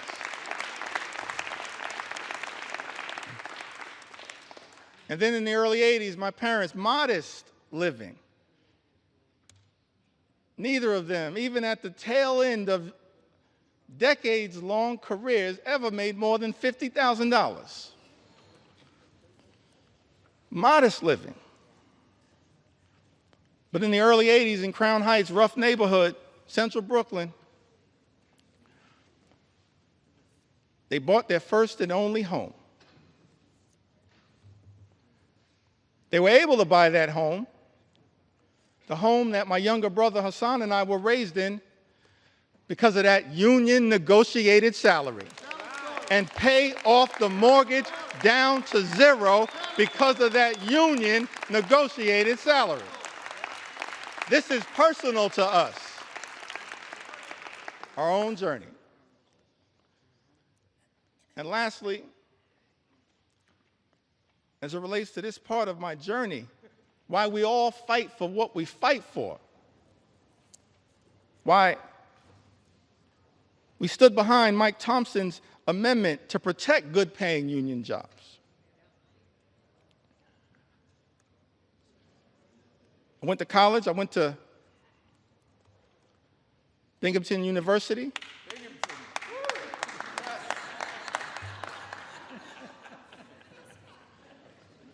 When I first got here, I was surprised to learn, actually,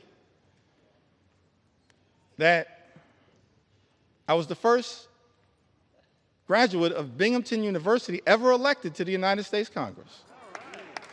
I was shocked to learn that, but not the last.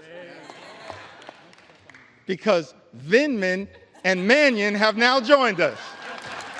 And so we tripled the size of the Binghamton University delegation.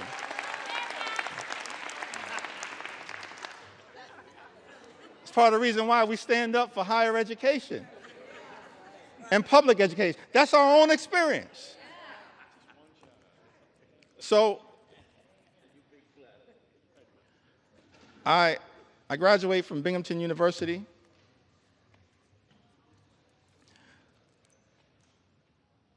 My younger brother graduated from Morehouse University. I think that was Hank Johnson. Sanford Bishop.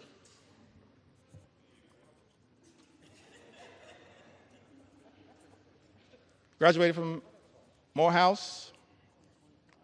I graduated from Binghamton University. And somehow, we managed to graduate from college without owing anything. And for the life of me, I couldn't figure out how.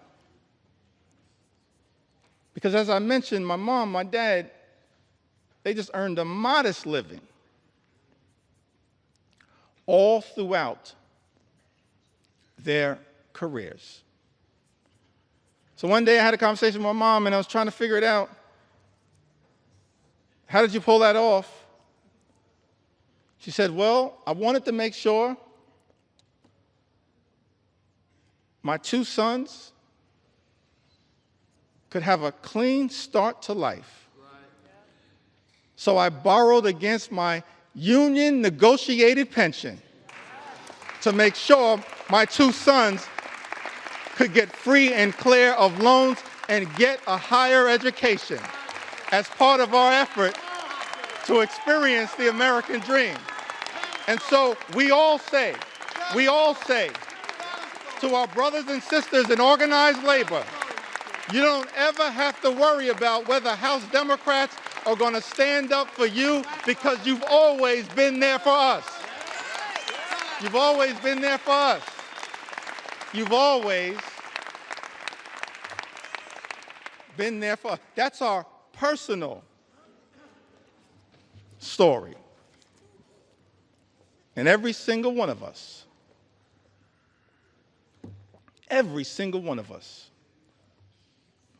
we do this work because we've lived a life of opportunity that this great country has provided to us. And we're deeply troubled, saddened, disgusted that this great institution, this House of Representatives, Mr. Speaker, Republicans are trying to jam this one big ugly bill down the throats of the American people. A bill that hurts everyday Americans in order to reward billionaires with massive tax breaks. Shame on this institution if that bill ever passes. And so we say to the American people, we've been working hard to try to get this bill into a better situation, introducing amendment after amendment after amendment. Representative Judy Chu, the Chair Emeritus of KPAC, one of our extraordinary leaders, my good friend Grace Meng, she now chairs KPAC, but Representative Judy Chu, she had an amendment that no one earning more than $10 million per year receives a tax cut to prevent this reverse Robin Hood and the ballooning of the debt by $4 trillion. Mr. Speaker, you know, Republicans voted down that amendment. We support, as Democrats, providing tax relief to everyday Americans.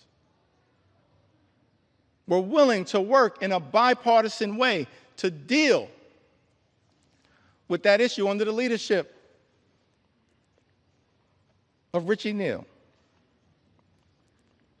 But Republicans decided, Mr. Speaker, as you know, to go down this partisan road, play partisan games, try to jam this extreme budget down the throats of the American people.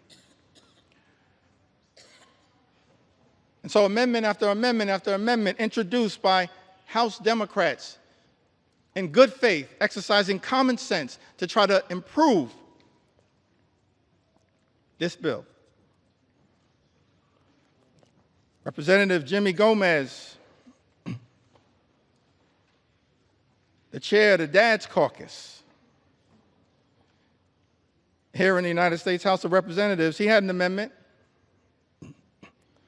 to ensure that people who make $1 billion a year don't get a tax break paid for by cutting Americans' health care and food assistance. Mr. Speaker, you know, Republicans voted that down.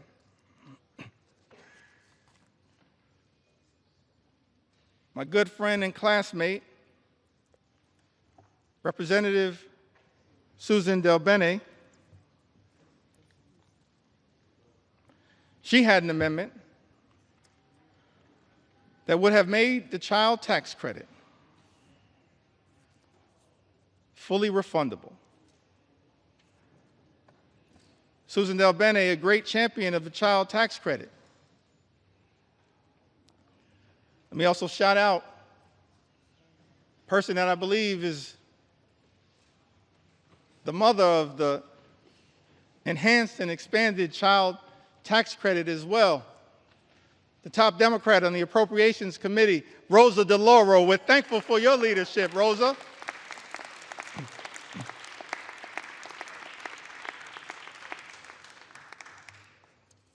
Fighting hard on behalf of the American people. Susan Del Bene, a great champion of the child tax credit. She had an amendment, Mr. Speaker, to make the child tax credit fully refundable, covering the 17 million children who are being left behind by the big, ugly bill, and increase the child tax credit for families. Because what Republicans are doing, Mr. Speaker, as you know, in this particular bill, not enhancing and expanding the child tax credit, you are undermining the child tax credit. And Representative Susan Del Bene, my classmate, along with Catherine Clark and others, the class of 2012. We used to be the new kids on the block, now we're just the OGs.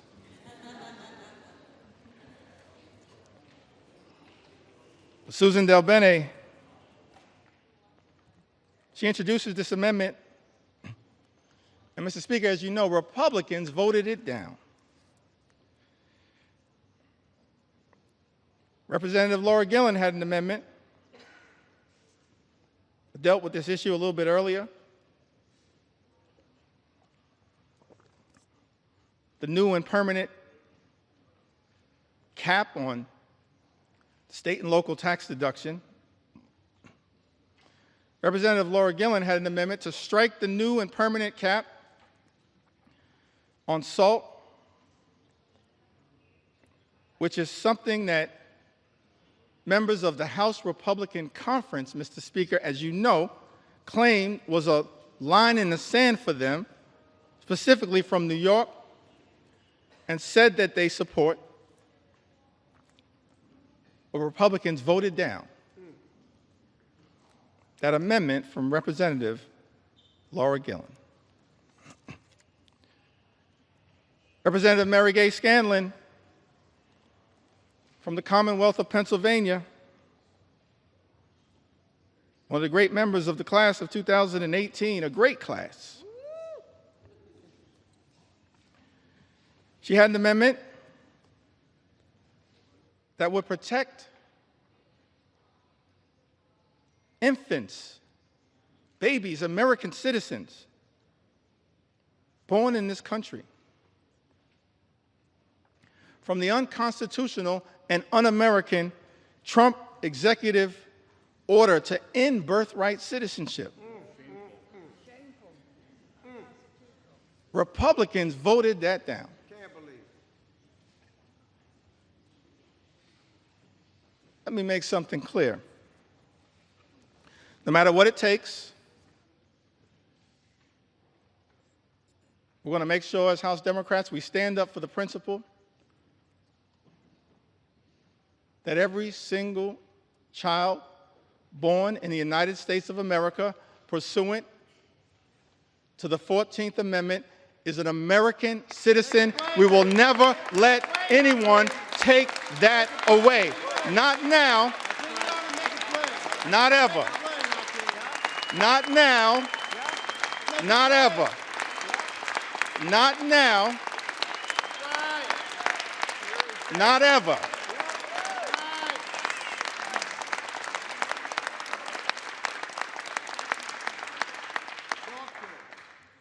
I think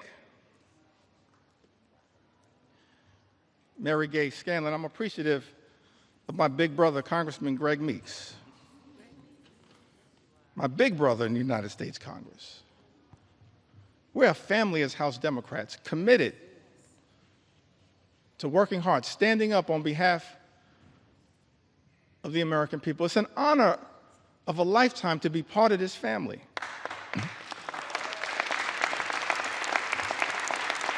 To stand on the shoulders of Nancy Pelosi and Steny Hoyer and Jim Clyburn. It's an honor to be part of this family. Fight hard on behalf of the American people. Representative Mary Gay Scanlon, I've got to repeat this, had an amendment, Mr. Speaker, to protect infants, children, babies against the unconstitutional and un-American Trump executive order to end birthright citizenship.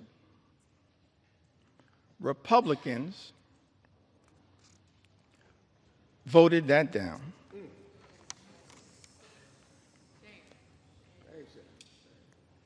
Representative Pramila Jayapal had an amendment to prevent ICE from deporting U.S. citizens. United States citizens, Mr. Speaker, that are being deported by the Trump administration. I documented some of that earlier today. We're happy to provide more examples. In fact, I'm happy to debate my colleague, Speaker Mike Johnson, on any of these issues anytime right here on the floor of the House of Representatives. I sent you that invitation. I sent you that invitation. I sent you that invitation months ago. I'm still waiting to get a response. We're not running from the American people. We're ready to debate any of these issues anytime, any place, particularly right here on the floor of the House of Representatives. Representative Pramila Jayapal, she had an amendment, Mr. Speaker, to prevent ICE from deporting U.S. citizens. Republicans voted that down.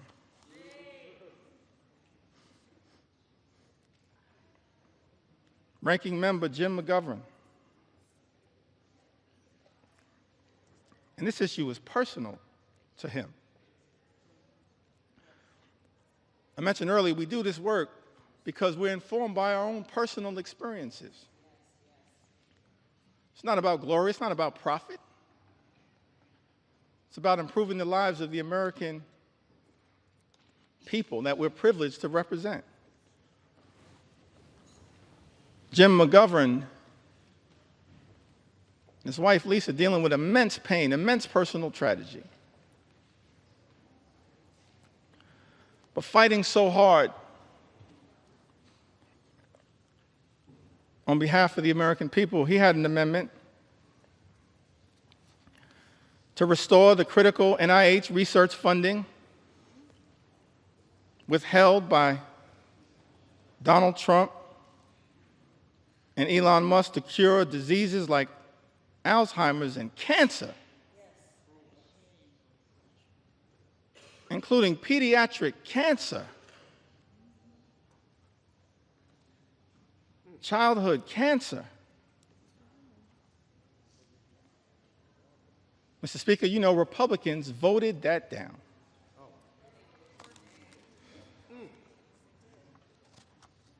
Hundreds of amendments introduced by Democrats to try to deal with the cruelty and the callousness of Donald Trump's one big ugly bill. Many amendments were offered by Democrats, and Republicans chose not to make these amendments in order. In other words, just ignored them, dismissed their importance. Representative Debbie Wasserman Schultz and Gottheimer offered an amendment that adds a new requirement that the Secretary of HHS certify in writing that the reduction and rescissions made by this act will not affect cancer survivors currently on Medicaid or Medicare. Mr. Speaker, as you know, Republicans dismissed that amendment.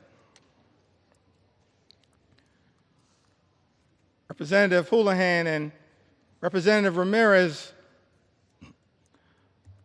offered an amendment, Mr. Speaker, that exempts individuals with disabilities from having to prove eligibility for Medicaid every 6 months. That's a burdensome red tape requirement designed to throw people off of Medicaid who are eligible.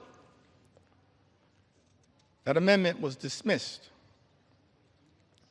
Mr. Speaker, as you know, by House Republicans.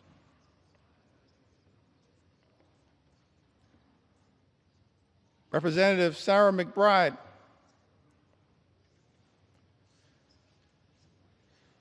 the distinguished gentle lady from the great state of Delaware. The distinguished gentle lady from the great state of Delaware. She offered an amendment that requires the CBO, the Congressional Budget Office, to certify provisions in this bill to make sure that those provisions will not reduce access to care or increase the cost of care for seniors who are duly eligible for Medicare and Medicaid. Mr. Speaker, as you know, Republicans dismissed that amendment. Representative Rob Menendez offered an amendment that the health provisions will not take effect if it would lead to an increase in mortality rates due to reduced access to hospital services. Mr. Speaker, as you know, House Republicans dismissed that amendment.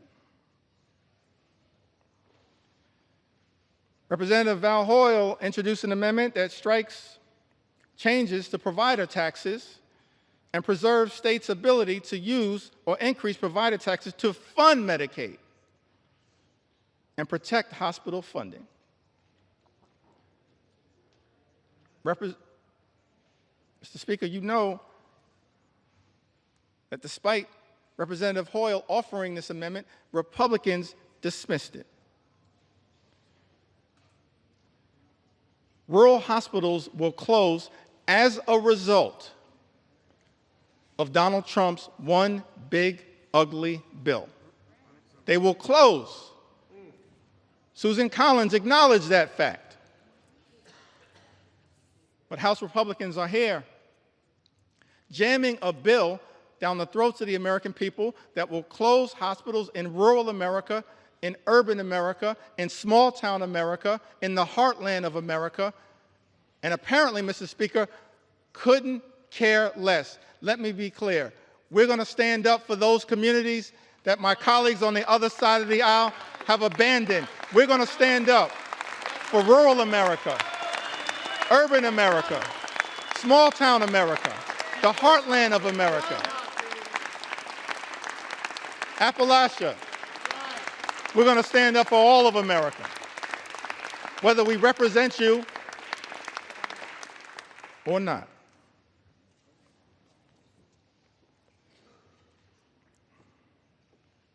Representative Nanette Barragan, one of our co-chairs of Steering and Policy, along with Robin Kelly and DWS, she offered an amendment increasing the Hospital Stabilization Fund.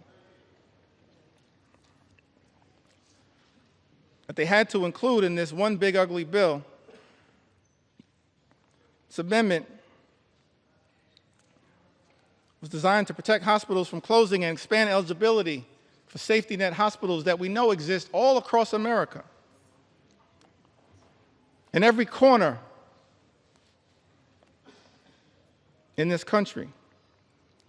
Safety net hospitals that serve a large number of low-income patients, including those with Medicaid. And yet, Mr. Speaker, as you know, House Republicans dismissed this amendment. Amendment after amendment after amendment that Democrats have introduced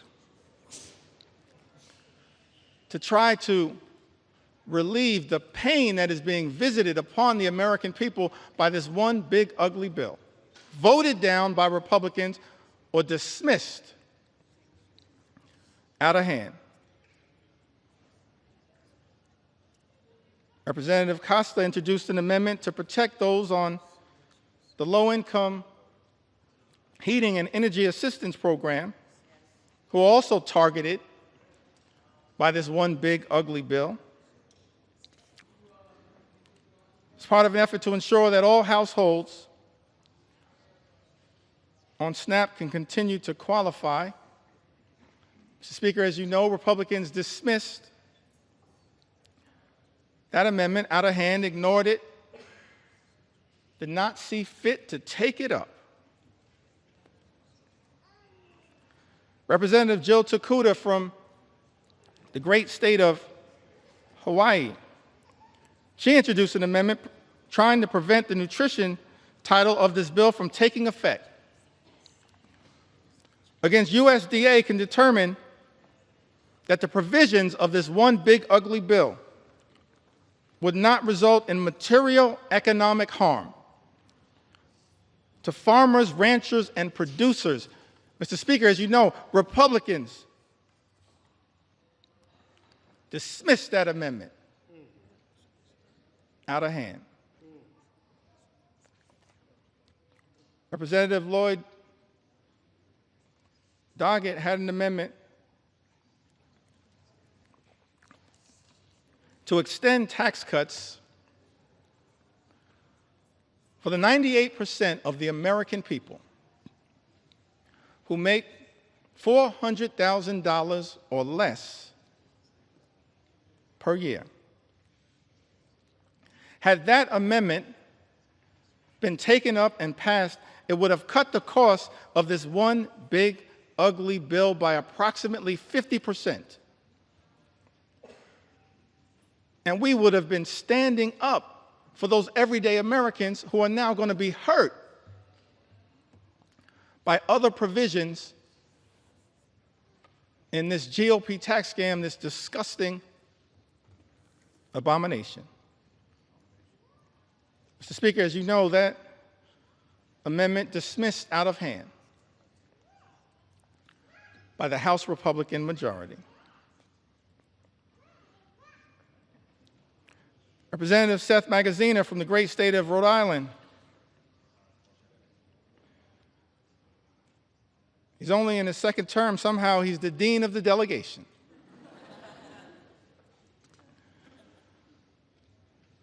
Along with my good friend Gabe Amo, Seth Magaziner, he had an amendment to provide a tax cut for the middle class, paid for by increasing taxes on the wealthiest here in this country. Taxes and a tax rate that had previously been at 39%, lowered by the original GOP tax scam in 2017. He had this amendment to provide a tax cut for middle-class Americans. Instead, Republicans are spending $1 trillion on massive tax breaks for the wealthiest amongst us. And that amendment was dismissed out of hand. Representative Stephen Horsford, who also came in the class of 2012, he had an amendment to make no tax on tips, which we support. But we support no tax on tips becoming a permanent part of the law, and that's not what this one big, ugly bill does. Tax breaks for billionaires, permanent. Tax breaks for everybody else expire. That's not the way to stand up for everyday Americans. That's extraordinary. Representative Stephen Horsford's amendments to make no tax on tips permanent and to close loopholes that are in this one big ugly bill. Dismissed out of hand.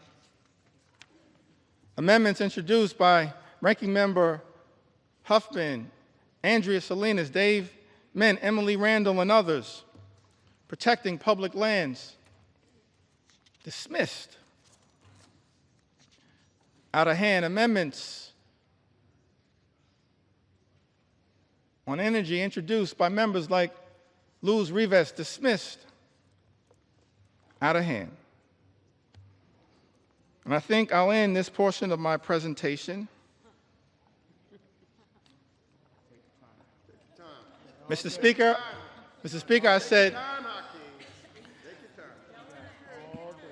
I said this portion of my presentation.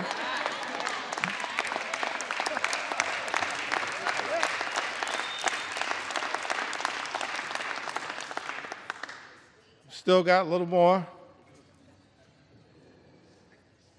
time. Donald Trump's deadline may be Independence Day. That ain't my deadline.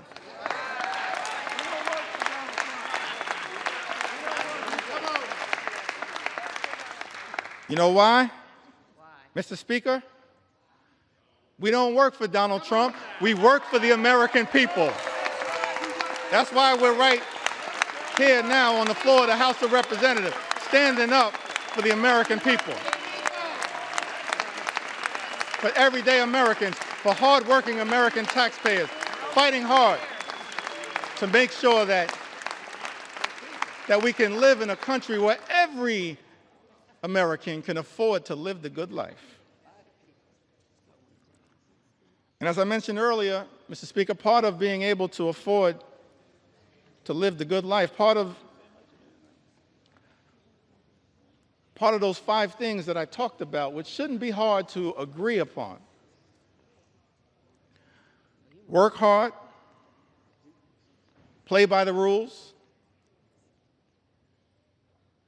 and then being able to be part of a country. Imagine a country where when you work hard and play by the rules, you can afford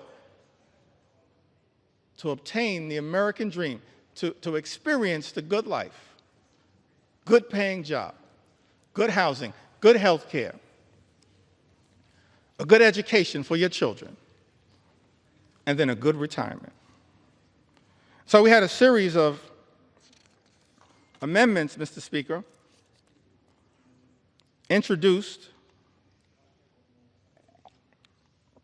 on the subject of education.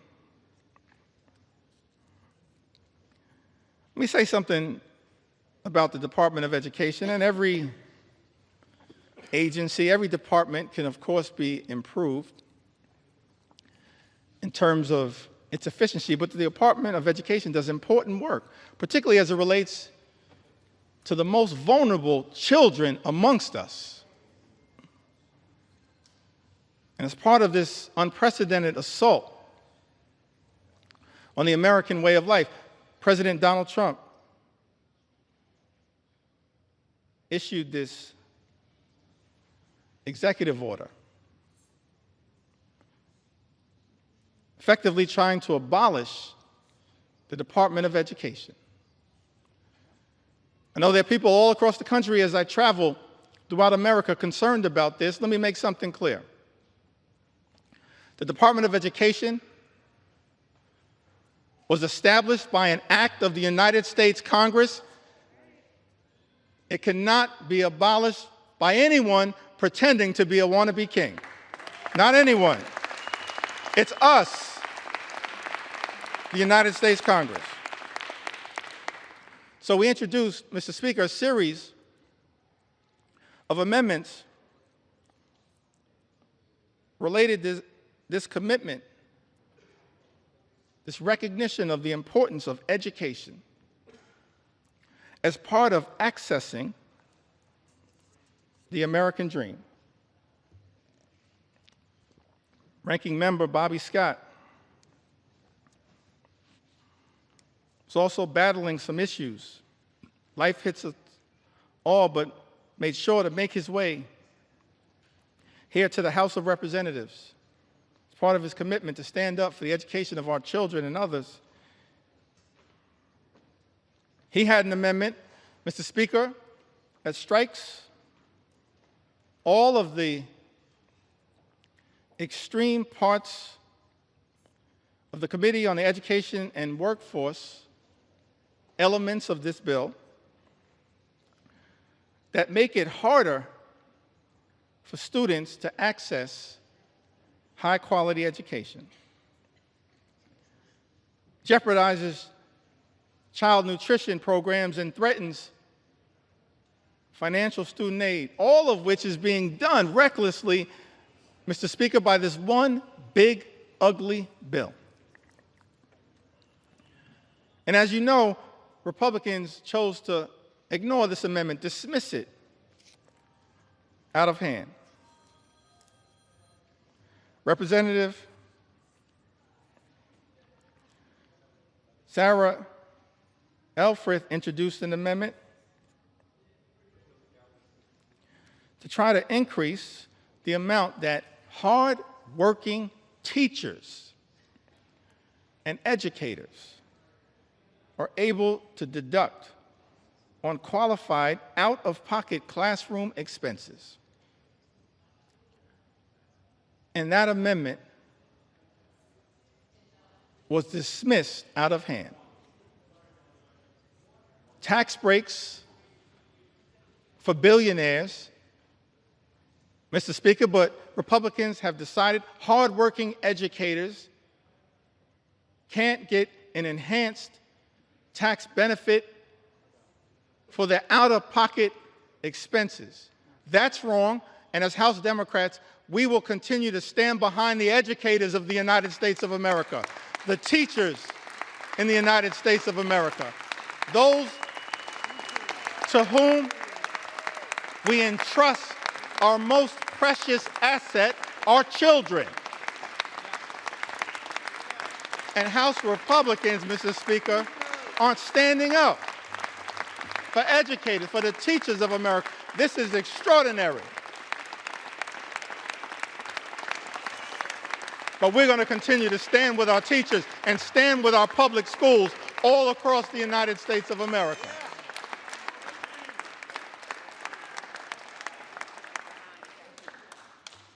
That's what House Democrats are going to continue to do. Representative Val Hoyle had an amendment to increase Pell Grant funding, Pell Grant awards that are severely undermined in Donald Trump's one big ugly bill. Mr. Speaker, it's extraordinary to me that this reckless Republican budget manages to go after blue-collar jobs, organized labor, hardworking American taxpayers who don't shower before going to work but shower after work, that Donald Trump's one big ugly bill goes after blue-collar, good-paying, prevailing wage jobs here in the United States of America, and then also goes after access to higher education. Representative Val Hoyle had an amendment, Mr. Speaker, increasing Pell Grant awards that are severely undermined in this bill. House Republicans chose to ignore this amendment, dismiss it out of hand.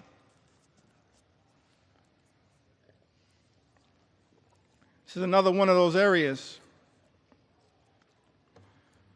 where our commitment to experiencing the American dream, whatever path you choose, whether that's through career and technical education, as has been the case by many members in their experience or their family experience. Don Norcross, one of our leaders in this regard, Debbie Dingell, others, Mark Pocan, part of the Labor Caucus, leaders in this regard. Mark Pocan, part of the trades movement. Don Norcross, part of the trades movement. Debbie Dingell, so close to the UAW and the trades. This is one of those areas where we also are informed by our personal experiences, why we find what is taking place, Mr. Speaker, in this one big ugly bill so disgusting, these attacks by Republicans on the ability of all Americans to achieve the American dream, to be part of imagining an America where everyone who works hard and plays by the rules can live the good life. Higher education is not the entire solution, but it certainly is part of it. This was taught to me by my grandma Nana. She never had a formal 4-year education, but perhaps she was the wisest woman I've ever known.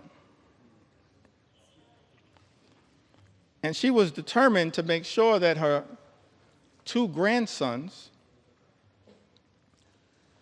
had the ability, as best she could,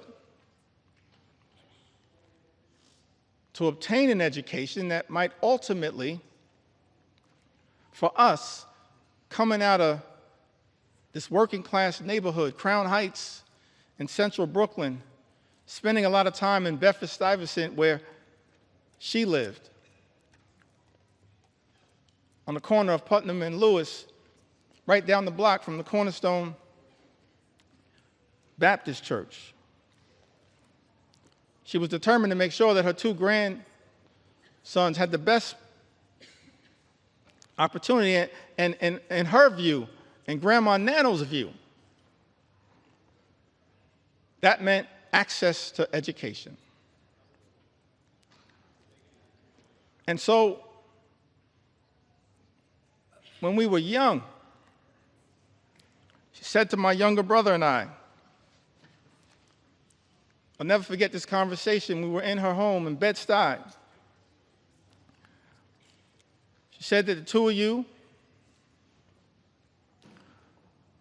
are going to go to elementary school and then you'll graduate, go to middle school and graduate, high school and graduate, college and graduate. And then she dreamed about us going to graduate school, get a law degree, a PhD, a medical degree, an MBA, some form of advanced education. We were like, Grandma, we're going to be in school our entire lives. And she was so committed to that journey that every single time we graduated, this is a woman of modest means, she gave my younger brother and I, whoever was the graduate, $500 in cash. I still don't know where Nano got that money from.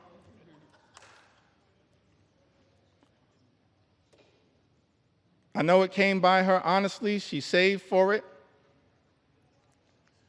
But it was designed to help incentivize her grandchildren to keep going through all of the obstacles.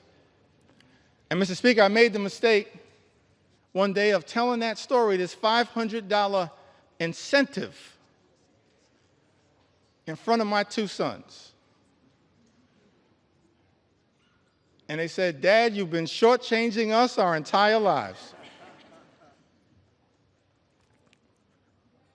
Access to education is a part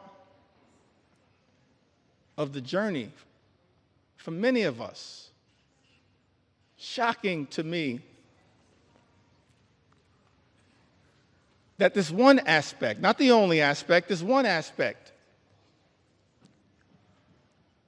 that Thomas Jefferson, the author of the Declaration of Independence, once articulated, the father of the University of Virginia, Ben Franklin, the father of the University of Pennsylvania, others, saw an important role for enlightened education as just one path that we as House Democrats are trying to protect, while also making sure that every single hardworking American can get the type of career and technical education if they choose that path to experience the American dream. Mr. Speaker, as I perhaps approach the end of this particular journey, Take your time.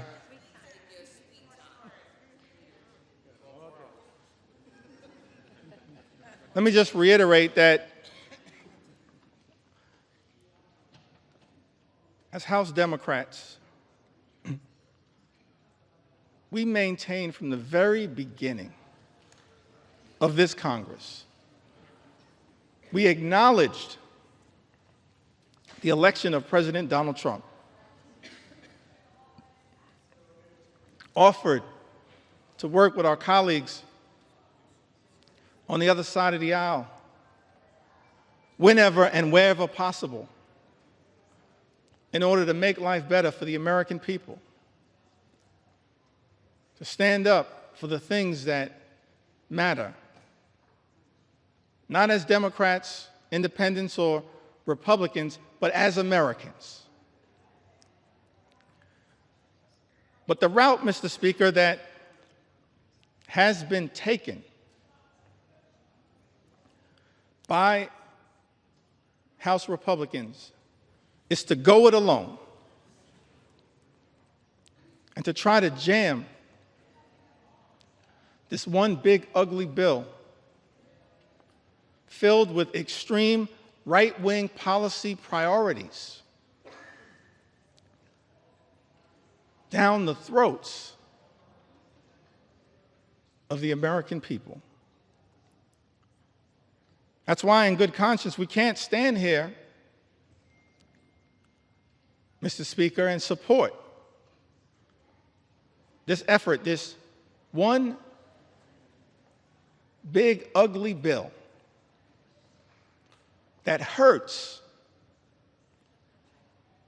everyday Americans and rewards billionaires with massive tax breaks. America is too expensive. Housing costs are too high. Grocery costs are too high.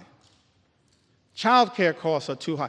Energy costs are too high. Insurance costs are too high. America is too expensive. President Trump and House Republicans promised to lower costs on day one. Mr. Speaker, but costs aren't going down, they are going up.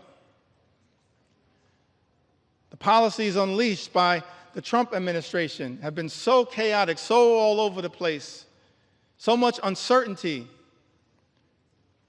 has been created that the economy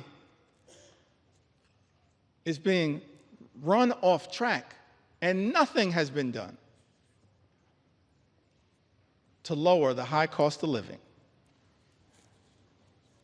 In fact, not a single thing in Donald Trump's one big, ugly bill will meaningfully make life more affordable for everyday Americans, and that's just one of several reasons why House Democrats are a hell no on this legislation. We were a hell no last week, a hell no this week, a hell no yesterday, a hell no today, and will continue to be a hell no on this effort to hurt the American people.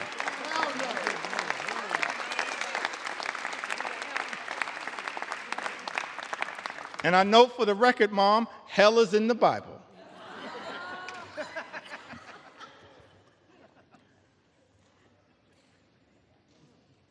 The American people are understandably frustrated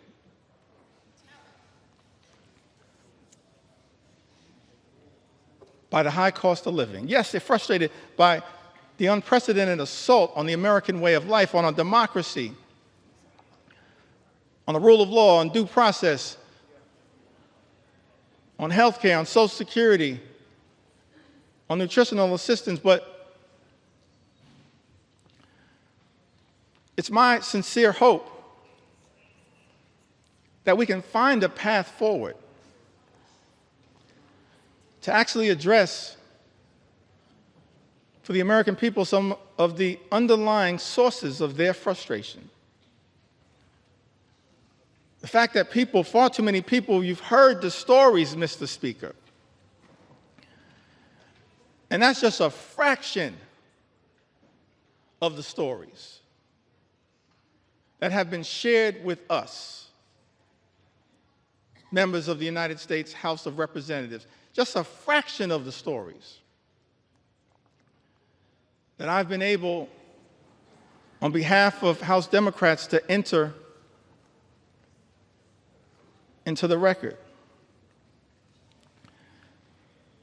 They're frustrated by a lot of the things that have gone on in this country since January 20th. I'm frustrated by a lot of what has gone on, disgusted by a lot of what has gone on, Mr. Speaker, in this country since January 20th. We are better than this. But it's also important, one of the things that I hope, Mr. Speaker, we'll be able to address at some point is the source of the underlying frustration.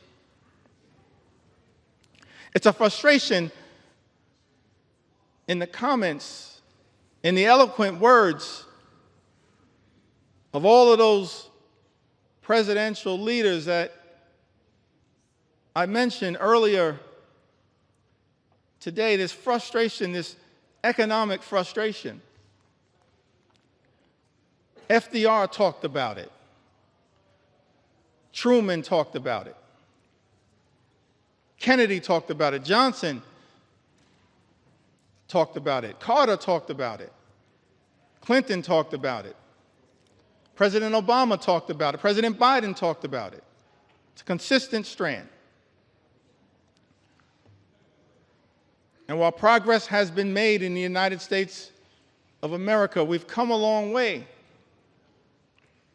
on behalf of working class Americans.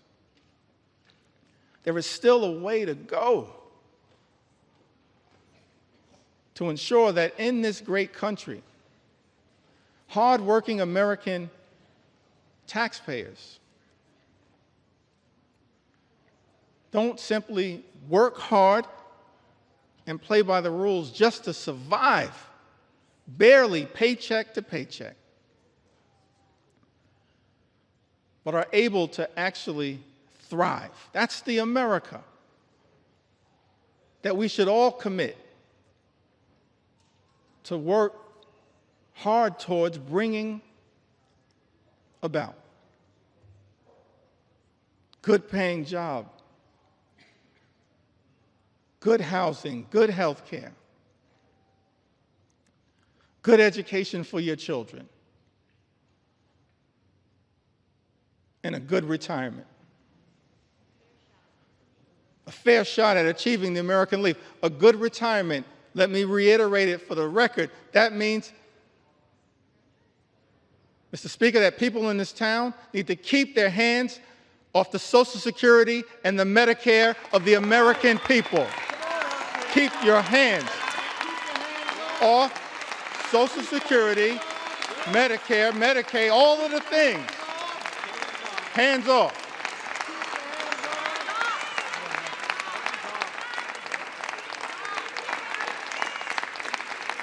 And one of the many reasons why we strongly oppose Donald Trump's one big ugly bill is because it will result in the largest cut to Medicare, sets in motion the largest cut to Medicare, more than $500 billion by some estimations in American history. The American people, understandably frustrated, not for years, but for decades,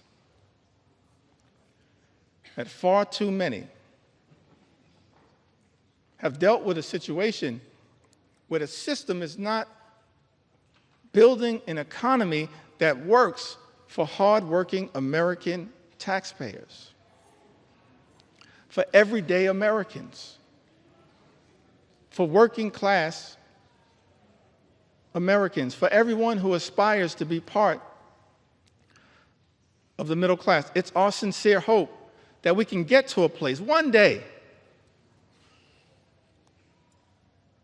perhaps in a bipartisan way, not connected to this extreme and reckless, dangerous, partisan bill, this one big, ugly bill that will hurt everyday Americans in order to reward billionaires, that we actually can get to the work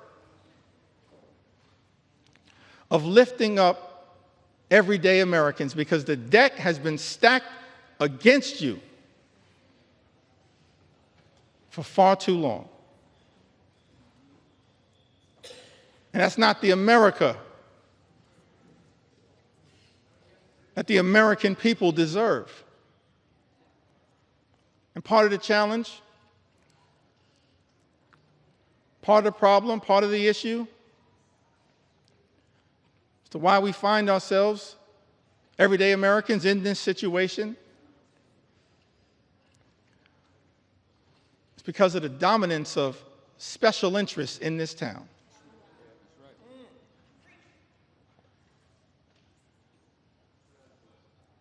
And this one big, ugly bill represents a massive giveaway to special interests in this country.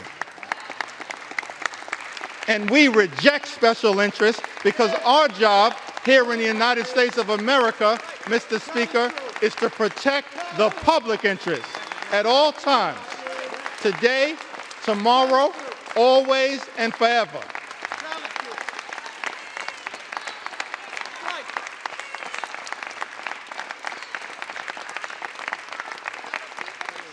Extraordinary to me, Mr. Speaker, that you got folks in this town talking about draining the swamp. Guess what? You are the swamp. You are the swamp. You are the swamp. We've never seen anything like this. The type of corruption that has been unleashed on the American people and has poisoned, Mr. Speaker, this bill.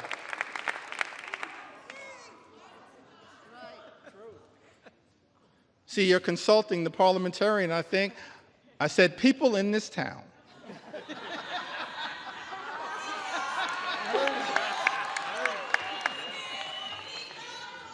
I'm thankful that my grandmother saw fit to have her grandson educated. We've never seen a level, Mr. Speaker, of this type of corruption unleashed on the American people that has made its way into this one big, ugly bill. Extraordinary levels of corruption in this town, unleashed on the American people. Corruption on steroids would be an understatement. In terms of what the American people are now being subjected to. So one of the things we look forward to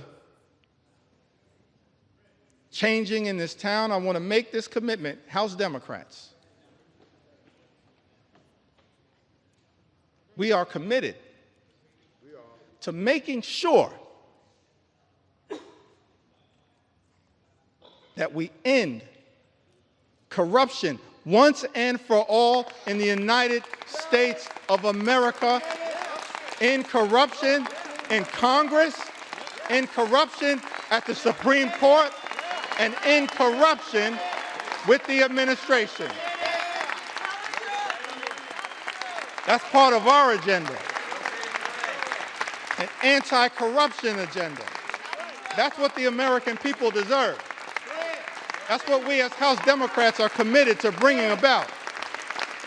The exact opposite, Mr. Speaker, of what we see in this bill. We're going to present to the American people an anti-corruption agenda, the likes of which have never been seen. Because it's too much. Fundamentally, it undermines the ability of government to deliver for everyday Americans. You see that politics, at the end of the day, is about the management of public money. That's why we need everyday Americans to participate in your democracy. Because politics, at the end of the day, is about the management of public money. It's about how taxpayer dollars are going to be managed. And what's extraordinary about this one big, ugly bill is that what we see, Mr. Speaker, is the management of public money, all of it being done in this highly partisan way. It's not designed to serve the best interest of the American people. It's being managed, Mr. Speaker, in this GOP tax scam, this disgusting abomination, this one big, ugly bill. The management of taxpayer money being misused and abused to hurt everyday Americans in order to reward billionaires with massive tax breaks. That's a dereliction of duty. Mismanagement of public money. It's an abuse of the privilege that all of us as members of the United States Congress have.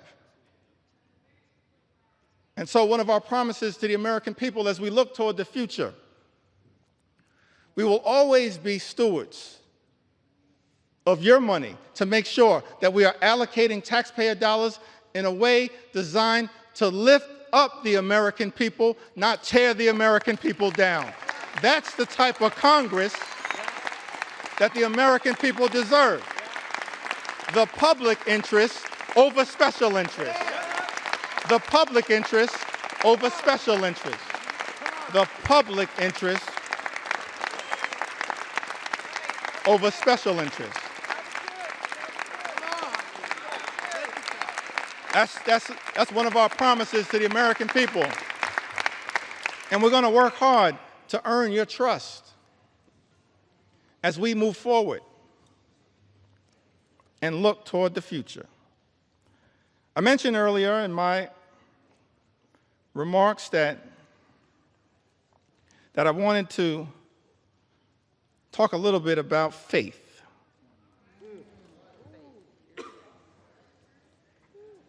I grew up in the Cornerstone Baptist Church.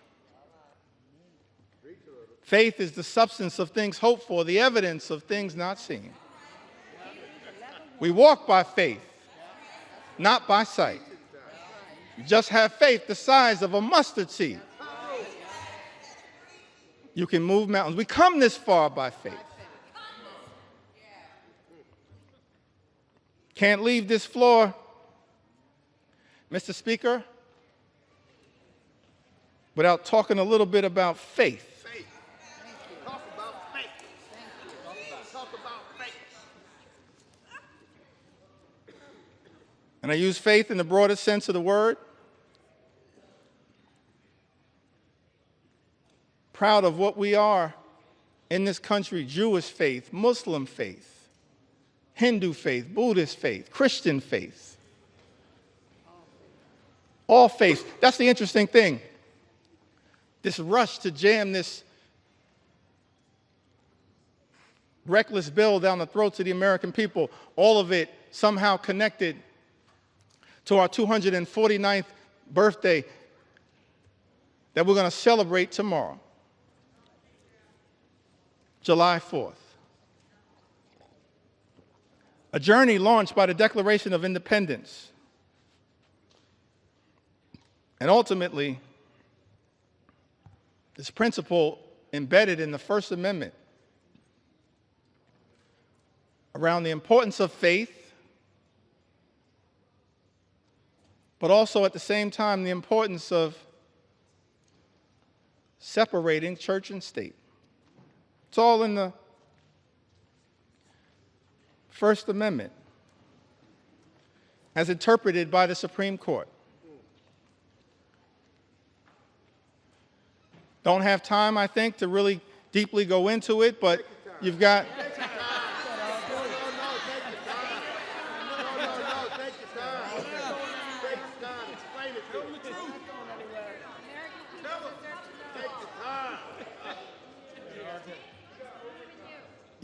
You've got the Establishment Clause and you've got the Free Exercise Clause.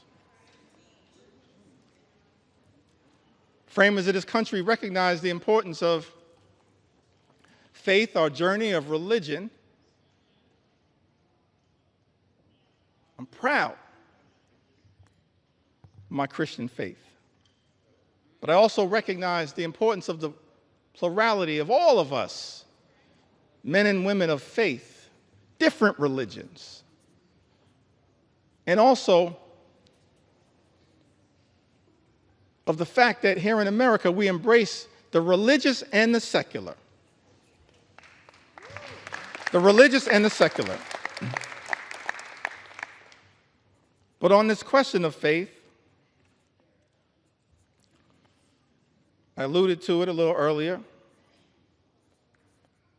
It seems to me that the Gospels, that the New Testament, there's some interesting parts of the Old Testament. I'm tempted to tell the story of King Nebuchadnezzar.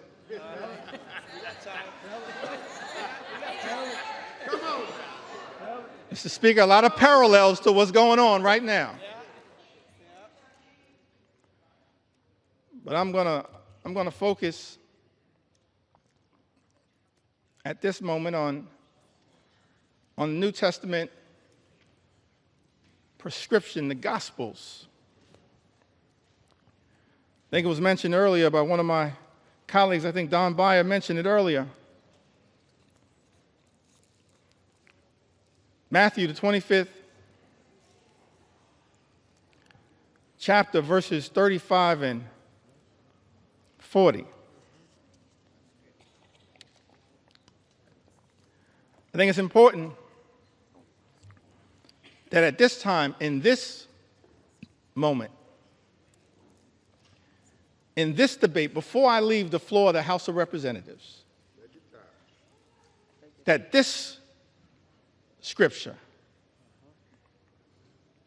be entered into the congressional record. For I was hungry, and you gave me something to eat. I was thirsty, and you gave me something to drink. I was a stranger, and you invited me in. A stranger, and you invited me in. E pluribus unum, out of many, one. I needed clothes, and you clothed me. I was sick. I had medical problems. Maybe I needed Medicare or Medicaid or the Affordable Care Act or the Children's Health Insurance Program or Planned Parenthood. I was sick, and you looked after me. I was in prison, and you came to visit me. We have a right as members of Congress to visit people who are detained. It's not just in law. It's right here in Matthew.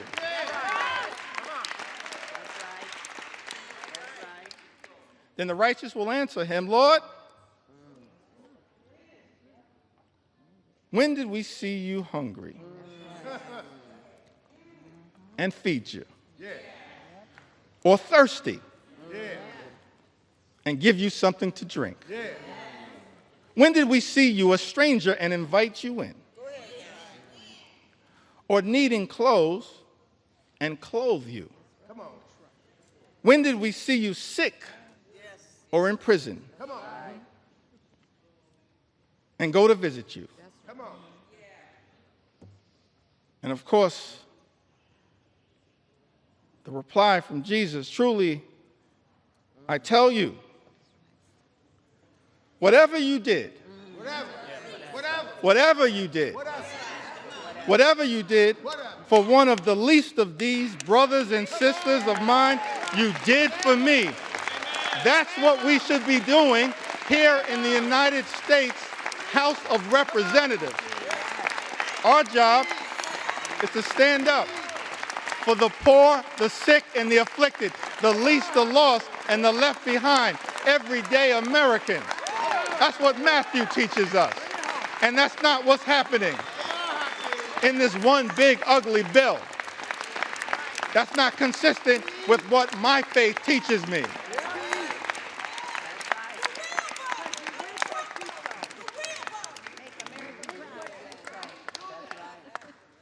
I'm not down with this situation. I'm not down with this situation.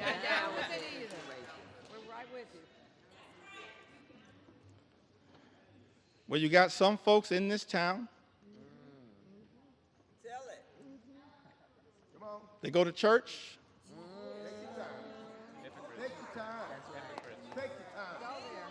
Mr. Speaker, I said some folks in this town, they go to church. And I'm not questioning anybody's faith. I'm just making an observation.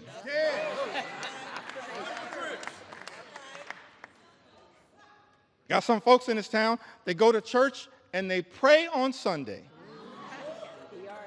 P-R-A-Y.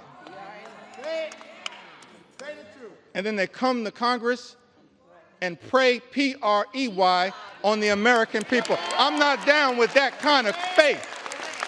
That ain't my faith. That's not our faith. That's not the faith that comes out of the gospel. I can't find that kind of faith in Matthew 25 and 35. I can't find that kind of faith. But I do see something else. Tell us what you see. Tell us what you see. Can I talk about it for a moment? Talk about it. Talk about it. Take your sweet time. Take your sweet time. You got time. Take your time. I do see something else, kind of what I'm seeing connected to this one big ugly bill. I don't know if this was an inspiration to this extraordinary assault on the American people, this corrupt piece of legislation. But when I look over my Bible, and this is going to come from John, it's not going to come from 2 Corinthians, although the Apostle Paul has a lot to say about that. And, Mr. Speaker, I said 2 Corinthians, not 2 Corinthians.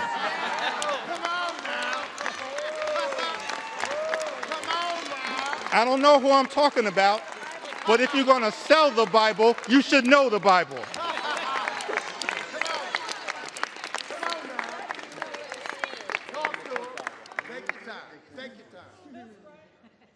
Trying to figure out, because it's not in Matthew. That's right. 25, 35 to 40, but I did see something in John. Go ahead now. Tell us what you saw. Tell us what you saw. John 10 and 10. This frightens me in this moment that we're living in. It says the thief comes only to steal, kill, and destroy. It's incredible to me that we're here dealing with a piece of legislation literally that steals money from everyday Americans, from hardworking American taxpayers. Steals money from Medicaid, Medicare, the Affordable Care Act,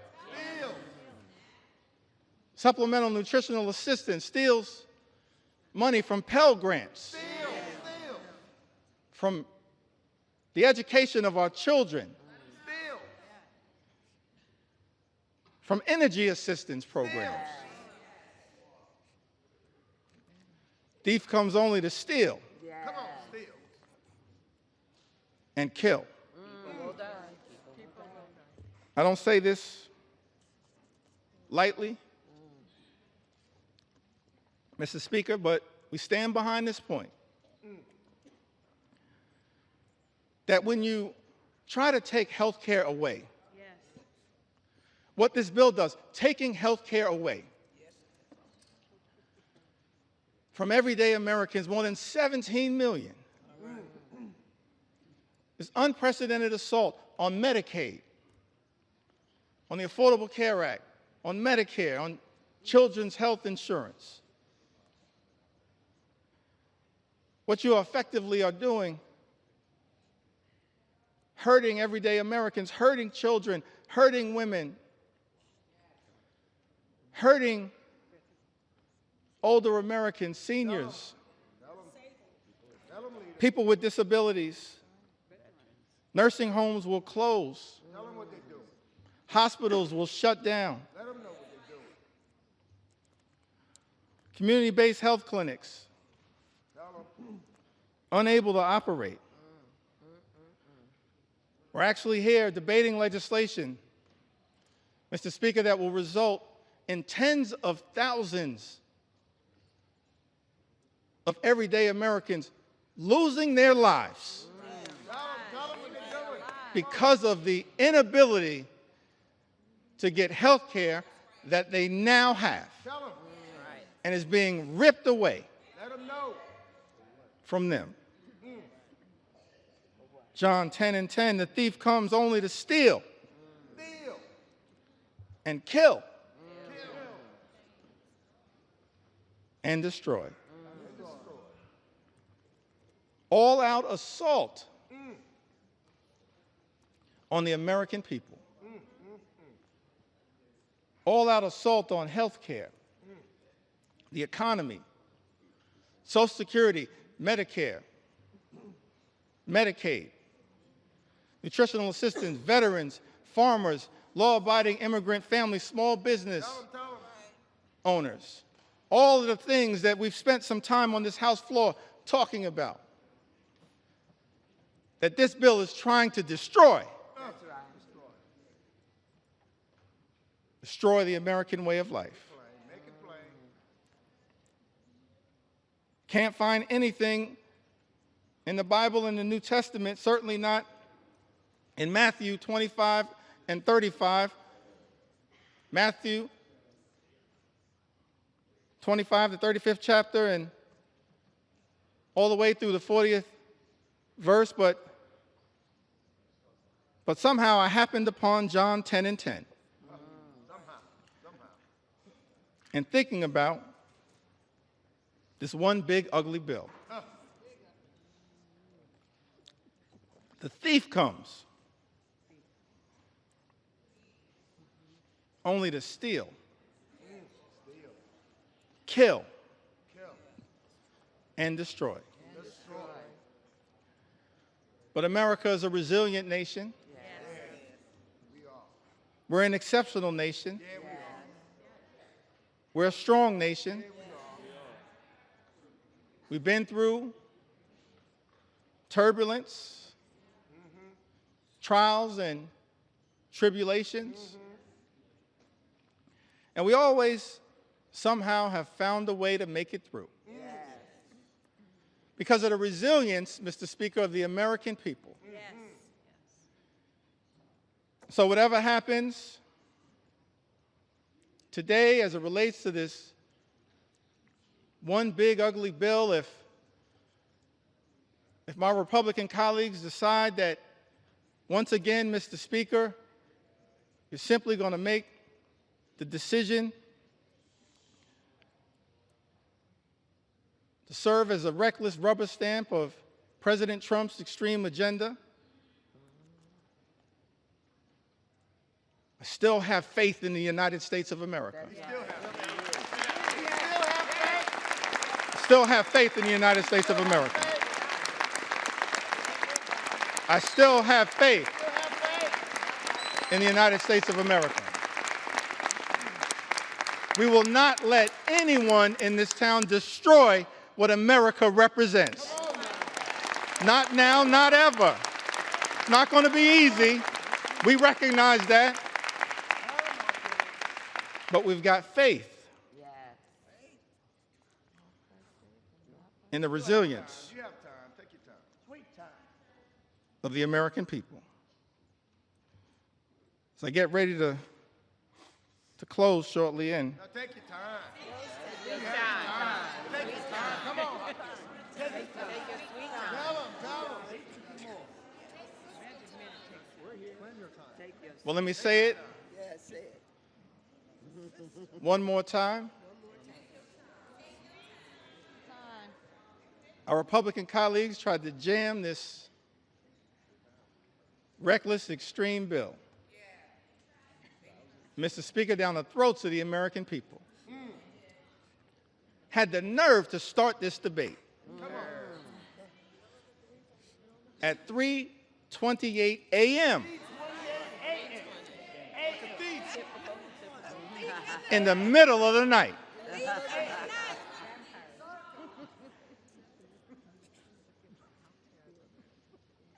But we made clear that we were going to expose all of the things that are being done to harm the American people. Yeah, that's right. Tell them. Not in the dark of night, but in the light of day.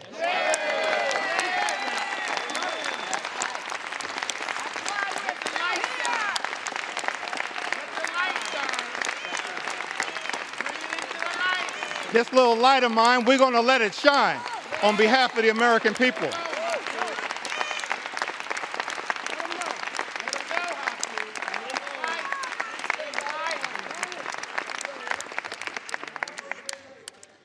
Incredible to me that Republicans would try to jam this one big ugly bill down the throats of the American people in the dead of night. And then, to add insult to injury, Mr. Speaker, allocate 15 minutes. 15 minutes to each side on the committees of jurisdiction. shame. What a shame. 15 minutes to the Ways and Means Committee on each side. 15 minutes Take your time. Take your time. to the Budget Committee. That's extraordinary. But I'm thankful, I'm appreciative of all of my colleagues who stand behind me. That's right.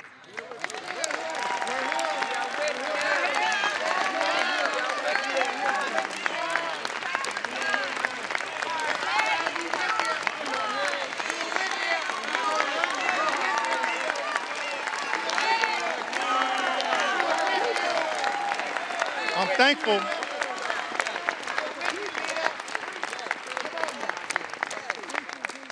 Thankful to all of my colleagues for their commitment, their courage, their conviction, standing up on behalf of the American people to deliver, hopefully, what is a message of concern, but also a message of hope. Come on. That's right. Hope. We got to fight a lot of battles on behalf of the American people. It's not over. Fighting a lot of battles on behalf of the American people. This is just one of them. This one. But we wanted to make sure that the American people had an opportunity to fully and more completely understand, in the light of day, just how damaging In the light. this one big, ugly bill will be to the American people. And I plead with my colleagues on the other side of the aisle, Mr. Speaker. I really plead with my colleagues, inspired by some of the framers of the Constitution, the great scholars, the great thinkers, conceived of this incredible journey that we've been on in the United States of America, creating separate and co-equal branches of government, recognizing that in this country, part of the gift that we were given by the framers of the United States Constitution, no kings, no dictators, no monarchs, separate and co-equal branches of government. This is the Article I branch of government. Mr. Speaker, James Madison, he once made the observation, in his view, in one of the Federalist Papers, that at its best, Congress should function as a rival to the executive branch. That was James Madison. Article I, branch of government, the House and the Senate. We're not here to bend the knee to any wannabe king.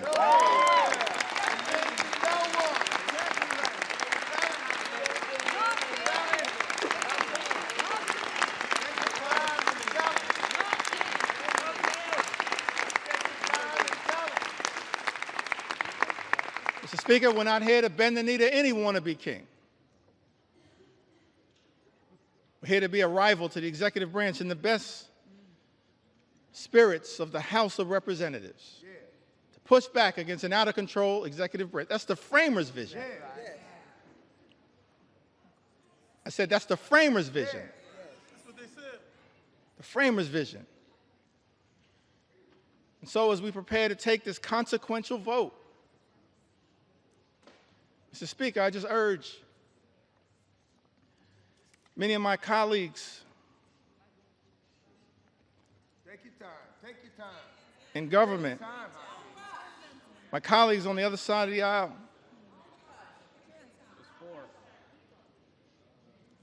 Mr. Speaker, we don't work for President Trump.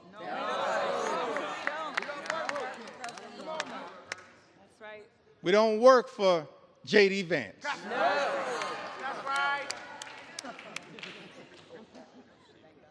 We don't work for Elon Musk.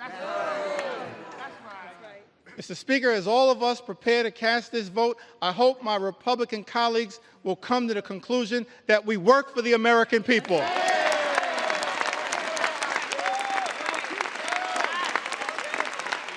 We work for the American people.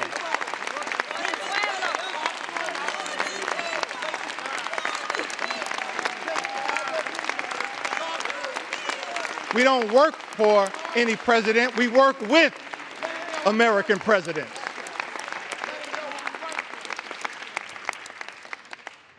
We work for the American people. So it's my hope that as you evaluate this bill, all of the harm that is being unleashed on the American people, ripping health care away from more than 17 million Americans, effectively ending Medicaid as we know it, shutting down hospitals, including in rural America, in districts, Mr. Speaker, that my colleagues on the other side of the aisle represent. That's right. They're people. Nursing homes closing. 1 in 4 nursing homes, Mr. Speaker, will close as a result of the attack on Medicaid and Donald Trump's one big, ugly bill. Mr. Speaker, this is extraordinary. This assault on everyday Americans, assault on children, veterans, seniors, people with disabilities. It's incredible to me. All of this in this one big, ugly bill. Take your time. Ripping food away from children, literally ripping food out of the mouths of hungry children, hungry veterans, and hungry seniors. Mr. Speaker, that's not America. We're better than that.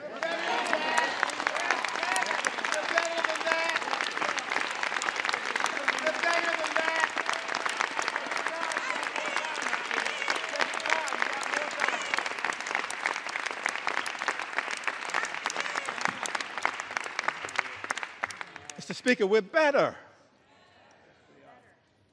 than that. Ripping food out of the mouths of vulnerable Americans. That's extraordinary that's what we're doing. Extraordinary. And all of this is being done, this unprecedented assault on everyday Americans is being unleashed on the American people. Mr. Speaker, on the most vulnerable amongst us. All of this is being done to provide massive tax breaks to billionaire donors.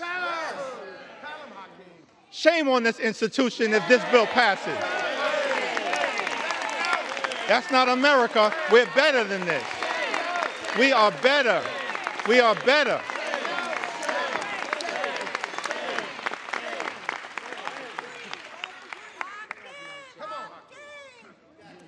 We are better than this.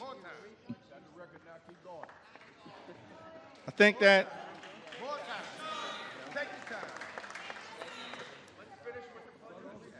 as we prepare to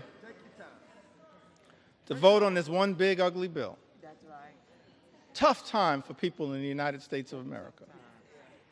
It's extraordinary extremism unleashed on the American people.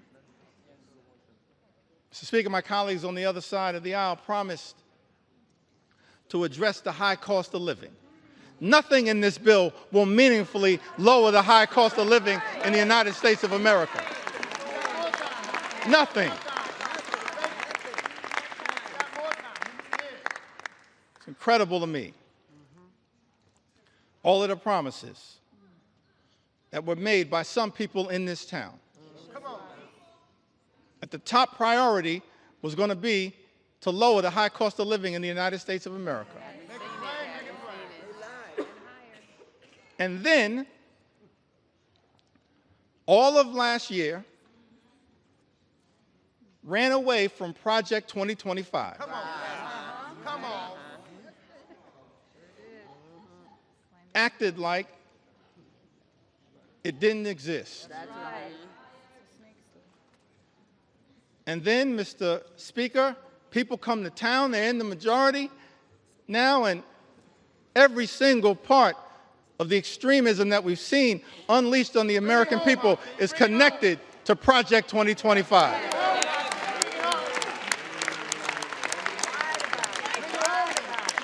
Every single part.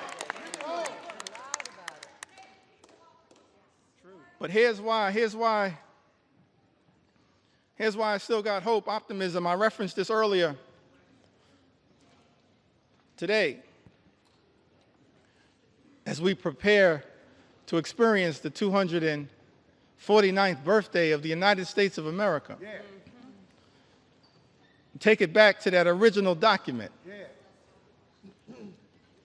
Declaration of Independence, 1776. Mr. Speaker, it had the aspirational part. We hold these truths to be self-evident, that all men are created equal, come on now. Bring it home. Endowed by their Creator with certain unalienable rights, that among these are life, liberty, and the pursuit of happiness. That's the aspirational part of the Declaration of Independence.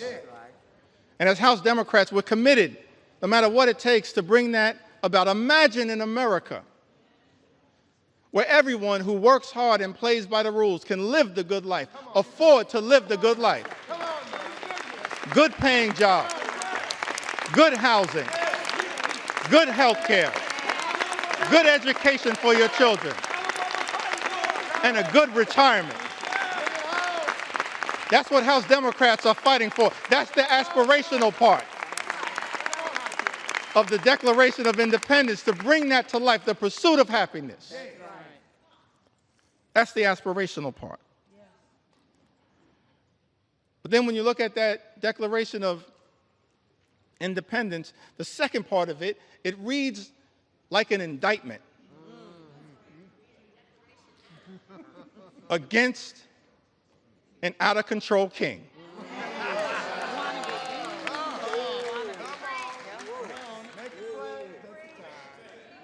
Reads like an indictment against an out-of-control king. I commend all Americans, perhaps sometime tomorrow, I'm going to do this myself, read that document in its entirety. And why was that indictment issued? I think it was because the framers of this great country, they were fed up with Project 1775. And so they implemented Project 1776. So I know that there are people concerned with what's happening in America, but understand what our journey teaches us is that after Project 2025 comes Project 2026. And you will have an opportunity to end this national nightmare as part of Project 2026. I love the framers. They gave us a blueprint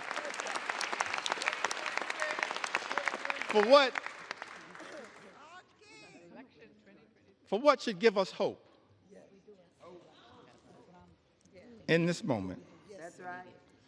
I think that I want to close by referencing Take your sweet time.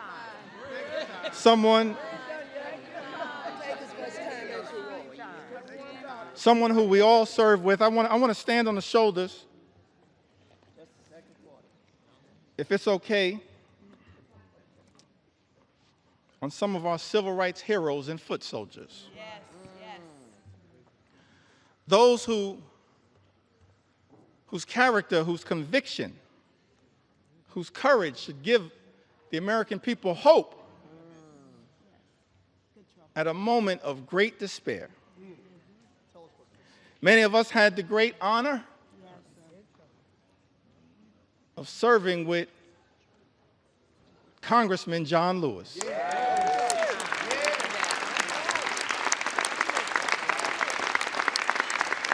The great honor, Mr. Speaker, to serve with Congressman John Lewis. That's right. And I came across something that John Lewis said in June of 2028, that hopefully, no matter what the outcome of this vote, will give people some hope. Great John Lewis said, "Do not get lost in a sea of despair. Be hopeful. Be optimistic. Our struggle is not the struggle of a day, a week, a month, or a year. It is the struggle of a lifetime." That's our struggle. No matter what, Mr. Speaker, you decide to do today, that's our struggle. Standing on the shoulders of John Lewis, that's our struggle. Never, ever be afraid to make some noise and get into good trouble. Good trouble. Good trouble. Necessary trouble. Standing on the shoulders of giants. John Lewis would often talk to us about his admiration for Dr. Martin Luther King Jr. Dr. King, who would refer to John Lewis as the boy from Troy. The boy from Troy. Now, what's interesting to me, that civil rights movement, we can learn a lot from it. Started December of 1955. And Rosa Parks sat down on that bus so that all of us could have the courage to stand up. That's right. Wasn't an easy struggle. All the odds were stacked against these civil rights heroes and foot soldiers. And during the early days of the movement, a difficult part of the movement, Dr. King, after they've been targeted, arrested, beaten, harassed by the authorities,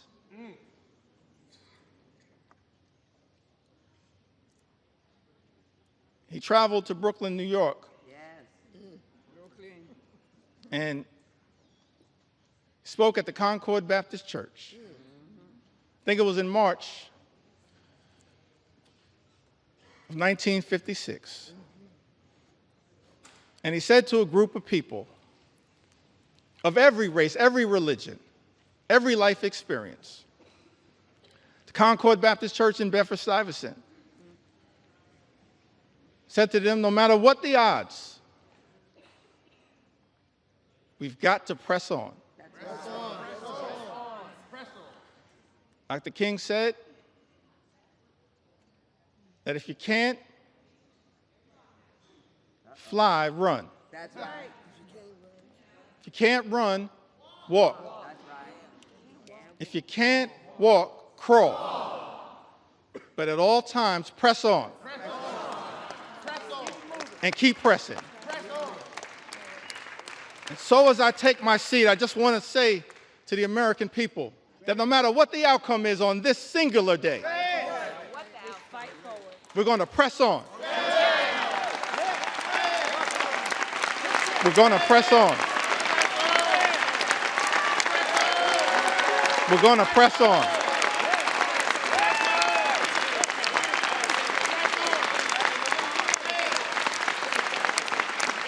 We're going to press on for our children, press on for our seniors, press on for our veterans, press on for our unions, press on for our farmers, press on for our dreamers, press on for working class Americans, press on for the middle class, press on for all who aspire to be part of the middle class, press on for the poor, press on for the sick, press on for the afflicted, press on for the least, press on for the lost, press on for the left behind, press on for the rule of law, press on for the American way of life, press on for democracy.